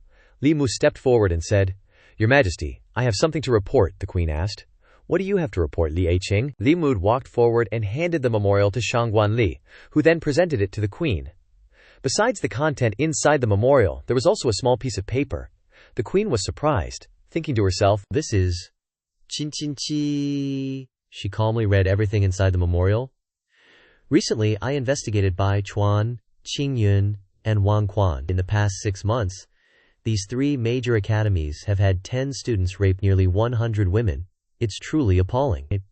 I don't know if the academies are training pillars of the nation or training criminals for the court, the small white paper also said. These are the pillars of the nation that the academies speak of. These are the future officials of Great Zhou. Finally, I know that the biggest threat to Great Zhou isn't the demon race, nor is it the ghost realm, but it's the academies. Right in the imperial court, the Queen frowned, thinking, Is this everything that Li Mu Yu wants? The Queen handed the memorial to Shangguan Li and said, Let everyone take a look, she added sternly. These are the pillars of the nation that the academies speak of, the future officials of Great Zhou. Finally, I understand. The biggest threat to Great Zhou doesn't lie in the demon race or the ghost realm, but within the academies themselves. Right here in the Imperial Court, the officials of Great Zhou all come from the academies. If the academies are slightly bad, the entire Great Zhou will be bad as well. If the academies are rotten to the core, the common people of the 36 prefectures will no longer trust the court, losing the people's hearts, losing the spirit. How can Great Zhou continue to exist? The officials below were being scolded but kept silent, not daring to retort. Li Mu was pleased, thinking to himself, if Her Majesty wants to move against the academies, I'll present all the evidence of the students' crimes that I've collected, and even the memorial. I'll prepare the speech for Her Majesty. I don't believe that with me being so thoughtful, I won't become the Queen's one and only confidant. Recalling a few days ago, in order to obtain that information, Li Mu set up a small trial court in front of the Baichuan Academy, and announced it through Wang Wu's mouth. Everyone come and see. Officer Lin is holding court here today. If you have grievances, speak them out. If you have enemies, seek revenge. This made the professors inside the academy furious but helpless. After the court session, Li Mu leisurely walked back, when suddenly Shangguan Li came and called him back. Li Mu, Her Majesty summons you. Li Mu blankly asked. Her Majesty wants to see me. Li Mu followed Shangguan Li, walking and thinking, I wonder if I can see Her Majesty's face this time. A moment later, Li Mu stopped in front of a gazebo. Shangguan Li said, Your Majesty, Li Mu has arrived. Seeing the Queen facing away from him, Li Mu was a little doubtful, thinking to himself, strange, why does Her Majesty's back feel so familiar? I shouldn't be looking at Her Majesty's back. Li Mu humbly walked forward and politely bowed. I greet Your Majesty, the Queen said. You may rise, Li Mu. I have a question for you. You must answer truthfully, the Queen seriously asked. Besides the 4 great academies, I want to build another academy. What do you think? Li Mu bluntly replied, I don't think it's a good idea. This answer startled Mei Wei and Shangguan Li, who looked at Li Mu in surprise. He remained calm, thinking to himself, my way of thinking is different from Her Majesty's, so of course I'll say it. I want to become a scholar official, not a flatterer. The Queen slowly said, Tell me your way of thinking. Li Mu turned on serious mode. He lowered his head and said, If Your Majesty builds another academy, if the management isn't strict, the same problems will occur. It's essentially no different from what the 4 great academies are doing.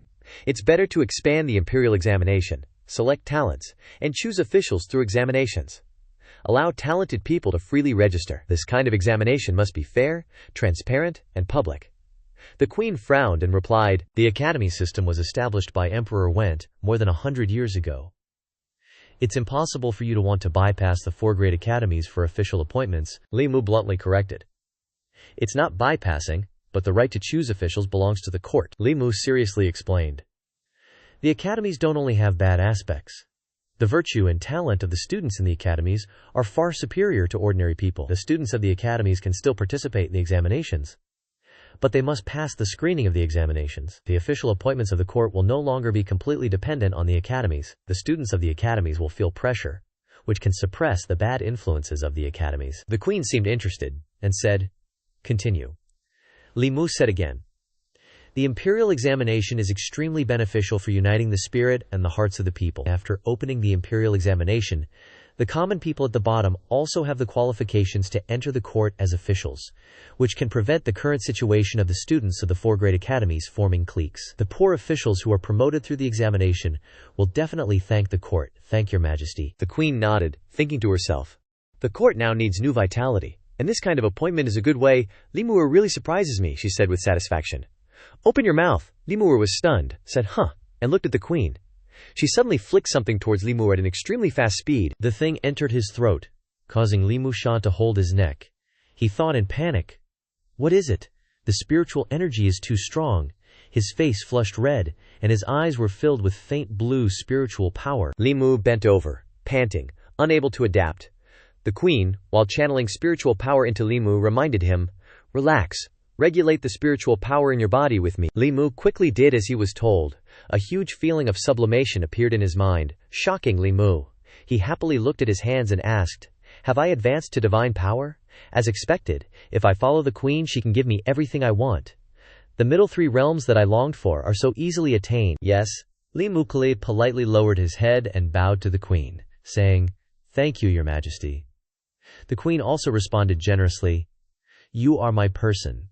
The stronger your strength, the more you can help me do more things." He then remembered his problem and asked the queen, "That's right, I still have something I want to ask your majesty. During my cultivation, I encountered a heart demon. The heart demon occasionally appears in my dreams. It transforms into a strange girl. Your majesty, you have profound cultivations. I want to ask your majesty, what should I do to overcome the heart demon?" Mei Wei, standing there listening to this question, couldn't help but secretly laugh. "This silly kid," the queen calmly replied. "The heart demon is born from your inner self. Only you can overcome it. No one can help you." Li Mu nodded in agreement, thinking to himself. Unexpectedly, even a powerhouse in the upper 3 realms is helpless against my heart demon. The queen waved her hand slightly and said, "I will think more about the imperial examination. You may leave." Scene changes to the divine capital Yamen. Li Mu leisurely walked in. The constables inside were gathered together, reading books and discussing, "This girl is beautiful. I don't think she's as beautiful as the girl in the Miao Yin brothel." Li Mu vaguely heard these words and thought, what are these guys secretly looking at? He walked over and asked in a cold voice, "What are you looking at?" The constables were startled by the voice and quickly closed the book. They sweated profusely and replied, "Your Excellency, we weren't looking at anything," Li Mushidi said coldly. "Hand it over." In their hands was the divine capital. 100 beauties picture, 100 portraits of beauties in the divine capital. Li Muxin directly snatched the book away and said, "It's patrol time, don't read this kind of stuff, Xin. Aren't you guys going to patrol yet?" The constables quickly ran away upon hearing this. Ling Mu seriously opened the book. Flipping through a few pages, Ling Mu thought, so it's a collection of paintings of 100 women of the divine capital. Suddenly, Li Mu stopped, staring at the page in front of him and thought, wait, isn't this Han Yan? The book also recorded some information about her. Liu Han Yan, a musician in the Miao Yin brothel, with the most outstanding zither playing ability in the divine capital. Li Mu looked at the picture and remembered the person. He raised his face to the sky and sighed, thinking to himself, the girl from the Ham Yan era, who remembers her. It's been a year, hasn't it? Li Mu was about to close the book, reminding himself, forget it, I should probably lay off this stuff. Suddenly, his eyes landed on a familiar figure, and Li Mu internally gasped. Wait a sec, isn't that my inner demon? Huh! Let me see what the notes say. He scrolled down, reading each word.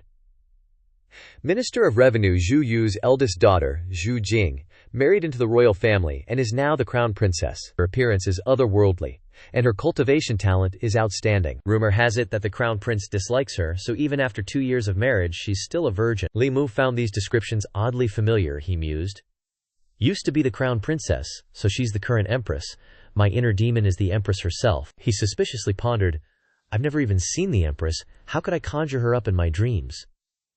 The only possibility is that the woman in my dreams isn't an inner demon at all, but the empress herself.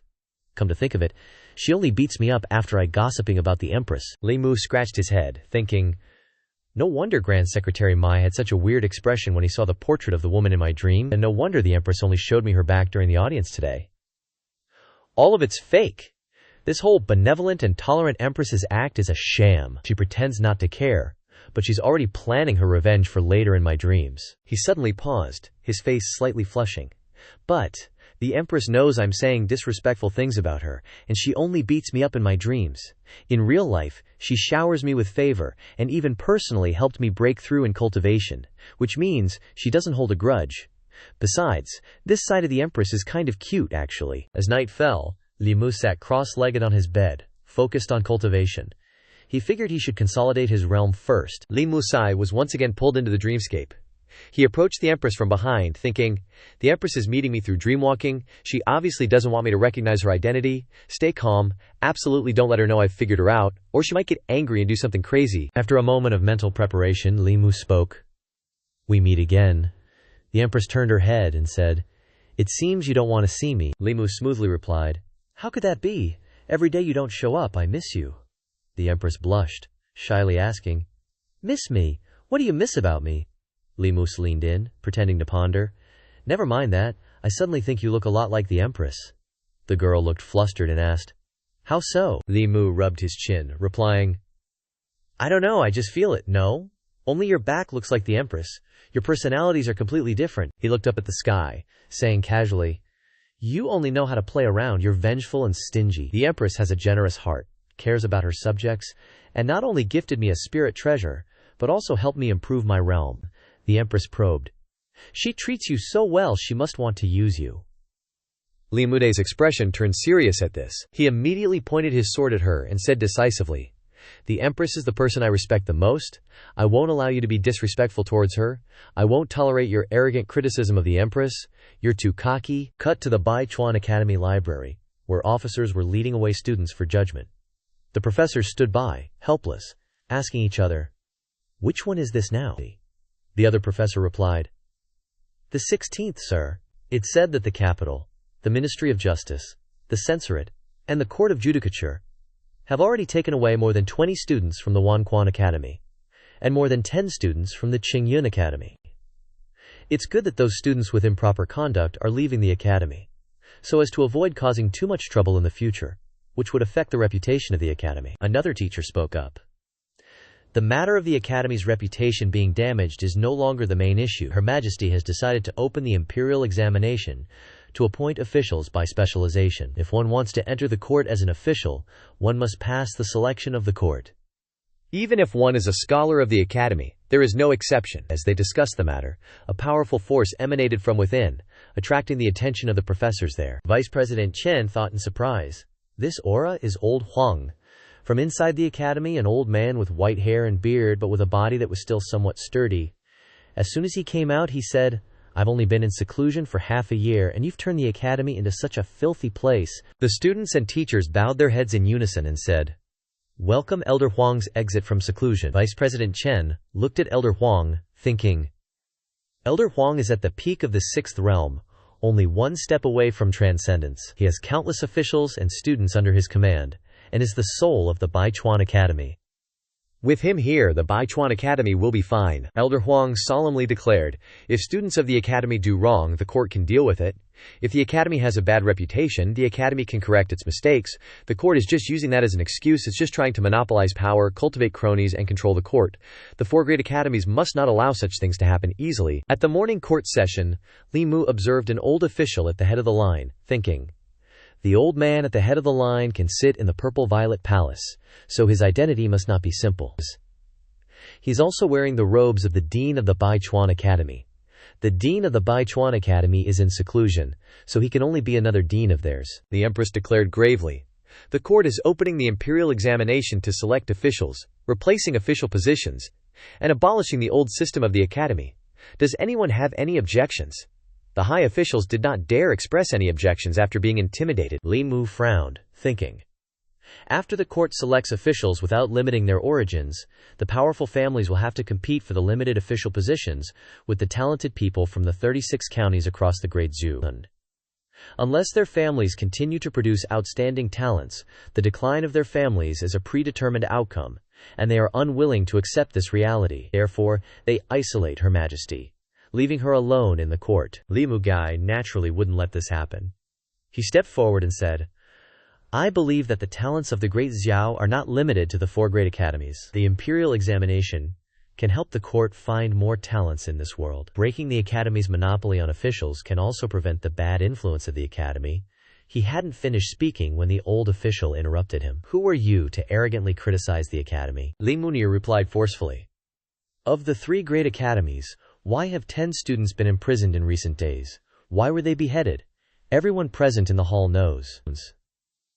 "I'm just stating the truth, I'm not talking nonsense." The old official turned around abruptly and shouted, "For more than 100 years, the Bai Chuan, Qingyun, and Wanquan academies have cultivated countless officials for the court. The students of the Bai Lu Academy guard the borders and shed blood on the battlefield. The 4 great academies, along with Jiyu Jiangshan, have contributed countless to the Great Zhou. Because the students of the academy made mistakes, you want to deny the centuries of achievements of the academy, blind Her Majesty, disrupt the court, and destroy the century-old foundation of the Great Zhou.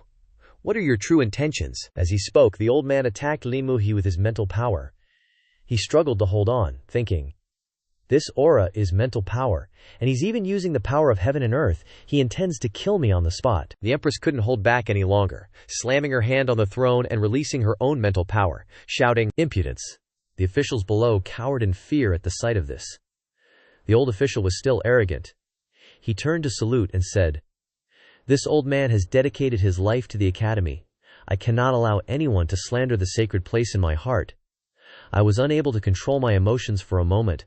I hope your majesty will forgive me." He turned back to Li Mushe and asked, "The contribution of the 4 great academies to the Great Zhou is immeasurable. Today you want to overthrow the foundation of the academy? Speak, what are your true intentions?" Li Mushe replied calmly. "You ask me what my true intentions are." He pointed his finger directly at the sky and said, "Heaven and earth are impartial, and do not distinguish between right and wrong, and I am trying to redress wrongs on behalf of the world, and to correct injustice. I establish an upright heart for the world, and I establish order for all people." Li Mu spoke while thinking, "You think I'm afraid of you? I have no shame in my heart, no shame before heaven and earth, no shame before the people, and behind me is the Empress. What have I to fear from you?" The Empress was also stunned in surprise, thinking, "Daoist arts, new Daoist arts." Li Mu spoke with firm conviction. "With martial emperors and civil emperors, the borders have been stabilized, and the country is well governed. As an official of the Great Zhou, I am fortunate to be favored by Her Majesty. I am extremely grateful. After the passing of the 2 sages, the sacred Tao was lost. I will first inherit the lost knowledge of the sages, and will do my best until I die. And second, I wish for the Great Zhou to have eternal peace." Li Mu Ke muttered a few lines of poetry. "Establish a heart for the world, establish a life for the people, inherit the lost learning of the past sages, and create peace for all ages." Seeing the power emanating from Li Mu, the Empress was overjoyed, thinking, "He really did it." The old official was extremely surprised. This isn't ordinary heaven and earth power fluctuation. There's even the aura of Daoist arts in it. If I were using this heaven and earth power fluctuation today, I would be able to touch transcendence immediately, Li Mu said seriously as his closing remark. Emperor Wen established the academy to cultivate talent for Great Zhou, not to breed criminals. Everyone knows the dark side of the academy. Yet you brazenly abuse its authority and insult His Majesty. How can the world tolerate you? The more he spoke, the stronger the fluctuations of heaven and earth's power became, forcing the old geezer to raise his hand to defend himself. Li Mu shouted heroically, "Return the Tao to the world!" Immediately, a golden talisman appeared in the sky, rushing towards the old man. Facing this Tao, he thought helplessly, "Although I have reached the peak of the 6th realm, it will be very difficult to block this power of heaven and earth." And then he was injured by Li Mushan's words, spitting out blood. Before the power of heaven and earth, even with high cultivation, one is but an ant. Having just emerged from seclusion, he was defeated like this, so of course, he wasn't happy, and thought bitterly, "How can this be? A mere divine power realm cultivator is able to use the power of heaven to injure a profound movement realm cultivator like me, destroying 30 years of my cultivation. It seems that I have no chance to reach the transcendent realm in this lifetime." The more he thought about it, the angrier he became, his eyes turning bloodshot, looking very ferocious. Huang Lao couldn't bear it anymore, and madly rushed to attack Li Mu, roaring, "It's you, I'll kill you!" Li Mu panicked, thinking to himself, "Oh no, he's gone demonic." He flew towards Li Mu, wanting to crush him with one move. Li Mu gritted his teeth, thinking, "I'm done for, my body can't move." At that critical moment, a figure flashed by, blocking that fatal blow. Li Mu Xiu regained his senses and looked up, only to see that the one who stood up for him was Her Majesty the Empress. Without further ado, Her Majesty immediately delivered her judgment. "Brazenly injuring my beloved subject, acting violently after being possessed by demons. In consideration of your past contributions, I will only cripple your cultivation and spare your life." After having his cultivation crippled, the old man was shocked and fell to the floor, fainting. Her Majesty the Empress coldly ordered, "Guards, take Vice Dean Huang back to the academy." Li Mu stepped forward to Her Majesty and respectfully bowed. "Thank you, Your Majesty." Her Majesty the Empress quickly helped Li Mu up, and then clearly ordered, "Regarding the opening of the imperial examination, the Zhongshu of the Western Platform has 1 month to establish the examination rules. From now on, the court will select officials according to the imperial examination system. Do any of you have any objections?" The officials who had just witnessed the scene dared not utter a word. The Zhongshu Ling trembled, thinking, Li Mu used the Tao of the world to suppress the Tao of the academy. Even Vice Dean Huang, who reached the 6th realm, was possessed by demons and had his cultivation crippled. The officials cannot resist, nor can they argue with the Empress's Tao. What else can we say? Finally, the Zhongshu Ling spoke up. "Your subject obeys," Her Majesty the Empress said with satisfaction, dismissed the court.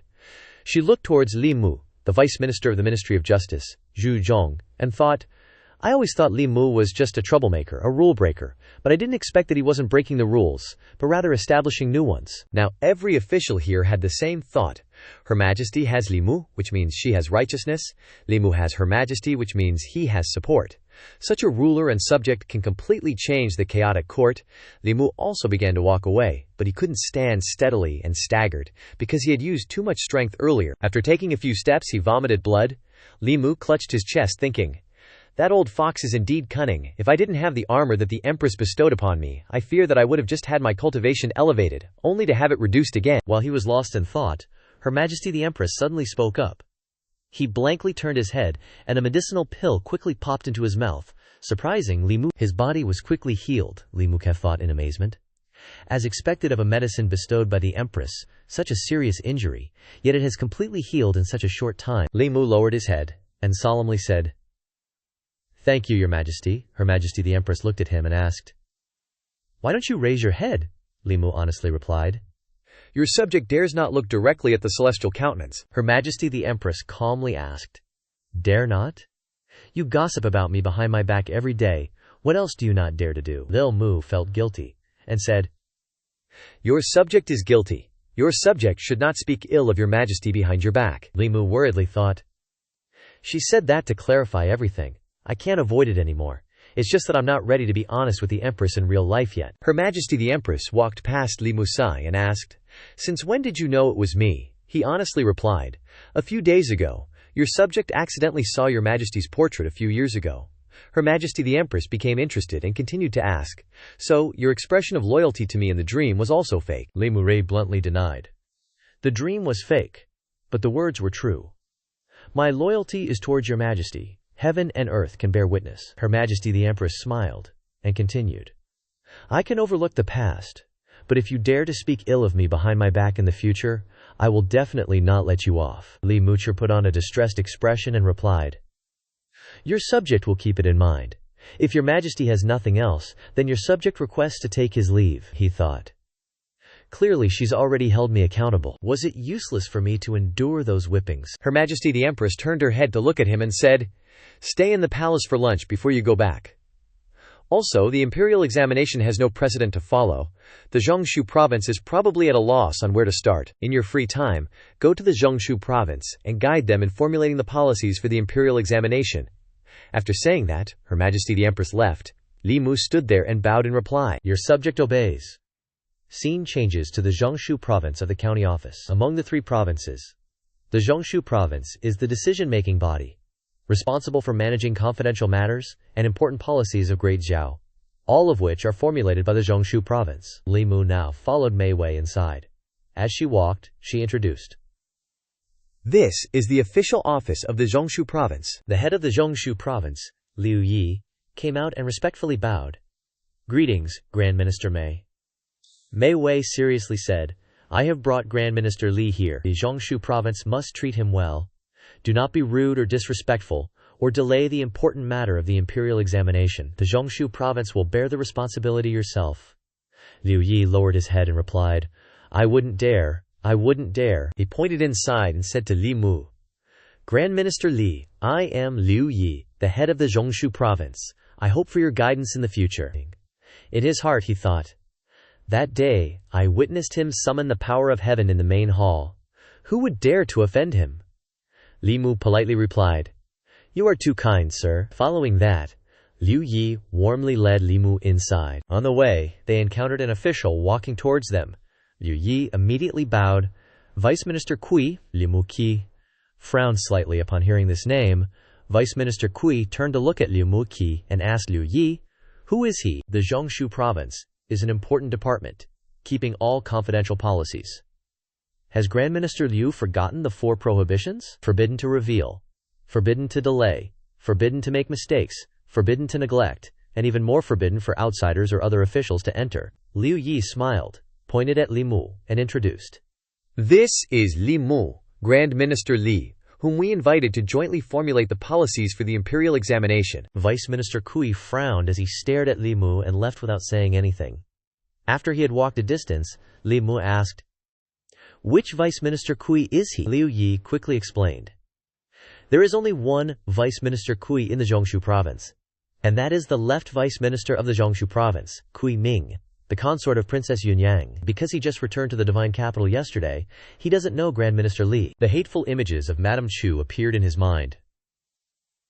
This man's full name is Kui Ming, Li Muyi politely said.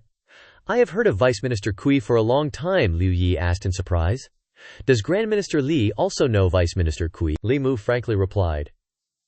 Of course, I know him. I come from Northern County. Vice Minister Kui served as the county magistrate in Northern County for some time. Even now, legends about him are still circulating in Northern County. Liu Yi happily replied. No wonder Vice Minister Kui has such handsome features and a dignified appearance. Women are mesmerized by him wherever he goes. I didn't expect that he has been in the divine capital for so long, yet there are still people in Northern County who remember him. Li Mu thought to himself, Kui Ming has such a refined appearance and temperament. If he debuted in my era, I wonder how many fangirls he could attract. Li Mu calmly inquired.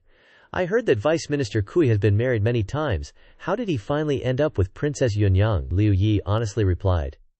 I have also heard about it. Vice Minister Kui exposed the collusion between the prefect of Chen County and the demonic sect. After being transferred to the divine capital, he was appointed as the chief secretary of the Zhongshu province. Princess Yunyang was always popping into the palace, so maybe they bumped into each other? Then, her horse kicked the bucket in a super sus way. 6 months later, guess who's the new horse? Kui Shilang. And just like that, over 10 years, he climbed from a lowly scribe to the big cheese in the central secretariat. And a few years ago, he became the left vice minister. After all that yakking, they finally arrived. Liu Yi busts into the room and yells, All right, everyone, Minister Li's here! And then he started rolling out the intros. These are the other 5 top dogs of the Central Secretariat. From left to right, we've got Lord Zhu Zhangzhu, Lord Wang Shi Wang, Lord Zhang Huai Zhang, Lord Song Liang Yu Song, and Lord Zhao Zi Yu Zhao. Liu Yi wraps up the intros and then says, all smiles, Lord Zhu, I'm here on the Empress's orders, so let's put aside any beef, focus on the big picture, and hash out these imperial exam plans. Li Mu, totally clueless, whispers to Liu Yi, does he have some kind of grudge against me? Thinking to himself, he does look kind of familiar though. Liu Yi mutters back, Lord Zhu Xiang is Zhu Chu's uncle. Li Mu's face lights up like, oh, right. Then Liu Yi hands him a stack of papers and says, Her Majesty's only given us a month, so let's get down to business.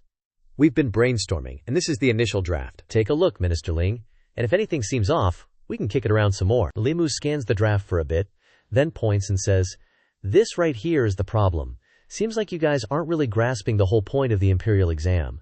It's about assigning roles based on specialization, and the skills each area needs aren't the same. Why are you treating them all like they're the same? Li Mu starts lecturing. The Ministry of Revenue needs to focus on arithmetic, the Ministry of Justice on penal law, and the Ministry of Rights needs to prioritize ceremonial etiquette. And does the capital really need super high cultivation levels? Are you guys worried about the demon tribes or ghost realms invading the Great Zhou? The cultivation of the top guys in the border prefectures needs to be creation realm and up. After some time debating, Li Mu exits. He sees Mai Wei and waves her down. Lord Mai! She turns around quickly, surprised. Done so soon? Li Mu walks alongside Mai Wei, replying, It's getting late. Wait a bit longer, and the veggies at the market won't be fresh anymore. Suddenly, a voice rings out. Long time no see, and Lord Mai hasn't changed a bit, huh? The guy who walks up is none other than Kui Ming. He goes for the friendly act, saying, I just got back to the capital yesterday and was about to report to Her Majesty. I hope Lord Mai can relay the message. Mai Wei replies, her face cold as ice. Her Majesty is very busy and your report isn't exactly top priority. Minister Kui, first thing tomorrow morning will do. As soon as she finishes, Li Mu pipes up. Sis Mai, I just remembered. I have something I need to discuss with Her Majesty. Mai Wei's like a totally different person now, all smiles and says, Follow me. This makes Kui Ming's face turn dark as night as he stares at them. At the same time, another official walks by. Kui Ming calls out to him, Hey you, come here!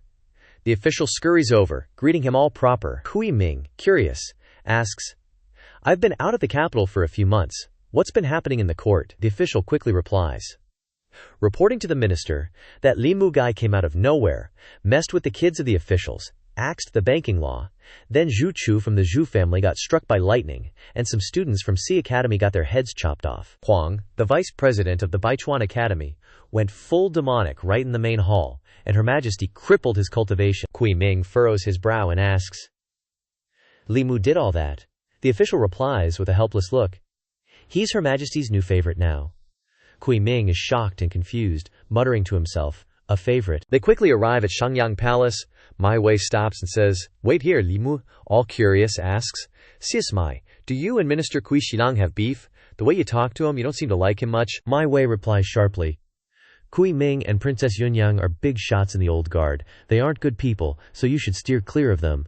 Li Mu sighs, impressed, thinking, no surprise she's the commander. Sis Mai's eyes aren't something an average woman can compare to. He obediently replies, "Got it." Suddenly, a voice booms from inside. "Got what?" The Empress walks in from behind, startling Li Mu and Mai Wei, making them turn towards the door at the same time. Li Mu bows respectfully. "Greetings, Your Majesty." Her Majesty raises a hand, dismissing the formality. She asks seriously, "How's the Imperial exam discussion going with the officials from the Central Secretariat?" "I've already ordered the 36 prefectures to quickly recommend talent from their regions to take the Imperial exam with the students from the academies in 3 months. Li Mu quickly replies, "We should have results in a few days, and we'll have a complete policy in a month. Your Majesty can rest assured." Li Mu then gets to the main point. "I have a question for Your Majesty. Is there a way to quickly learn invisibility techniques?" Her Majesty glances at him and asks, "You came all the way here just to ask that?" Li Mu scratches his head, embarrassed, replying, "The difficulty of a medium-level mystic art is a bit high, and I'm having trouble figuring it out on my own. Either my top half disappears but my bottom half doesn't, or I get into stealth mode and then pop right back out again." Her Majesty seriously instructs, "The key to invisibility lies in Wangqi. If you can understand the Wangqi realm, you can learn the mystic art very quickly." Li Mu, surprised, mutters, "Wangqi." He thinks to himself, "So I've been using the Qingxin incantation while practicing, no wonder I failed." Get rid of all distractions and relax your body, Li Mu does as he thinks, and his body begins to turn transparent and disappear into thin air. Success, in just one try, surprises Li Mu Sha, and he gratefully bows, thanking her. "I've been studying this technique for many days without any progress. Today I'm fortunate to receive your guidance. Thank you, Your Majesty." After a while, Mai Wei and Li Mu walk outside. She says, confused, "Li Mu, you could have asked me about cultivation problems. You even bothered Her Majesty, you're so bold." Li Mu smugly thinks, "I want to become Her Majesty's confidant, so I'll use every opportunity to get close to the Empress and cultivate our relationship. Besides, the Empress's cultivation is 2 major realms higher than Sis Mai." "Of course I'll pick Her Majesty." Mai Wei, as if reading his mind, asks, "You little rascal, you don't think my cultivation is too far from Her Majesty's to teach you, do you?" Li Mu frantically waves his hands, vehemently denying it. No, absolutely not." Mai Wei leans in, sternly asking again, "Do you dare swear?" Li Mu starts changing the subject. "Oh dear, it's getting late, Sis Mai. I'm going first. In the end, the vegetables in the market won't be fresh." "Sis Mai, come to my house for dinner when you're free." Mai Wei looks at his retreating figure and sighs helplessly in her heart, thinking, "Little rascal." Cut to the East Market. Li Mu stands in front of a flower shop, buys a small bouquet, and says happily, "Xiao Bai likes flowers very much. Buy some more flowers to plant in the garden." Lord Zhang was strolling through the streets with his family when he saw Li Mu and called out, "Li Mu, are you here for shopping too?" He turned around to see him and greeted him happily. "Lord Zhang, Madam Zhang, Miss Yi, what a coincidence." Old Bai Jing next to him immediately brought a bag of things to Lord Zhang and said enthusiastically, "So you are friends with Li Bu too? You should have said it sooner. This bag of flowers is for everyone." Lord Zhang took the gift, feeling a little bitter in his heart, thinking, unexpectedly, "I, a dignified god capital order, have to rely on the face of my subordinate Butu to take advantage." Li Mu put his arm around Lord Zhang and said, "Lord, I happen to want to ask you something. If there is someone named Kui Ming who used his power to get promoted, not only killing his wife and throwing away the body, but also framing his wife's family, causing more than 10 people in his wife's family to die unjustly, then how should we solve it?" Lord Zhang asked suspiciously. "Kui Ming is not from the Kui family of the 9 families, is he?" Li Mu honestly assured, "Of course not." Lord Zhang felt relieved. As long as he is not from the Kui family of the 9 surnames, then even if he is a descendant of the academy or a powerful official in the court, anyone who dares to do such a beastly act, this official will punish him. Li Murel received the answer, then bowed to thank him, and then told the identity of Kui Ming. Lord, you are indeed virtuous. This person is the left secretary of Zhongshu, the horse of Princess Yunyang. 20 years ago, Li Mu told the story, while Lord Zhang became angry but could not do anything. He pointed directly at Li Mu's smiling face and said, I knew it. As long as you open your mouth, it will definitely not be a good thing. That is a high-ranking, fourth-rank official of Zhongshu left secretary. Royal relatives and nobles kill people without paying for their lives. Are you praising this official too much? Let me tell you, this matter is out of the question. While they were arguing, a sudden cry in the distance caught their attention. Lord Zhang asked curiously, What happened? Why do I hear women screaming? The women on both sides of the road gathered to look at the man sitting on horseback and hissed, Let me see, Master Ma is here. Lord Kui, if I marry a man like Master Ma in this life, not only need to have sex with that person, I will die without regret. Look at yourself. Don't dare to say such a thing again. Don't insult our Master Ma. The person who came was none other than Kui Ming in Li Mu's story just now. Zhang the Great frowned, judging the scene before him. A bunch of stupid women judging a book by its cover. I didn't expect women in the capital to be so cheap. Madame Zhang, standing next to him, blushed and asked, Who was that passing by just now? Zhang the Great replied gruffly, Madam, you can see it too, right? Before he could finish speaking, he turned around and caught his wife's infatuated gaze. Madame Zhang, mesmerized by Kui Ming, exclaimed, I wonder which family's daughter is so lucky that she can marry that young man. Madame Zhang tugged at Zhang the Great's beard and complained, You should shave your beard, it's a mess. Zhang the Great, burning with anger, said, Why is it okay for that Kui Ming to have a beard? Li Mu added fuel to the fire. Because his beard looks better than yours. Zhang the Great frowned in annoyance and said, Didn't you say this Kui Ming killed his wife and harmed his wife's entire family? This morally corrupt beast isn't worth 100,000 deaths. As the capital commandant, how can I stand by and watch this scum swagger around the capital? If I don't behead this beast in front of these ignorant women, I'm not a Zhang. Li Mu, seeing Zhang the Great's raging anger, felt a pang of apprehension. He thought to himself, a middle-aged man's jealousy is truly terrifying. But Kui Ming is a key figure in the old faction. The Zhao family won't let him fall so easily. He's even involved with Princess Yunyang, and even the West Palace. Overthrowing him won't be easy. But I must do it. First for justice, and second for Sujiji. Sujiji and I have gone through life and death together. The capital is like an extremely dangerous place for her. If she relies on herself to seek revenge, it's impossible. Before Sujiji breaks the formation, I have to help her avenge this great hatred. Li Mu looked at the carefree Kui Ming before him, and his heart filled with discomfort as he secretly vowed, no matter the reason, Kui Ming must die.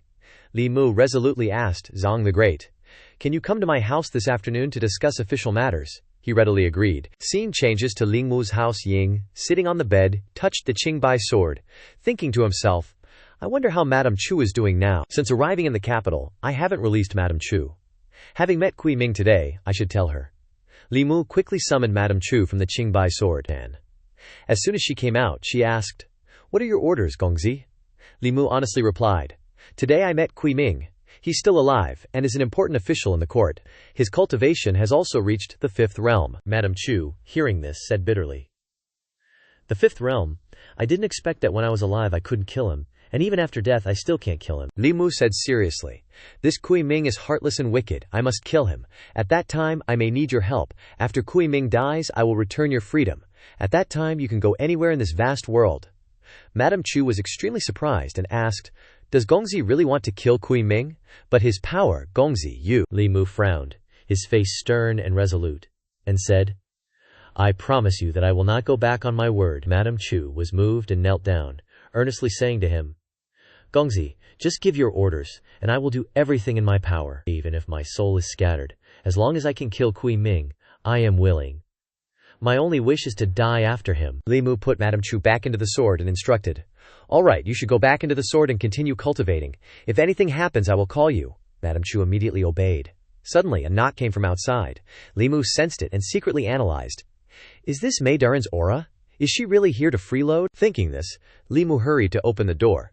As soon as the door opened, the words he wanted to say got stuck in his throat. The Empress is before me, Li Mukak exclaimed in shock. Your Majesty. She waved her hand dismissively and said, I'm traveling incognito. There's no need to call me Your Majesty. Just address me as you please. Li Mu obediently followed her lead, cupping his hands and saying, Miss Chu, what an honor to have you grace my humble abode. Please come in, Shangguan Li. Hearing this, angrily exclaimed. Li Mu remained calm and thought to himself, if I hadn't arrived a few years late, it wouldn't be your turn to be so flattering. I'm not inferior to you. Zhang the Great, right on time, arrived and called out, rubbing his head, Li Mu, is dinner ready yet? I really can't stand being at home any longer. Even after returning home, my wife still can't forget that Kui Ming, who only has looks. Before he could finish speaking, Zhang the Great was so frightened by the figure of the Empress at Li Mu's door that his eyes nearly popped out. He thought in panic, this isn't the Empress, is it? He immediately tried to make a getaway. Zhang the Great scratched his head as he walked towards the door and said, Oops, look at me, I forgot I had an important matter at home. Let's meet at the Yamen this afternoon. As soon as he stepped out of the gate, he ran away, thinking as he ran. As expected, Her Majesty has personally come to Li Mu's house. He really is the future emperor. That's good. Even if that Kui Ming is a member of the imperial family, as long as he shares a bed with Her Majesty in the future. Even if Kui Ming has several heads, they wouldn't be enough to be chopped off. He angrily thought, Damn you, Kui Ming, daring to seduce my wife. This time, see if you die. The Empress walked into Li Mu's house, looked around, and commented, It's quite clean, isn't it? Li Mu respectfully asked.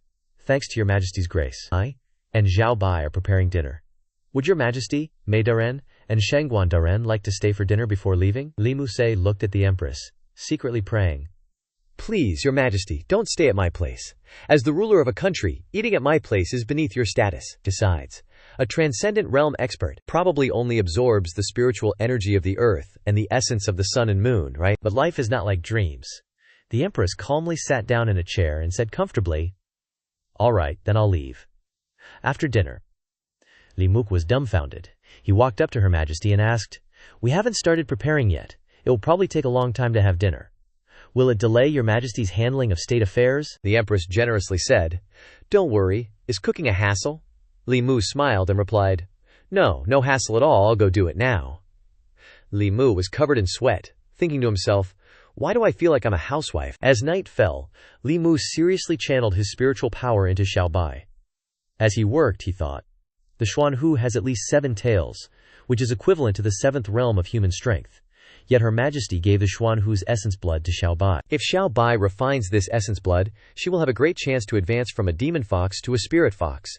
Growing her 4th tail, Xiao Bai also tried her best to refine the Xuanhu's essence blood. Her whole body was smoking, and she was even seen frowning with difficulty. The essence blood quickly entered Xiao Bai's 6 internal organs and 5 visceras, and after a period of refining, it completely merged into one. Li Mu smiled with satisfaction, and thought to himself, These few drops of essence blood are no longer resisting. From now on, it will only depend on whether Xiao Bai can successfully refine them. Suddenly, Li Mu felt something soft under his feet, and he was surprised and thought to himself, What is this? But when he saw clearly, Li Mu discovered that it was 4 tails. Xiao Bai also happily looked at him and said, Gongzi, I've advanced to 4 tails. Suddenly, Xiao Bai's eyes changed color. Li Mu looked into those eyes and felt like his soul was being sucked in, and his face turned red. He quickly realized it, and gave Xiao Bai a flick on the head and said, Don't bewitch me. Xiao Bai innocently hugged her head and said aggrievedly, I didn't bewitch you. Li Mu stood up abruptly, straightened his clothes, and said, I have to go into seclusion. You sleep alone tonight. Li Mu returned to his room, clutching his chest tightly, his face flushed. He thought to himself, Is the enchantment of a spirit fox really this powerful? What about the Xuanhu and the Tianhu? No wonder if the Fox clan gives birth to 9 tails, they can become the leader of the demon realm. They don't need to do anything, just stand there, and the enemy will be psychologically unstable. Li Mu vaguely woke up again, and in his dreamscape, Liu Hanyan and Xiao Bai appeared, making Li Mu bewildered. He blushed, thinking, How did my dream turn into this? This isn't right at all. I'm enjoying it to death, but I'm acting like I'm not. Xiao Bai said softly. Benefactor, Li Mu blurted out nervously. Hey, you! Suddenly, a familiar figure appeared behind him, Li Mu said in surprise. Your Majesty? He jumped up and ran after His Majesty, calling out, Your Majesty, please listen to my explanation. After a while, Li Mu woke up with a start, covered in sweat, and exclaimed, Crap! Dreaming a dream like that, and His Majesty saw it. The good image I had in His Majesty's eyes is probably turned to dust now. Li Mu collapsed helplessly, slapping his forehead and saying, I have to go to court tomorrow. How can I face anyone? Cut to the next day. Li Mu and Minister Zhang entered the court. Minister Zhang teased. Who gave you those dark circles? His Majesty kept you up late last night, huh? Li Mu replied weakly. He left right after dinner? I just didn't sleep well last night. Minister Zhang smiled and said, You really are capable and reliable, virtuous and exemplary, a model for the empire, Li Mu asked, confused. What are you talking about? Minister Zhang looked up and said, I'm talking about Kui Ming. You should directly request a decree to execute him and save us some trouble, Li Mu said more soberly. Who do you think I am? I can just get a decree from His Majesty whenever I want. It's better to handle him through the proper legal channels. Since ancient times, if members of the imperial clan, relatives of the emperor, or officials of the 4th rank or higher commit a crime, they must be handed over to the Court of Imperial Clan Affairs. The Court of Imperial Clan Affairs is also full of the old guard. How could they judge him? Li Mu turned to Minister Zhang and asked, So what were you planning to do before? He calmly replied, Originally I wanted to go through the Court of Imperial Clan Affairs, but the officials of the Court of Imperial Clan Affairs have always been people from the Xiao family. The selection of officials, other than those directly appointed by the court, is determined by the Court of Imperial Clan Affairs. Unless you have someone in the Central Secretariat who can make the power of appointment and removal in the Court of Imperial Clan Affairs belong to the court. Hearing this, Li Mu smiled and said, It just so happens that I'm in the advisory group for the reform of official selection in the Central Secretariat. Isn't that too coincidental? Li Mu returned to the Central Secretariat, sat in the chairman's seat, and seriously explained, The imperial examination must be absolutely fair. This rule that allows the 9 great aristocratic families to directly recommend officials, I think, is inappropriate. Minister Zhu immediately retorted, Since the founding of the country, the 9 great aristocratic families have always had this right. You can't just abolish it because you say it's inappropriate, Li Mu said sternly. It's not that I want to abolish it, it's that His Majesty wants to abolish it. He raised his voice and said, Stop using His Majesty to scare me. His Majesty has never said such things before. Li Mu gave up, sat up straight, and said seriously, Did His Majesty send me here to advise, or send you here to offer opinions? If you like to talk so much, you can speak for me from now on. I'll be even more free. Liu Yi, upon hearing that, opened his mouth and said, Lord Lima, calm down, calm down. Let's talk slowly.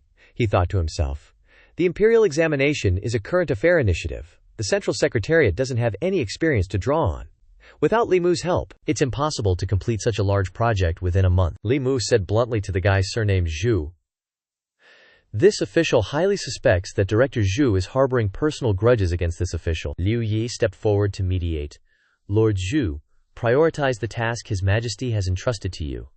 Can your personal grudges be put aside for now? He thought worriedly. This Zhu Xiang is the second uncle of Zhu Chu. It's not surprising that he and Li Muse are fighting back and forth. But in times of urgency like this, don't cause any more trouble. Li Muse rested his hands on his chin and said, This official will say it again. If Director Zhu says such things again, this official will no longer be involved in the imperial examination. Zhu Xiang was bitter but could do nothing. He thought to himself, I have to endure him for now.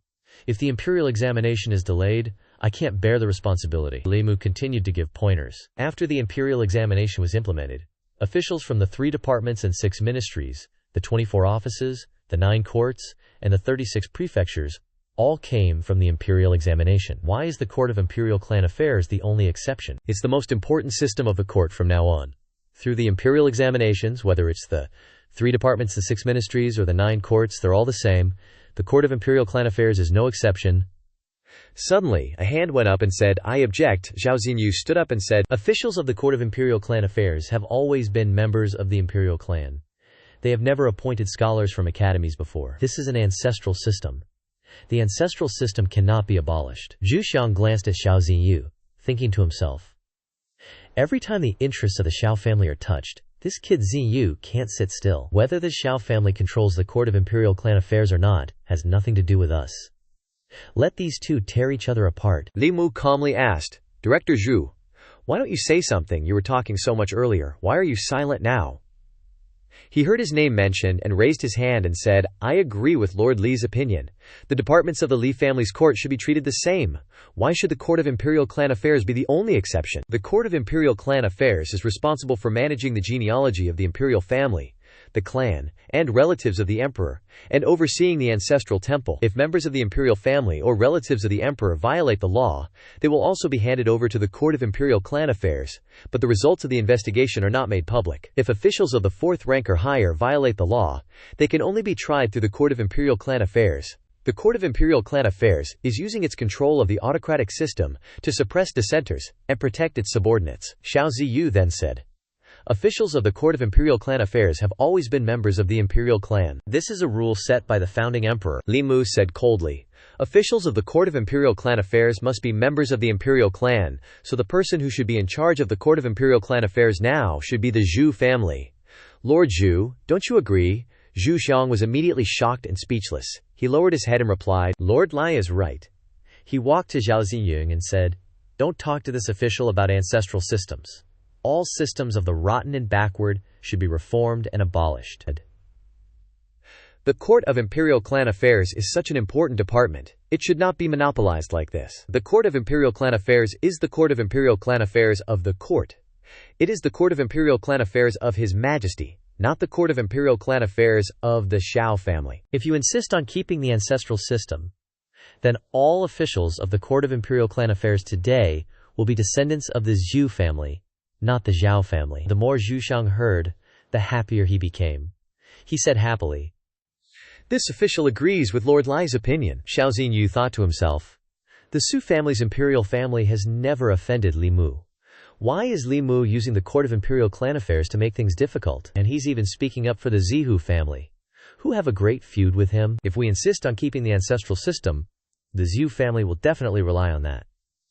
At that time, our Xiao family may lose everything. If we agree to the reform, the officials who enter the Court of Imperial Clan Affairs through the imperial examination will also be starting from the lower ranks, and won't affect the overall situation. Having thought it over, he had to make a decision. This official was short-sighted. Lord Lai is right. The Court of Imperial Clan Affairs is the Court of Imperial Clan Affairs of the court. The Li family should be equal to other departments, and should not be separated from the imperial examination. After discussing the matter, Xiao Ziyu went to see Kui Ming. As soon as he saw Xiao Ziyu, he asked, Director Xiao. He quickly reported, Li Mu proposed that in the future, officials of the Court of Imperial Clan Affairs will also come from the imperial examination. I agreed, Kui Ming exclaimed upon hearing this. What? He rubbed his chin and asked, The Court of Imperial Clan Affairs is a threat to officials of the 4th rank and above. How can we offer it to others with our hands tied? Xiao Xinyu said helplessly. The matter is not that simple. The imperial family now is the Zhu family. If we follow the rules, the Court of Imperial Clan Affairs would mostly be run by the Zhu family. If we agree with Li Mu, the Zhao family will still temporarily control the Court of Imperial Clan Affairs. If not, the Zhu family will be able to seize it immediately. You can discuss how to choose. Kui Ming frowned upon hearing this, thinking to himself, if that's the case, the old guard can only choose one. To be completely taken over in a short period of time, or to be slowly nibbled away. He waved over a subordinate and seriously instructed, You keep an eye on Li Mu Kui.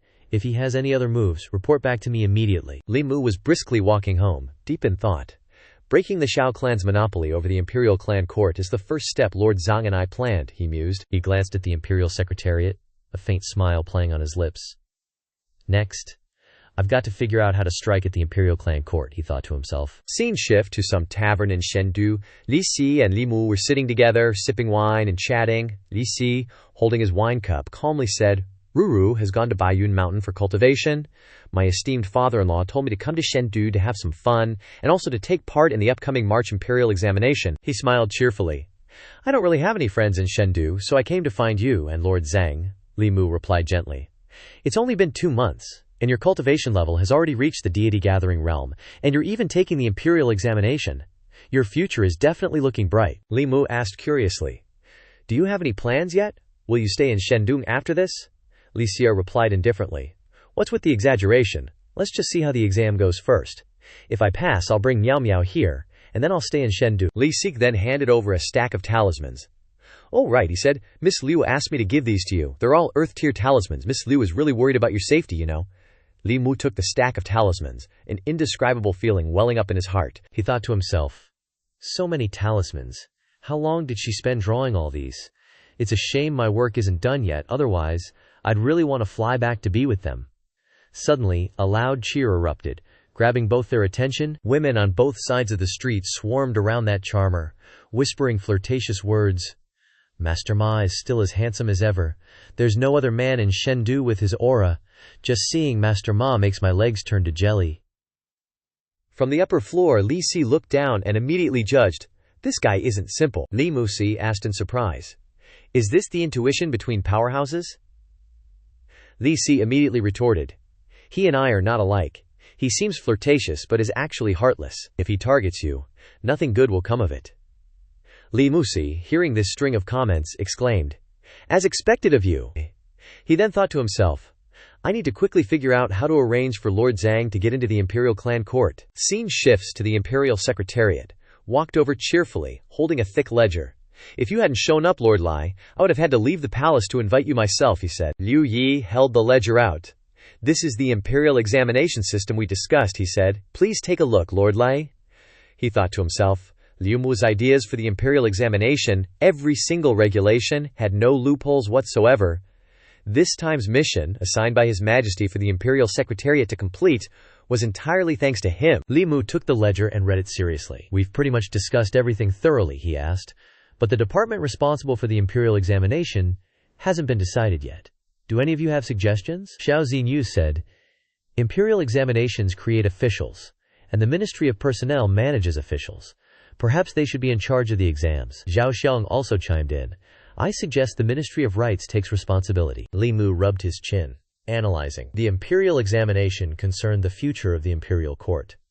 If any single department were to handle it alone, it could lead to abuses of power. Since you two, one advocating for the Ministry of Rights and the other for the Ministry of Personnel, have proposed different ideas, why not let both the Ministry of Rights and the Ministry of Personnel be jointly responsible, he suggested.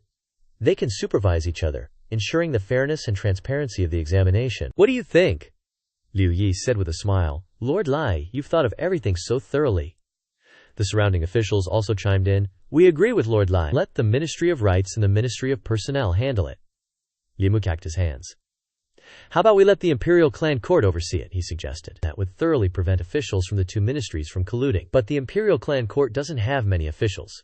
One minister, one vice minister, one registrar, plus a few other functionaries. Li Mu seriously asked, "If they also have to supervise the Imperial examination, I'm afraid they won't be able to participate in other matters. Shouldn't we perhaps add more officials to the Imperial Clan Court?" Liu Yi said cheerfully. "Lord Ling is truly meticulous and comprehensive in every aspect." Wang Shi enthusiastically added, "In that case, we should send a letter to the Department of State Affairs and tell the Ministry of Personnel to seek His Majesty's decree to quickly increase the number of officials for the Imperial Clan Court." Scene shift to 3 days later, at the Imperial Secretariat. Zhao Xinyu, displeased, said to Zhao Xiang, "The people Lord Zhao nominated aren't acceptable," he thought to himself. "If new faction members get into the Imperial Clan Court, the old faction will be put at a serious disadvantage. This absolutely cannot happen," Zhao Xiang retorted. "And are your nominations, Lord Zhao, so much better?" Zhao Xiang also had his own thoughts.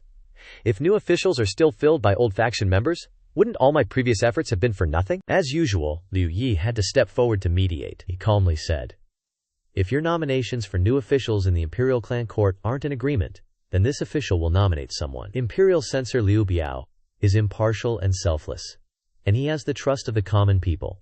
He would be suitable to take on an assistant minister position in the Imperial Clan Court." Zhao Xiang frowned, thinking, Xiao Ziyu definitely won't let anyone from the Zhao family get into the Imperial Clan Court. If I keep insisting like this, I might even offend Liu Yi. Xiao Ziyu also thought. The Liu clan has always maintained neutrality, neither supporting the new faction nor aligning with the old faction. Having Liu Biao in this position is still better than a Ziukao family member. After thinking, both of them spoke in unison. Imperial Censor Liu is fair and upright. If he takes this position, this official has nothing more to say. Li Mu stood on the sidelines, observing, secretly calculating in his heart.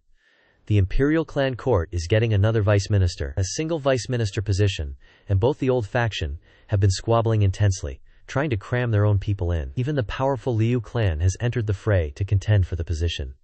Too bad for you all. You're about to be disappointed. It was only then that Li Mukala stepped forward and proposed. In the future, if the Imperial Clan Court only has one fair and upright official, it won't be enough.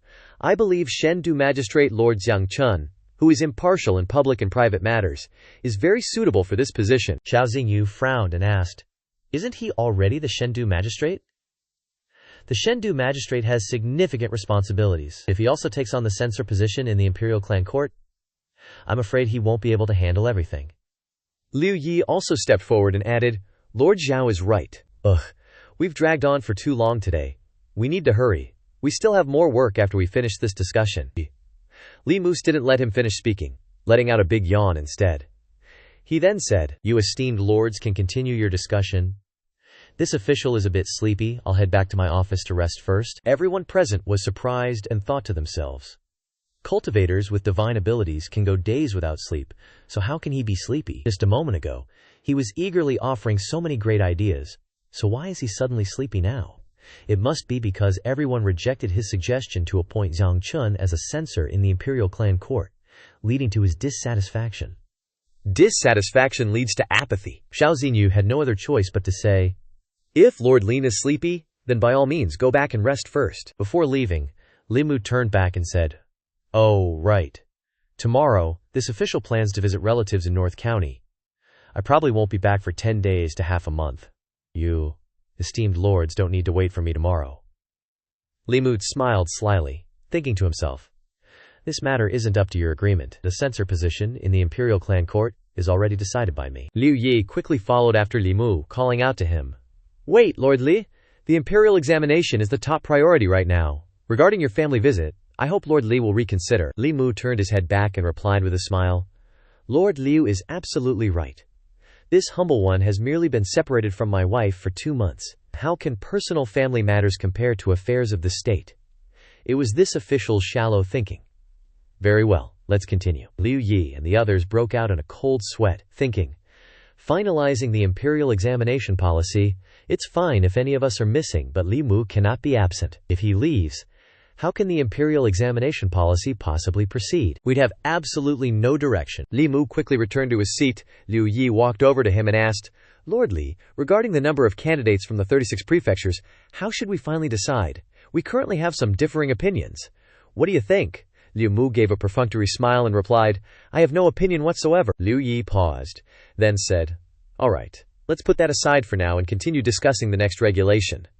A while later, Liu Yi's group was still discussing in low voices, while Li Mu just sat there listening, without a single move. Trisk, trisk. He shook his head and sighed again, making Liu Yi wonder and ask, "Lord Lai, do you have a better idea?" Li Muscat gave a friendly smile and replied, "Nope, I just noticed it's getting late. This official should head home to cook dinner. See you tomorrow, esteemed lords." Li Mu's attitude made Liu Yi's group feel a pang of guilt. They thought, he's lost his motivation to work. Surely it's because we didn't agree to let Zhang Chun join the imperial clan court. At this point, Liu Yi had no choice but to step forward and ask, "Oh right, weren't we just discussing the censor position for the imperial clan court? Who would be the most reasonable person to take that on, after all?" The group behind immediately chimed in, "I think Shendu magistrate Lord Zhang Chun can take on that role. Lord Zhang is impartial in public and private matters.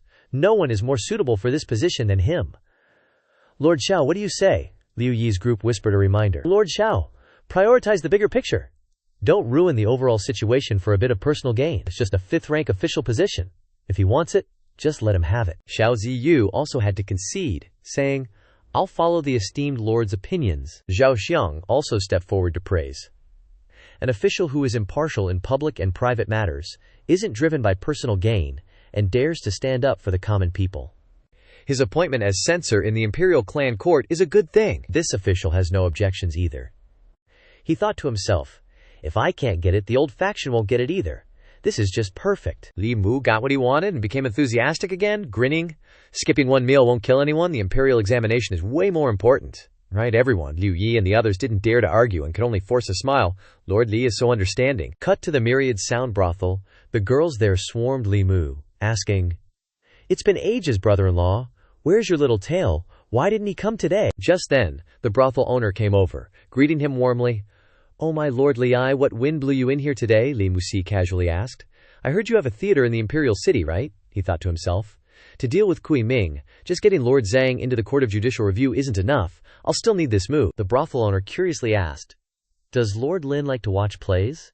Just say the word, and I'll arrange whatever you want." Li Mu got straight to the point, seriously saying, I have a novel here. The story is about a heartless man who abandoned his wife and child for glory and wealth with a princess, even killing to silence them. In the end, a righteous official judged him, leading to divine retribution. Being struck by lightning, what do you think if it was adapted into a play?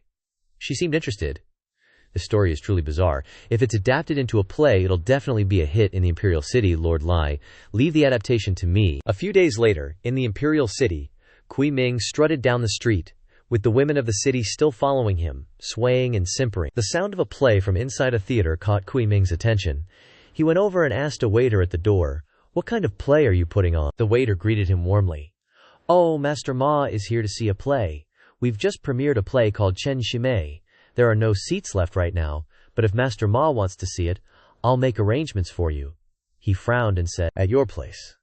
Before he could finish, his attendant came over and called out, "Consort Ma!" The attendant announced, "Master Ma, the princess asked me to tell you that the ladies in the palace have specially invited a troupe to perform. She wants you to come and watch with them." Kui Ming asked, puzzled, "What play?" The attendant honestly replied, "It's Chen Shimei. They say it's quite popular lately, and all the ladies are eager to see it." Hearing that name, his face immediately darkened. He clasped his hands behind his back and said, "Go back and tell the princess that I still have important matters to attend to that haven't been resolved yet, so I can't go." Inside the theater, the sound of the play still echoed with his every step. Killing his wife and child, devoid of conscience, forcing Hanshi to death in the temple, bringing a lawsuit to my court, what are you still gnashing your teeth about? The brothel owner, seeing how well the theater was doing, said, "As expected of Lord Lai, Chen Shimei has become so popular right after its debut. Now, there probably isn't a commoner who hasn't heard of it. Even the nobles in the palace are specially inviting people to perform it." Li Mu, looking down at Kui Ming leaving in frustration, flashed a sly smile, thinking, "Kui Ming, the real show is yet to come. You have to hang in there." Li Mu then went straight to Lord Zhang, seriously telling him, "Old Zhang, think carefully. This time, you'll be offending Princess Yunyang, the royal family, the old guard, and a whole lot of people." Lord Zhang bluntly replied, "Don't say any more. I'm irreconcilable with that Kui Ming." Li Mu said, satisfied with the answer, said, "Then let's do it." Lord Zhang then voiced his concerns. "But why haven't I seen His Majesty summon you lately?" Li Mu stammered. "His Majesty and I have had a little misunderstanding," he thought to himself. "Ever since His Majesty broke into my dreamscape and saw things he shouldn't have seen, we haven't met again." Zhang Chun curiously asked, "Misunderstanding? What kind of misunderstanding?" Li Mu awkwardly replied, "This isn't convenient to tell you." Lord Zhang started his deduction mode, thinking, Li Mu and the Empress can't possibly have any misunderstanding. If they don't work out, what am I supposed to do? What could affect a couple's relationship other than that? If that isn't harmonious, other things will be difficult to reconcile. Thinking this, he offered Li Mu, "I have a 300-year-old jar of deer antler, a medicinal wine made from ginseng and other herbs. There's also a tiger penis turned into a rug under the table in my room. Remember to take it with you when you leave." Lord Zhang's words left Li Mu speechless. Cut to the Court of Judicial Review, where a clear voice rang out, "My Lord Vice Minister has arranged everything. From now on, this is your yamen." Zhang Chun, in his new official robes, seriously asked, "What about the Minister and Vice Minister?" The person quickly replied, "Vice Minister Liu left as soon as he arrived. Vice Minister Feng Cheng is taking a nap. I'll report to him when he wakes up. They won't come here unless there's a major event." Zhang Chun seriously asked the attendant, "I'm new to the Court of Judicial Review. Tell me, what am I usually supposed to do?" He quickly explained. The Court of Judicial Review mainly manages matters related to the royal family. If descendants of the royal family have children, it must be reported to the Court of Judicial Review in a timely manner, and the royal bloodline must be written into the genealogy. The succession of titles by descendants of the royal family is also recorded by the Court of Judicial Review. For major worship ceremonies, conferment ceremonies, and court assemblies, the descendants of the royal family who should attend and the participants must also be listed and categorized by the Court of Judicial Review. Zhang Chun further asked, "If a member of the royal family or a relative of an official of the 4th rank or higher commits a crime, the Court of Judicial Review will also try them, right?" The attendant quickly explained. According to the law, relatives of the emperor and high-ranking officials in the court can indeed be tried by the Court of Judicial Review. However, unless they rebel or resist, it's not up to the Court of Judicial Review. He then asked, "What's the process of the Court of Judicial Review's trial?" The attendant honestly replied, First, we summon members of the royal family or officials to come. Hearing this, Lord Zhang immediately ordered, "Go to the Secretariat and summon Kui Ming, left Deputy Director of the Secretariat, to come here for me." This order left the attendant in a daze, stammering. "What did you say?" he thought. "Left Deputy Director of the Secretariat? Isn't that Master Mei now? Have I eaten a leopard's gallbladder, that I dare to summon Master Ma here?" Lord Zhang sternly said. "Didn't you hear clearly? I said go to the Secretariat and tell Kui Ming, left Deputy Director of the Secretariat, to come here for me. He's involved in a very big case." Hearing this, the attendant hurriedly turned and left. He ran while saying, "My lord, I suddenly have a terrible stomachache and need to go to the restroom. Please forgive me." Suddenly, a sigh echoed from behind.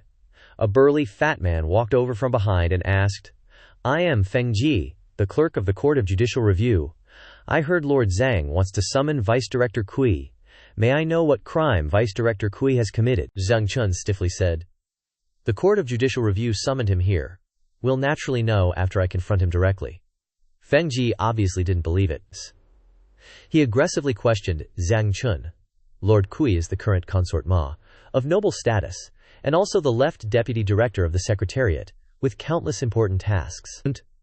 How many national affairs are waiting for him to resolve? Can we just summon him whenever we want?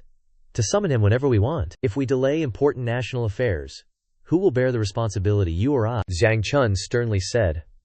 "So what if he's the current consort Ma? So what if he's the left Deputy Director of the Secretariat? A life for a life, debts must be paid. Do I care if he has countless important tasks? Once you violate the law, you must be judged. He killed his unborn wife, causing the wrongful death of his wife's entire family of more than 10 people. Shouldn't I summon him here?" Feng Ji, hearing this, raised his voice and shouted, "Nonsense! Everyone knows that Lord Kui's wife is Princess Yunyang. Who gave you the right to falsely accuse him here?" Zhang Chun sternly said. "Whether I'm falsely accusing him or not, you'll know as soon as you summon Kui Ming here." Feng Jie, hearing this confident tone, felt a little apprehensive, thinking, how could Vice Director Kui, from a small official, marry the princess and become an important minister in the court? Could this be true? This case is important. I must report it to Minister Xinqing first and let him decide. Thinking this, he quickly left. Cut to the back door of the Secretariat. Feng Ji went to see Kui Ming. Kui Ming calmly asked, "What do you want with me?" Feng Ji somewhat hesitantly said, "Does Consort Ma know that there's a new clerk of the Court of Judicial Review?" he sternly asked. "Does that have anything to do with the important matter you came to me about?" Feng Ji then put on a flustered face and said, "Related, it's beyond related. The first day he arrived at the Court of Judicial Review, he wanted to summon the Ma family, saying you killed your fiancé, plotted against the entire family, and killed more than a dozen people." Kui Ming felt uneasy after hearing the news. He thought to himself as he walked, "That happened 20 years ago, and I witnessed the Chu family, young and old, male and female, servants and all, die without a whole body. Their souls must be scattered. Besides me, no one else knows about this. How did the censor of the Court of Judicial Review find out about this? Besides, I've never been to the Court of Judicial Review, nor do I have anything to do with it. How did it come from above?" Yimu looked down at Kui Ming with a leisurely gaze, thinking excitedly, "He probably got the news that Grand Secretary Zhang summoned him by now." As soon as he sensed someone looking at him, he glanced up and saw Li Mu's mocking smile. He was shocked when he saw Li Mu, thinking, "Li Mu, it's him." He spent the last half-month doing everything to get that Zhang Chun into the position of censor of the Court of Judicial Review. Zhang Chun summoned me on his first day because of the old incident 20 years ago, so his ultimate target is me. He gritted his teeth and thought, "This guy is full of schemes and meticulous plans, linking them together and proceeding step by step with vicious tricks.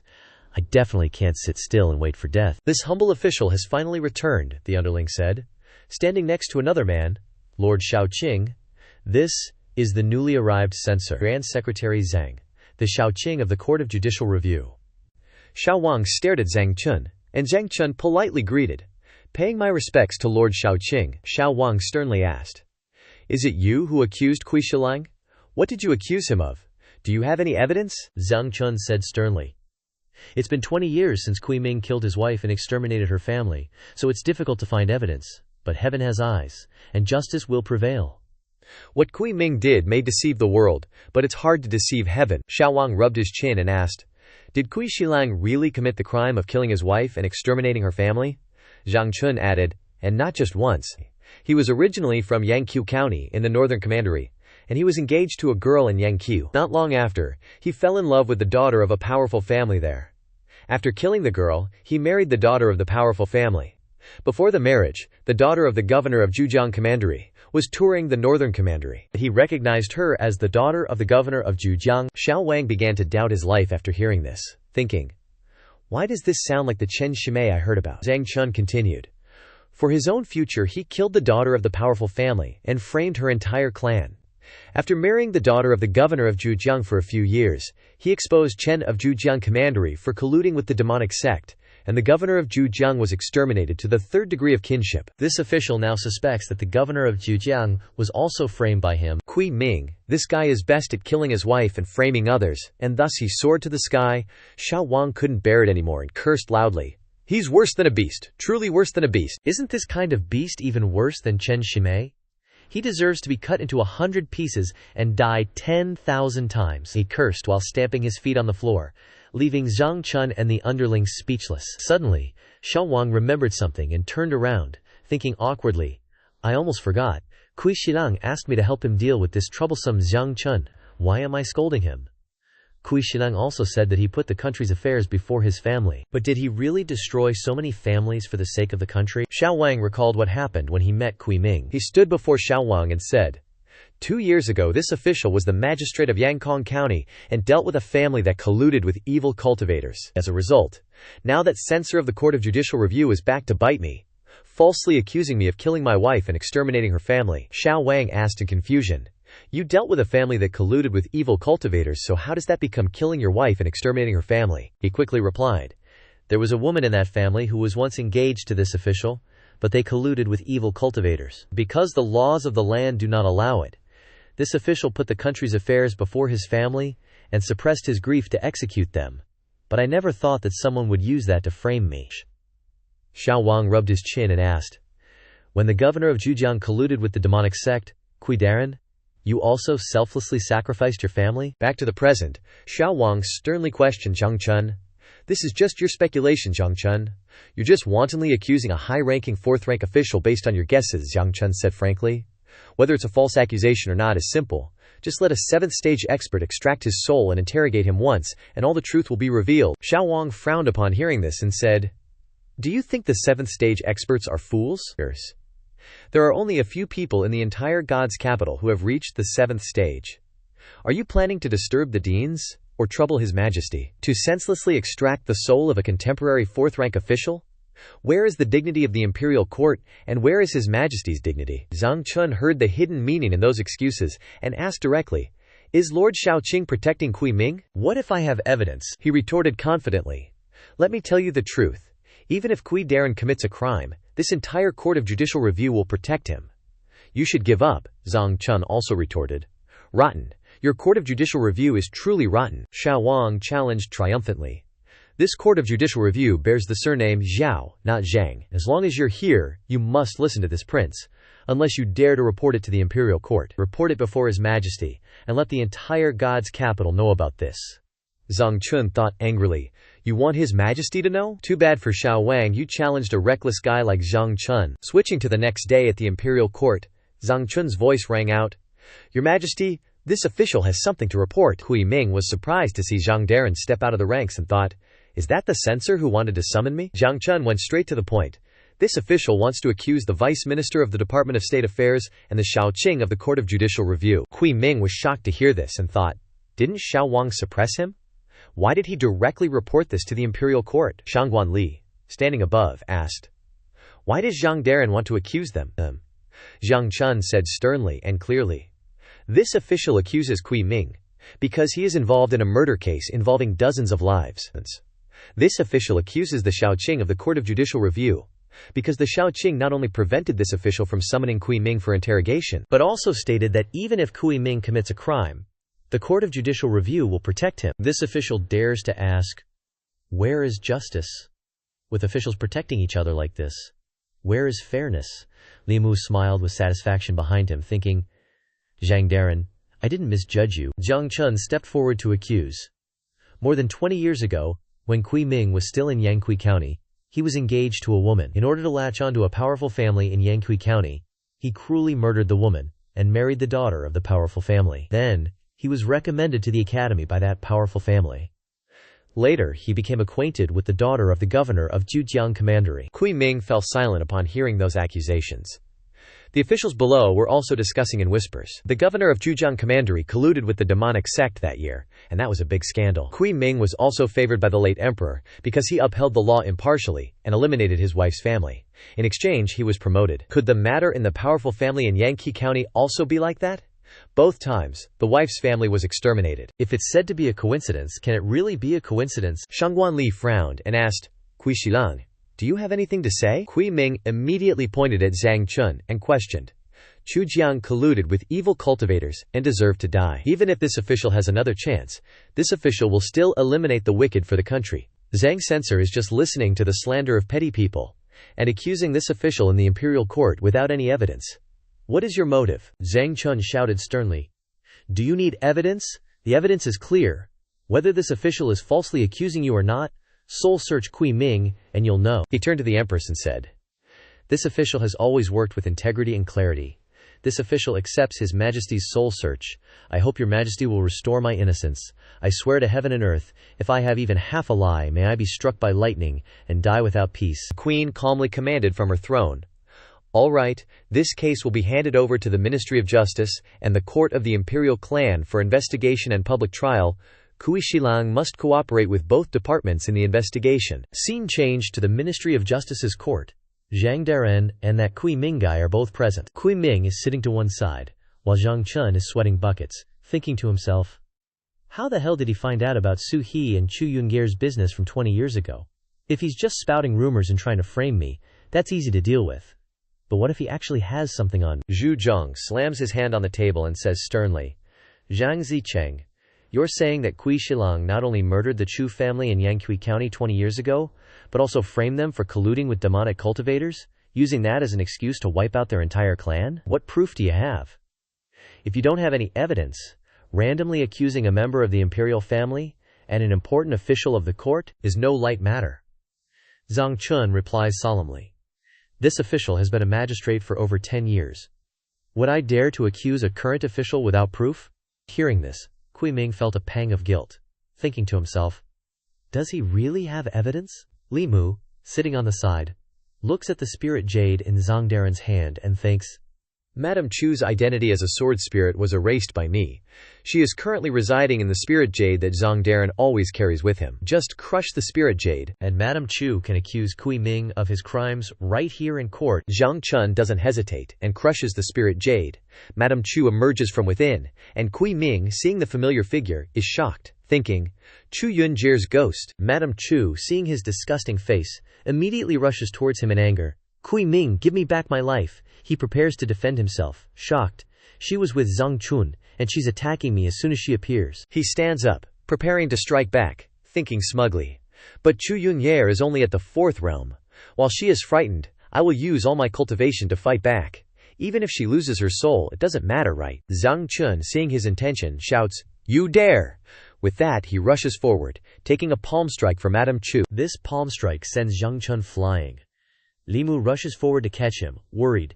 Zhang Daren! Zhang Chun grits his teeth in anger, ignoring the blood he's coughing up, points at Kui Ming and says, This is the ghost of the Chu family's daughter.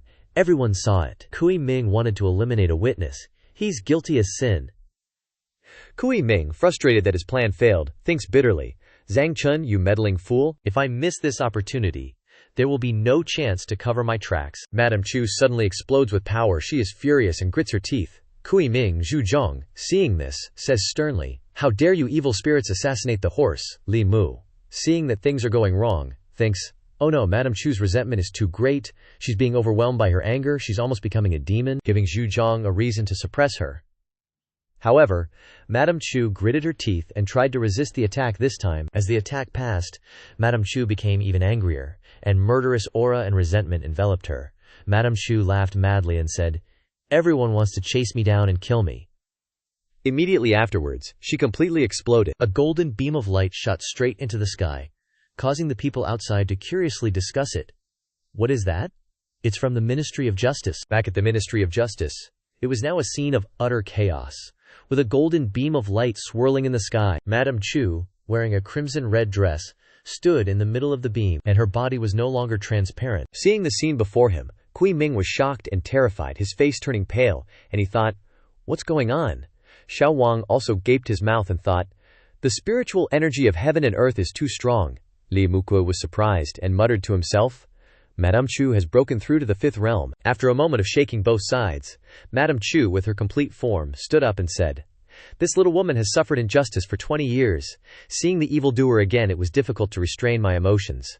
I hope the lords will not blame me. This little woman will not get in the way anymore.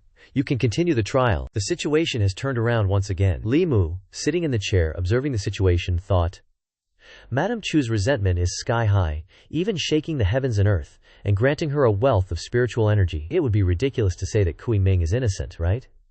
A fifth realm vengeful spirit was created right in front of the Son of Heaven. Zhu Zhang, how are you going to continue this trial? Zhu Zhang, flustered, whispered in Xiao Wang's ear, Wang Ye, what do you think we should do now?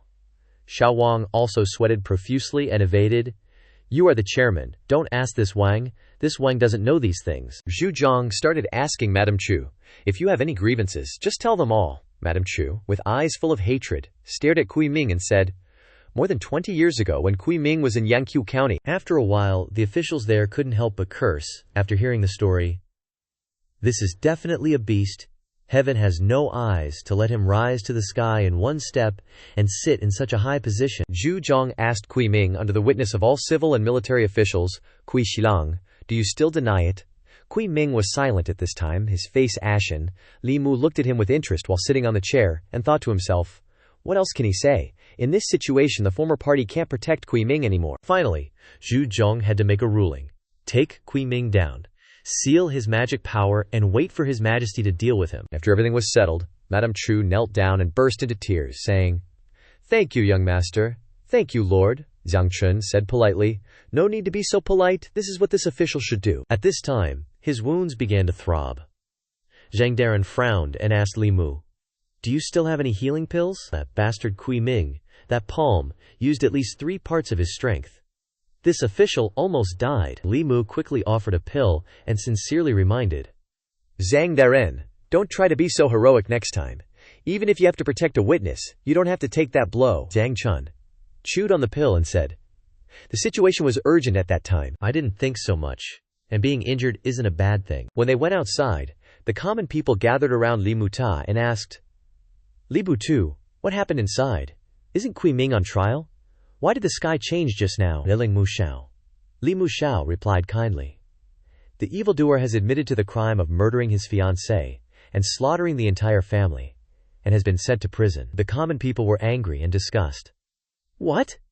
That thing is actually true? This Kui Ming is even more scummy than Chen Shimei. That kind of person deserves to be chopped into 100 pieces." Zhang Daren was being carefully helped by Zhang Furen, who anxiously asked, "What happened? Why are you covered in so much blood? Wasn't it just a trial?" Zhang Chun, sweating from the pain, replied, "It's nothing, just a small wound. That Kui Ming guy in the Ministry of Justice saw his evil deeds exposed and tried to silence the witnesses. Luckily, I shielded them with my own body." Zhang Furen, feeling both heartache and anger, scolded, "You're so good at showing off. What would I and Yi do if something happened to you?" Zhang Daren turned his head away and replied, "That's not showing off. As a government official and a man, it's what I should do." Zhang Furen helped Zhang Chun home, and as they walked, he said, "Some women have such limited vision, only caring about a man's appearance. They don't understand a man's true nature, which is why they're fooled by Kui Ming's pretty face." Zhang Furen seemed regretful and said, Yes, you're right. Let's go home and see where you're hurt." Li Mu took in their affectionate gestures. He sighed inwardly at the loving couple before him, thinking, "I miss Han Yan so much. It's a pity Su Jiji still hasn't escaped her tribulation and can't come to Chengdu yet. Once this is over, I definitely have to go back to Banga County." Suddenly, Mei Wei appeared and ordered Li Muji, "Take the witness and come with me to the palace." He immediately obeyed. Li Muji looked up at the sky, thinking to himself, "What happened in Chengdu can hardly escape the Seventh Realm Empress's eyes. I'm afraid when the strange phenomenon happened in the sky, the Empress had already considered these things. Switching scenes to a palace corridor, Li Mu and Chu Furen followed behind Mei Wei. Chu Furen then said, "Gongzi, I think that presiding judge is a bit sus," Li Mu asked curiously. "What's wrong with him?" Chu Furen frowned and said, "Gongzi told me that I must be rational in court, but when Zhang Daren released me, my emotions suddenly became uncontrollable. Looking back now, it was because someone was manipulating me. But then he used his magic power to suppress me. With his strength, he could have completely destroyed my soul. But he didn't," Li Mu frowned, analyzing these points. Using his aura to make Chu Furen's fourth stage soul dissipate requires extremely strong power. Zhu Zhong, just how strong are you? Could it be that there's a grudge between Kui Ming and Zhu Zhong, wanting to use Chu Furen to get rid of him? Or is it like Zhang Daren, out of jealousy from a middle-aged man towards someone more outstanding? Switching to the Ministry of Justice, the officials inside gathered together worriedly, saying, "Zhu Xilang, how did it come to this?" Zhu Zhong also helplessly replied, "I didn't expect that woman's resentment to be so deep. I thought I could force her to become a demonic cultivator and kill her in the process, but I didn't expect it to trigger her resentment, causing her to ascend to the fifth realm," Zhu Zhong said in a low voice. "It's all my fault." He lowered his eyes and said with a worried tone, "His Majesty has taken Kui Ming to the Zhongjiang Temple. This time he's in deep trouble." Chu Furen knelt before Her Majesty the Empress, who said sternly, "The tragedy of the Chu family 20 years ago was done by Kui Ming, but the court is also at fault, and I will deal with it according to the law." After a moment of silence, the Empress asked, "Besides this, how do you want to be compensated? Just say it." Chu Furen gritted her teeth and frowned, trying to suppress her grievances, and said, "The Chu family did not collude with demonic cultivators. It was all a villain's slander. The common woman wants the court to restore the Chu family's reputation and make Kui Ming pay the price for what he has done." As she raised her head, tears fell with her words. Her Majesty the Empress solemnly replied, "That is what the court should do. You have just broken through, and your foundation is not stable." The Empress turned to Lord Mei and ordered, "Mei Wei, take the soul jade from the treasury to help her stabilize her realm." Mei Wei immediately obeyed, going in front of Chu Furen and saying, "Please, follow me." After Chu Furen left, Li Mu watched her back, thinking, maybe Chu Furen doesn't need my protection anymore. The Imperial Guards will protect her well. Li Mu turned to salute Her Majesty the Empress and said, "If your Majesty has nothing else, I will take my leave." But of course it wasn't that easy. Her Majesty the Empress said in a deep voice, "Wait, why didn't you report Kui Ming's matter to me earlier?" This question made Li Mu feel awkward, thinking, "Ever since being caught by your Majesty in the dreamscape, I always feel so humiliated in front of your Majesty, clearly wearing layers of clothes. But in front of your Majesty, I always feel naked, without a shred of clothing to cover myself." Li Mu awkwardly twiddled his fingers and replied, "It would be more appropriate for the Zhongjiang Temple to handle Kui Ming's case. If your Majesty directly intervened, it would cause misunderstandings for the court and affect the balance between the new and old factions. Moreover, your Majesty would have to face the direct pressure from Guangxi and the Xiao clan of the imperial family." Hearing this, Her Majesty the Empress smiled with satisfaction and said, "You're still thinking for me," Li Mu said seriously. "Receiving the imperial salary, sharing the sovereign's worries, this is what I should consider?"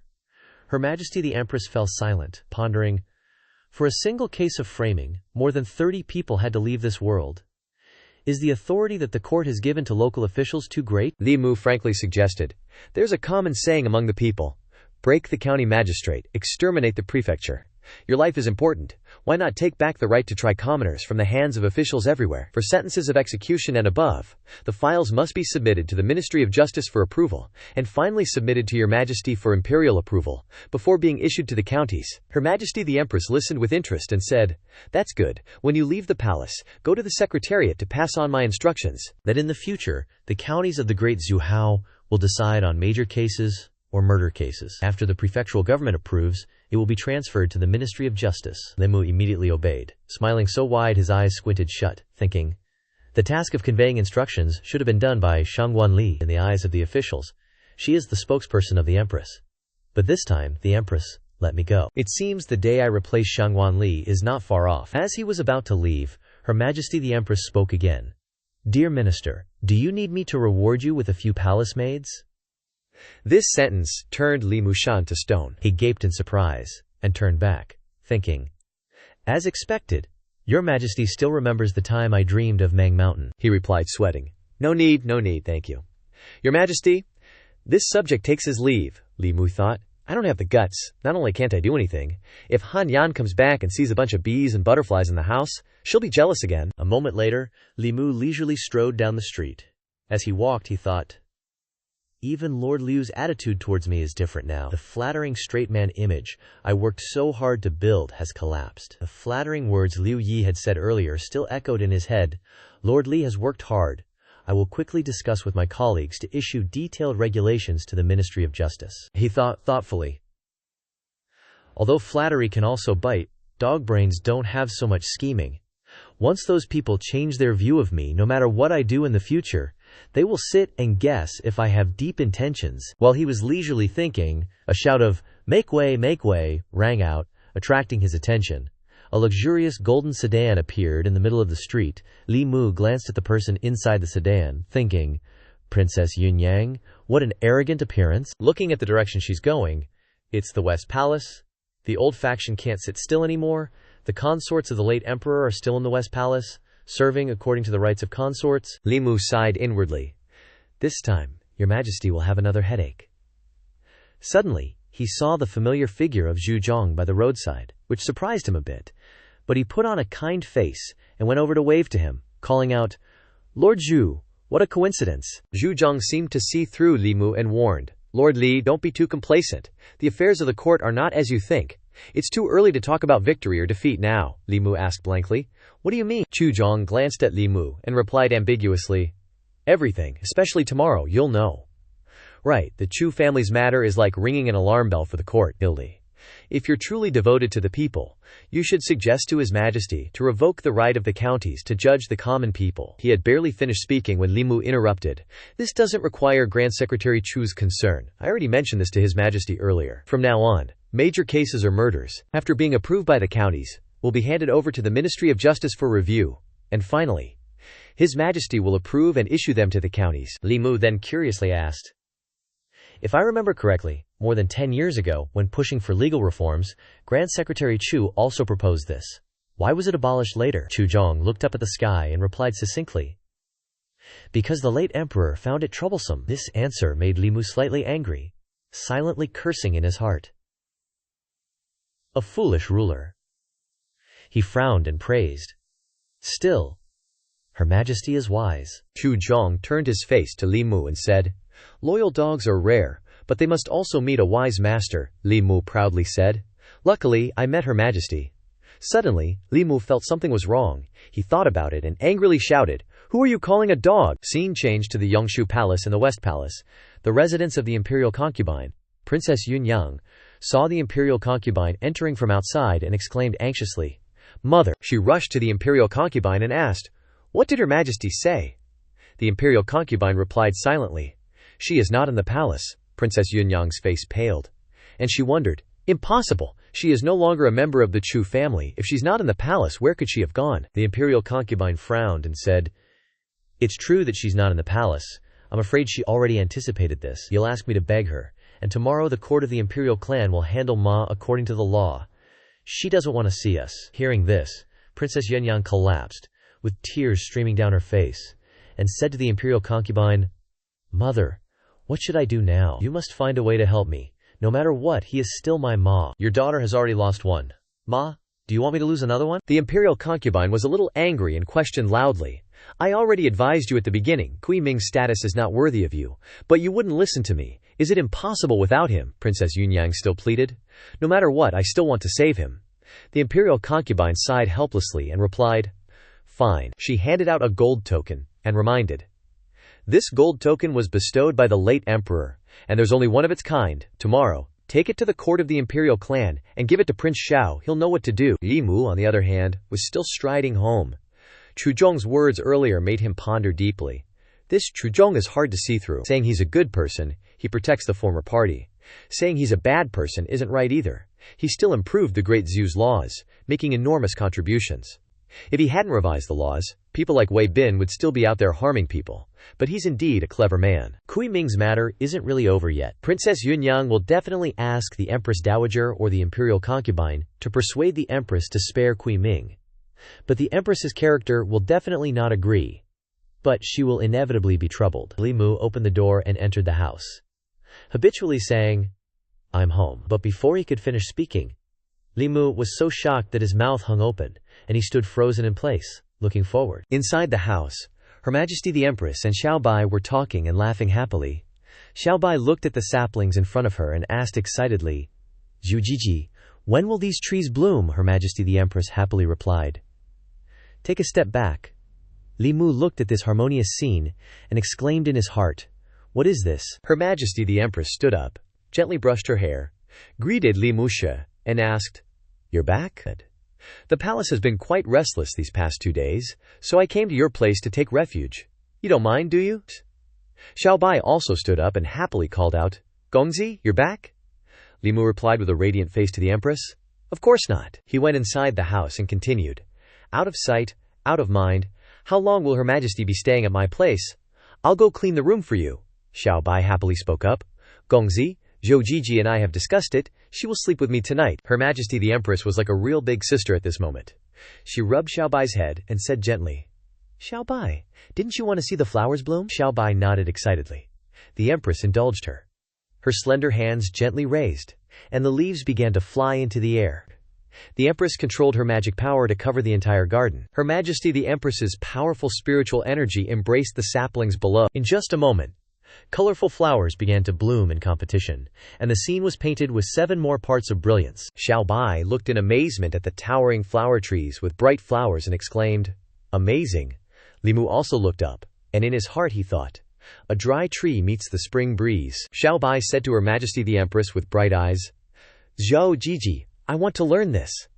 The Empress gently replied, "Wait until you grow another tail, and I will teach you." Xiao Bai nodded repeatedly and replied, "Yes, I will try to cultivate." Li Mu looked at Xiao Bai like looking at a child, thinking to himself, "Silly Xiao Bai. To learn to that level you have to grow at least 3 more tails, to become a 7-tailed mystic fox." Of course he didn't say it out loud. Li Mu changed into a chef's outfit and cheerfully said loudly, "All right, ladies, let's prepare to cook." Li Mu thoughtfully asked the Empress, "What does Her Majesty want to eat? I'll make it for you." Her Majesty the Empress was not polite and said, "I want to eat fish." Li Mu rolled up his sleeves and said cheerfully, "Okay, today I'll let you taste my cooking." Smoke rose inside the kitchen. Li Mu looked at Her Majesty, the Empress next to him, and said awkwardly, "You can just wait outside. There's a lot of oil smoke in the kitchen." Her Majesty the Empress asked curiously, "Is it possible to add other things to the pot and cook together?" Li Mu Shao honestly replied, "Of course. Then you can see the essence of hot pot." Her Majesty the Empress asked blankly, "What is hot pot?" Li Mu Shao didn't reply and just shouted, "It's ready." He carried the large hot pot to the yard and said excitedly, "Then today we'll eat hot pot. Let you taste the delicacies at my place." A moment later the 3 of them gathered around the hot pot. The sound of cheerful conversation rang out. "It's really delicious. The tofu is also delicious. Can fish be eaten like this?" Suddenly, 2 pairs of chopsticks grabbed a piece of tofu. At the same time, Xiao Bai immediately said, "Zhu Jiji, I saw this piece of tofu first." Her Majesty the Empress puffed up her cheeks and retorted, "But I grabbed it first." Xiao Bai was about to argue back when Li Mu spoke up to mediate. "You're too late. All right, there's still some in the pot. 1 piece for each person. Eat." Li Mu Ji looked at Her Majesty the Empress eating the hot pot with interest and joy, and in his heart he thought, "I really doubt if Her Majesty has a twin sister. Compared to being in the palace, she's like a different person." The next day, Li Mushe once again went into the kitchen. Her Majesty the Empress followed behind and asked excitedly, "What are we cooking today?" Li Mu said calmly, "Some fried dishes." The Empress put on a pensive look and said, "I saw Xiao Bai going to buy tofu again this morning, and yesterday's hot pot was also good." Li Mu looked at the Empress, thinking that she clearly wanted to eat hot pot. He also indulged the one above and said, "Okay, then we'll eat hot pot today." Li Mu then suddenly asked seriously, "Right, today is the court of the imperial clan's final trial for Kui Ming. It's probably coming to an end." Her Majesty the Empress then raised her hand to mumble some calculations. Her face hardened, and she turned and left, leaving Li Mu with only one sentence, "I have to return to the palace first."